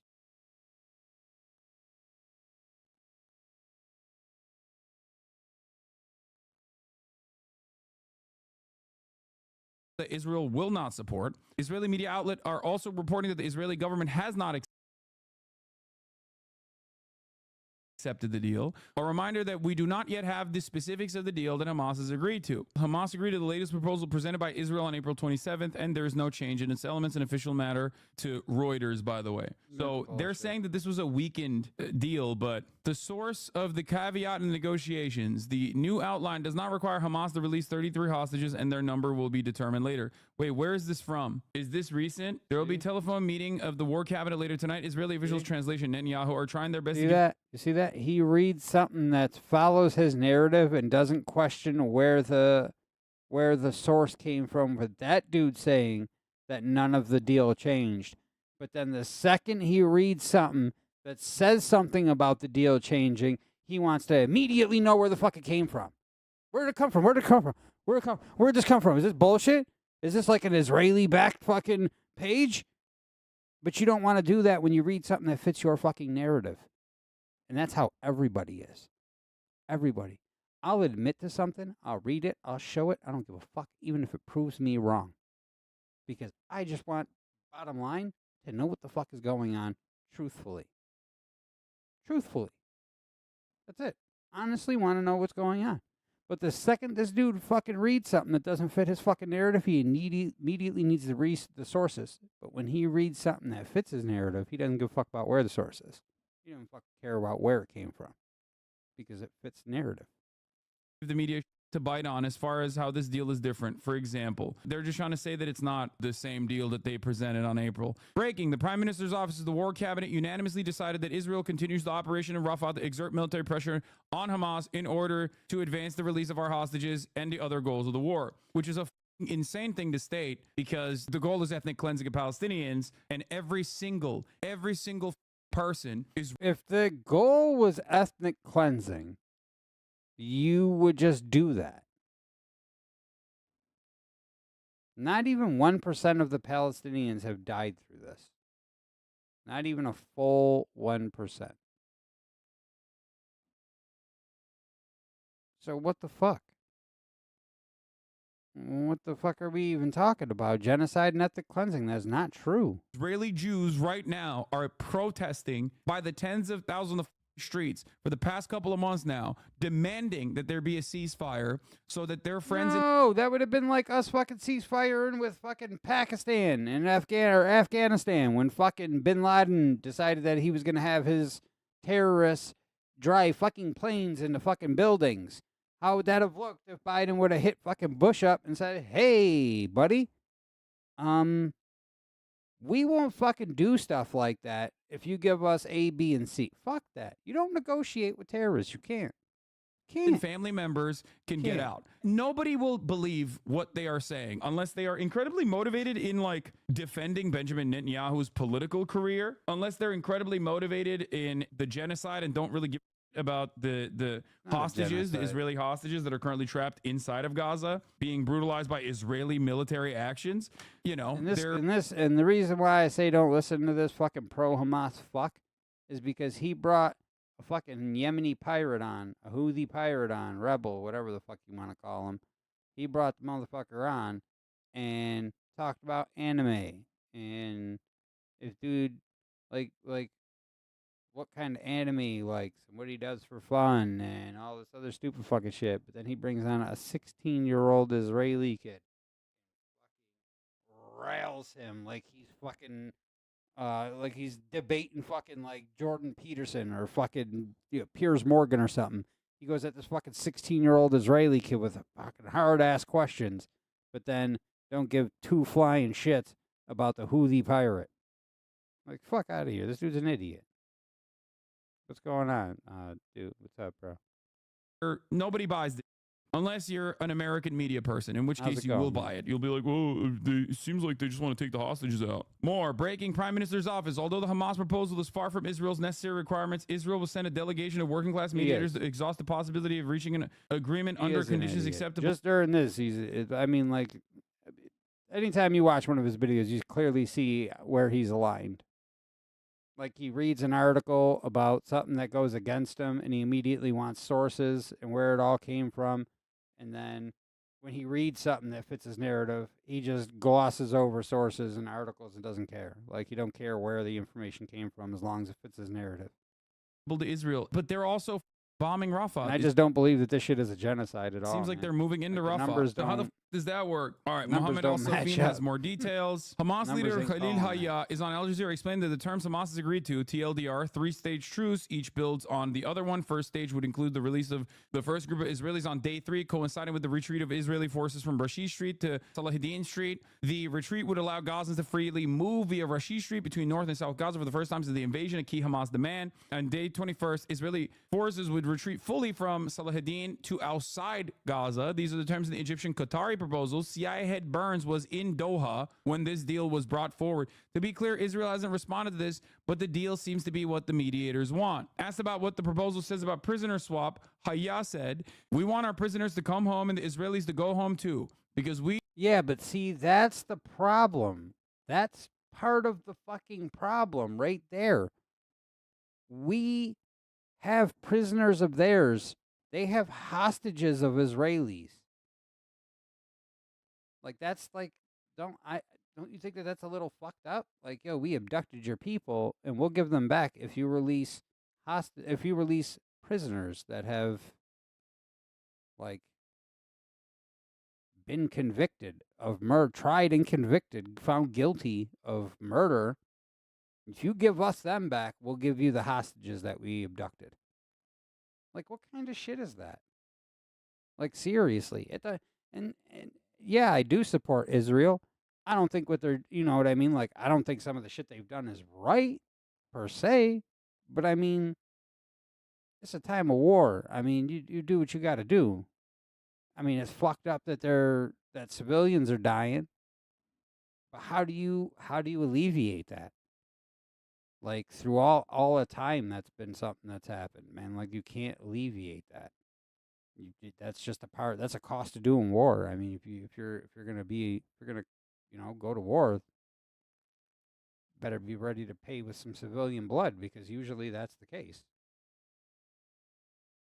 But I don't think that we should be giving prisoners up for hostages. Like, you want people that have been convicted of murder set free for some people that you stole. Like, you fucking kidnapped these people, and now in order to get them back, we have to release people that have been tried and found guilty? That doesn't seem fair at all. Like, at all. We then would have... the people that they want back have been found guilty of killing Jews indiscriminately. Innocent Jews indiscriminately. Not like they shot some soldiers. No, killing innocent civilians indiscriminately. And you're supposed to just give them back in order to get some hostages back? You should just release the hostages as a sign of good faith. Where the fuck did that ever happen? Why can't you even give half of them back as a sign of good faith and then even try to barter for the other half? If that's something that Hamas has in mind. If you have in mind to get some prisoners back, why not? Yo, here's half the hostages as a sign of good faith, and we want you to release, this person, this person, this person, this person, this person. We'll give you the rest of them. But show a sign of good faith if that's what you really want. If you really want to be accepted at the table and looked at serious in peace talks, why not do something out of good faith? And then Israel, and I'm not saying that's just on Hamas. Israel needs to do the same thing. Take what they're saying and work your soldiers back. Start retreating back. Give them back some area. Give them back some land to live in out of good faith. So then that's a sign from both sides that they actually want peace. Because right now, I don't think neither of them do. I don't think Hamas really wants peace. And I don't think Israel really wants peace. I think the peace talks are just that, so that when Hamas goes, oh, well, they didn't accept. Now it looks more, now the genocide bill fits a little bit more. You know what I mean? Like, that's just a narrative filler. That's all that is. Because now they could say, hey, we tried. And Israel said no. We tried. Israel declined us. Now, you know, what's left? They're genociding us. That's clearly what they're doing, because they don't want to accept peace and ceasefire talks. They don't want to accept this. So now they just want to kill us. That fits that more when ceasefires have been taken off the table now on Israel's side. Now that fits the narrative a little bit better. No need to hold them. There has been an agreement on prisoner swap by day 35 of the truce. But there is no prisoner swap. Like, they didn't. It's not like they fucking took prisoners. They took hostages. Details to be worked out until then. We initially demanded the release of 500 Palestinian prisoners for each. See? Do you see that? They wanted fucking 50 Palestinians for one soldier.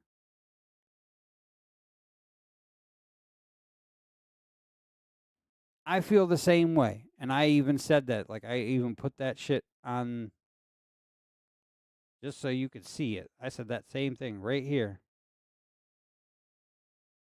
If Israel is forced to stop its campaign, it's only a matter of time before Hamas is restored and takes another shot at the Jews. Wake up and fight terrorism. Let us not be a people who accepts it. Because I really don't think that we should accept fucking terrorism as a way of life. Like, terrorism shouldn't be a reality for any country at all, period. We don't need that shit. Like, people suffer in this world day to day enough. People struggle. People suffer from fucking, like, not having enough food. Their economy sucks. They can't eat right. They can't live right. Hard to raise a family. All this shit around all the world. You don't fucking need some fucking scumbag terrorisms rolling in. Some terrorists rolling in and just killing you because you look different, you talk different, you believe in a different religion, your way of life and culture is different. That's fucking stupid. That's a stupid thing to fucking fight over. Oh, that's a dumb thing to fight about. When there's real world problems, terrorism isn't one that we need. And it's something that we can get rid of by fighting back against it. And I really think that that's what Israel needs to do. I don't, just like I equated it, like, I equated it to, like, somebody, like a friend of mine told me this. When you, like, if your house is burning down and you call the fire department, do you want the firemen to come and put out 95% of the fire and then leave? Because the second they leave, the other 5% of that fire is going to ignite the rest of the house and burn it all down. So it would have been pointless to call them anyway. That's how he looks at it. That's like the perfect analogy for me. You don't want them to just leave 5 to 10 to 15% of a terrorist cell and then let them rebuild and come back. You don't want that to happen. You know what I mean? You might as well just stomp it out now, and nobody needs to deal with that shit. We don't need each female Israeli soldier. Don't need terrorists in the world. No country should ever have to realize that. Have to wake up and just live with that. And agreed to lower that to not 50. The Palestinians, not the Jews, not Germans, Russians, Ukrainians, the people that are suffering it in Congo, all the times throughout history with the Rwandans, the Jews, the Cambodians, the Turks, the Yazidis, like all of that, all that terrorist shit could just go away, man. Like all that genocide and terrorism shit could just go. For one, okay. Female soldiers and older men in our custody would be released. But look, they wanted 50. We initially demanded the release of 50 prisoners for one soldier. That's why Israel turned it down. Like, no, we ain't gonna give you 500 people that are gonna immediately come over there, pick guns up, and fight back against us. No, we're not gonna do that. Why would we do that? That's stupid. We're not gonna give you soldiers back. Price of release of Israeli male soldiers will be different. Israelis are also protesting right now on the streets. Thousands of Israelis are protesting in the streets of Tel Aviv, Jerusalem, and throughout the country, demanding Israeli government accept ceasefire deal and release the abductees. I wanted to show you something directly from them as well. So this is unpopular for understandable reasons. It's unpopular if you believe Palestinians are human beings, right? It's unpopular because it's just, continues the ethnic cleansing campaign. It's unpopular if you are an Israeli person who has like friends and family members or care about the Israeli hostages that are currently trapped inside of Gaza. It's unpopular for a broad swath of the Israeli society. It's only popular for the Bibis and people to the right of the Bibis. It's also popular for, I guess, like some of the IDF liberal libtard generals, the libtard generals that are like supposed to be like center left figures in Israeli politics, like Benny Gantz and whatnot. They have been gung-ho about continuing the ethnic cleansing nonstop. They have been some of the most aggressive forces. This does not mean that doing ethnic cleansing to the Palestinians is unpopular in Israel. It is not. It is very popular to do ethnic cleansing to the Palestinians in Israel. Okay? It is very popular. It's been 80+% amongst the Israeli Jewish population specifically since October 7 to keep bombing and bombing and bombing over and over again mercilessly and relentlessly. However, they do want to take their civilians out. That's the key here. That's the key difference here. If all of the hostages were returned into Israel and then Israel turned around and were like, all right, it's time to put the slaughter machine back on, it would be 99%. I got a Discord. So when I say this I was going to be getting off here soon, though, but and to bomb Rafah is unpopular shoot me a follow in on the Twitch. eyes of many in I'll Israel. follow you back. I'm simply talking and, about in we terms can of make the hostages still being thing there. of it. Okay, We'll family bring you on members and you still can being there. Tanks have already crossed into Rafah at this point. The Israeli population, time and time again, that they are not even remotely interested in the Palestinian plight. Yeah, IDF's official statement as of now is IDF forces are now attacking and operating against the targets of the terrorist organization Hamas in a targeted manner in Mizrah, Rafah. More details to come. Here is directly on the ground. Israel blocks roads and protests against the Israeli government, demanding Netanyahu agree to the ceasefire deal that Hamas agreed to today.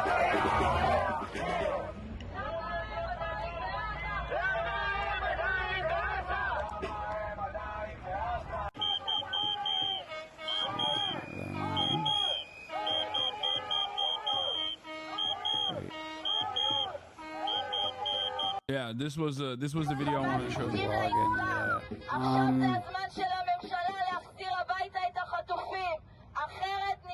Families of Israeli detainees in Gaza talking about Hamas agreeing to the deal. The government must agree now, otherwise we will burn the country. I don't think that they will do that, but just want you to understand that like even people who are fully on board with the ethnic cleansing of the Palestinians, especially even in Rafah, are still like, bro, save the hostages first. I don't want to die. I don't want to watch this because if I have to see Karine Jean-Pierre say the dumbest I've ever heard in my entire goddamn life one more time, if they enter Rafah, what's Biden's response likely to be? What do you mean if? As it stands, the IDF has officially admitted that they are definitely entering Rafah. You don't mean if. I think you mean they are doing that currently. There will be no response. I'm sure that Biden will say meanie bobini words about Benjamin Netanyahu later, or rather they'll leak it to the media that he said mean things about him and how mad he is. The only thing that the American government has done thus far that I actually legitimately consider to be like a,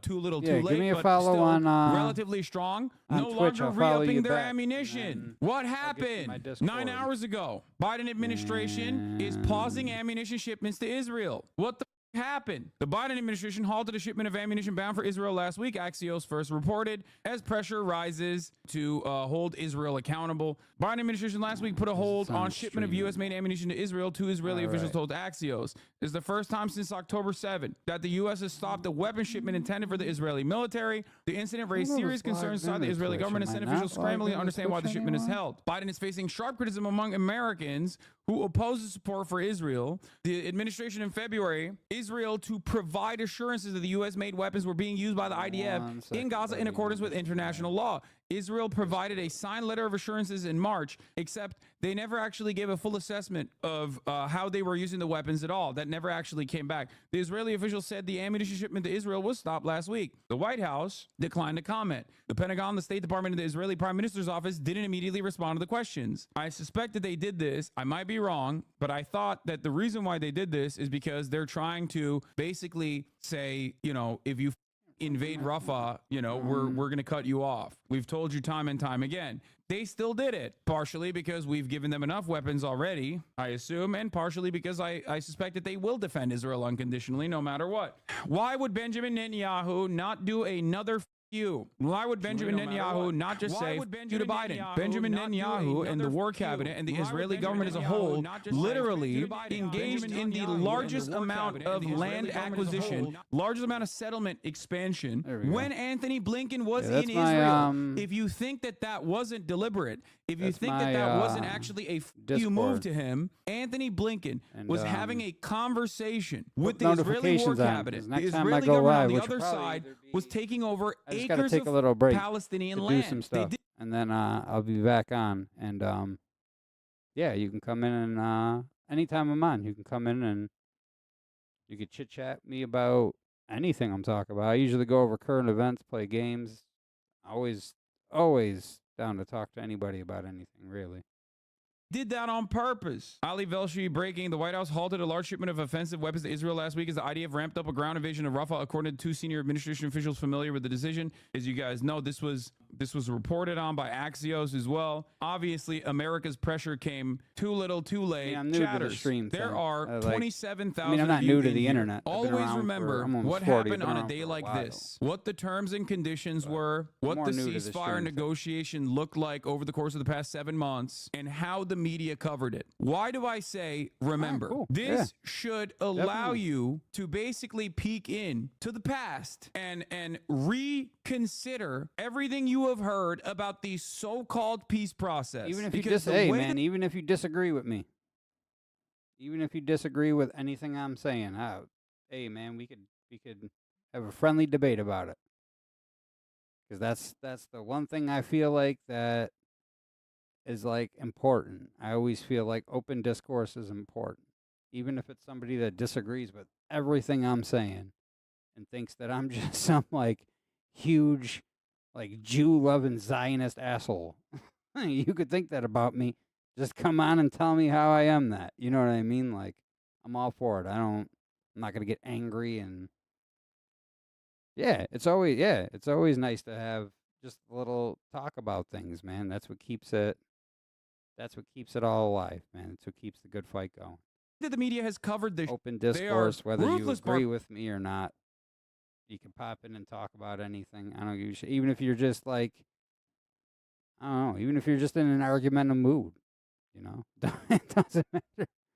I'm okay with it. They're monsters. They never want to concede. They never want to listen. But Hassan, he always strikes me like, he always just, I don't know, he rubs me the wrong way, man. Like ever since he'd be like doing like research on like topics and would watch videos and get up and walk away during the video and then wants to come back, pause it, and then like make a comment about the video like he's been sitting there watching it the whole time. But like, yeah, you just like walk the fuck away while the people were making, you know what I mean? Like people are proving their points and you're just walking away from the computer and then you want to come back and say something like, the reason Anthony Blinken, time and time again, every single media appearance Anthony Blinken has made over and over again. Hamas is the one that does not want to concede to the quite reasonable terms and conditions that Israel has set forward. That this causes you to at the very least, reconsider what you may or may not have heard about the so-called peace process and how it was always the Palestinians that ruined it. Israel could not find a partner in peace because that was too. And many more knowledgeable people with direct insight into the matter have spoken on this, and yet it doesn't matter. The narrative is set. Breaking. President Biden has just secured a ceasefire deal between Israel and Hamas. It is because of President Biden's leadership that this conflict is halting for the time being. What a wonderful picture. What a wonderful analogy to how unimaginably asleep at the wheel the Biden administration is. This is the exact same way the dogs in the media reported the Camp David summit, ignoring the fact that Israel wanted Palestinians to give more of their land in Jerusalem, only accepting custodianship, ignoring the fact that the two-state solution is already a compromise and the Arafat would... That on its own is stupid, because you want to know what struck me as funny is that nobody gave a fuck about the land in East Jerusalem until Israel had it. Oh, it's already late for you. We might have to schedule something for tomorrow. Are you free tomorrow? Like when you get up? Like I'll jump on specifically to just talk. You know what I mean? It ain't got to be like a stream time for me. I could just jump on whenever and talk. But it's just getting a little bit late over here. It's already close to 8 p.m. and I got to get like my daughter and situated for the night and such.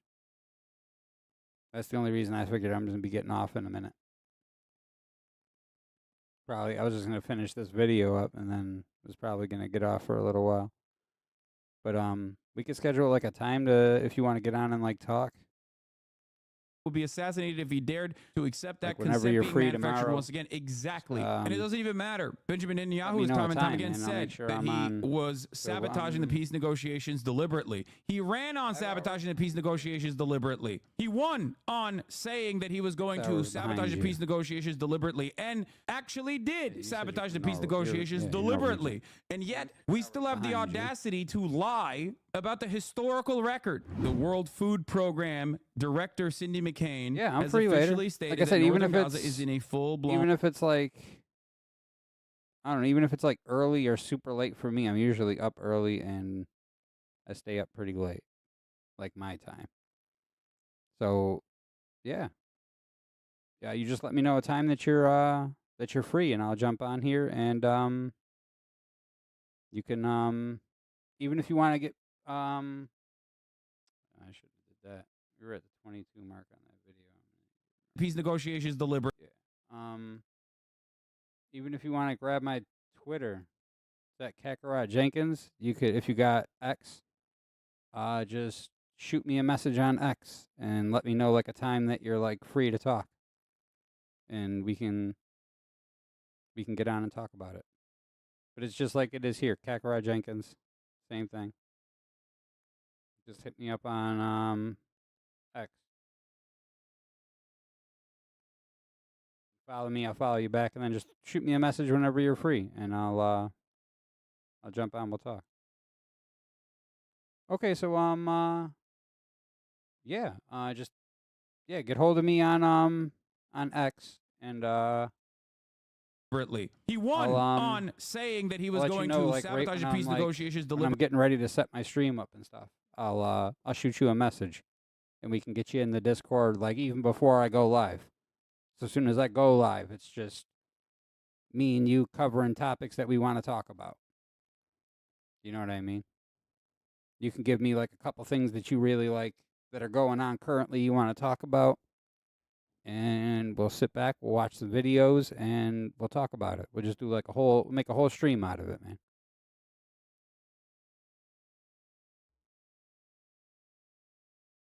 I don't mind. Even if you got some like friends you want to bring into the Discord, I'm 100% free today. That's why I said if you're free in a little bit, we can do that. Even if you got some friends that want to come on and debate today, or debate too, or whatever, talk, and I'm free, man.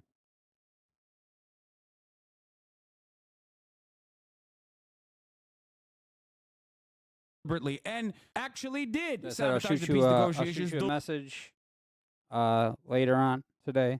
That's why I said hit me up on X, and I'll throw you a message right before I get on stream. And it's right here. Right there. It's at Kakarot Jenkins, just like it is for Twitch or anywhere else. My Discord's the only thing that's different. Like I'm Kakarot Jenkins on Reddit, Kick, Twitch, X, YouTube. Kakarot Jenkins everywhere except Discord is XCLX Kakarot. But Kakarot Jenkins. That's my profile photo.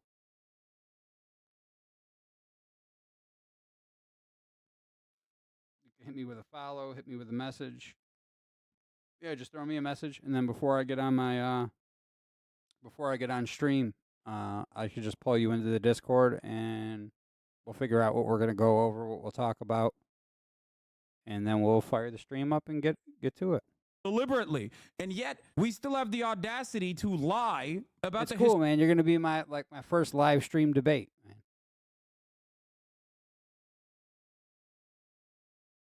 I'll throw you a follow back. You'll be my first on stream debate, man. That'll be cool. Looking forward to historical it. record. The World Food Program director, Cindy McCain, has officially stated that northern Gaza is in a full-blown famine. Here, let's take a look at that as well. There are hundreds of thousands of people in northern Gaza right now. Let's talk about the World Food Program. It might be, I don't know, usually if I'm 6 hours behind you. Yeah, probably, yeah. We could do that. Yeah.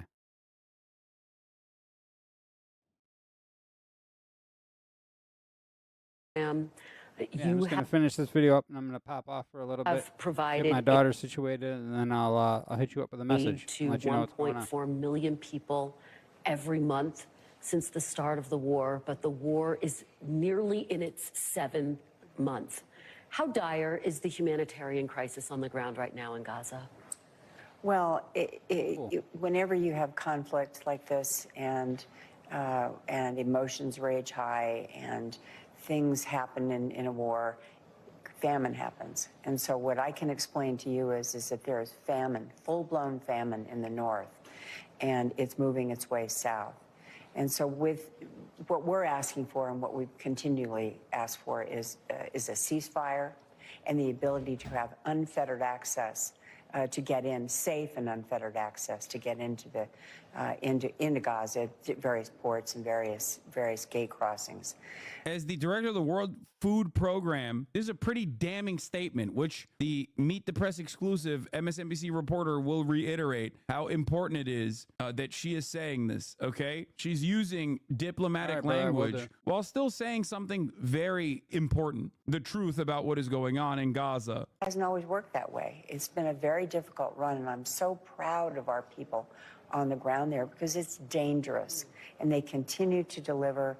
I just want to be very clear because what you're saying is significant, and I believe it's the first time we've heard it. You're saying there is full-blown famine in northern Gaza. I am. Yes, I am. And there has not been an official declaration that there is famine, but you are saying that based on what you've seen. Yes, I look it forward is. to based on what talking to you we've some seen, more, what man. we've experienced on the ground. Yes. Which is This is the executive director of an important international organization. It's horror. That's a big deal because up until now, UN and everyone else has been saying it's in the brink of famine. I'm so hoping that we can get a ceasefire and begin to feed these people, especially in the north, in a much faster fashion, but also including, as I said, water, sanitation, medicine. It's all part of the famine issue. And it's also something that we need to make sure that the world understands. We can't let this happen. In this day and age, when the world has the ability to feed itself 10 times over, nobody should starve. Nobody should starve. Yeah.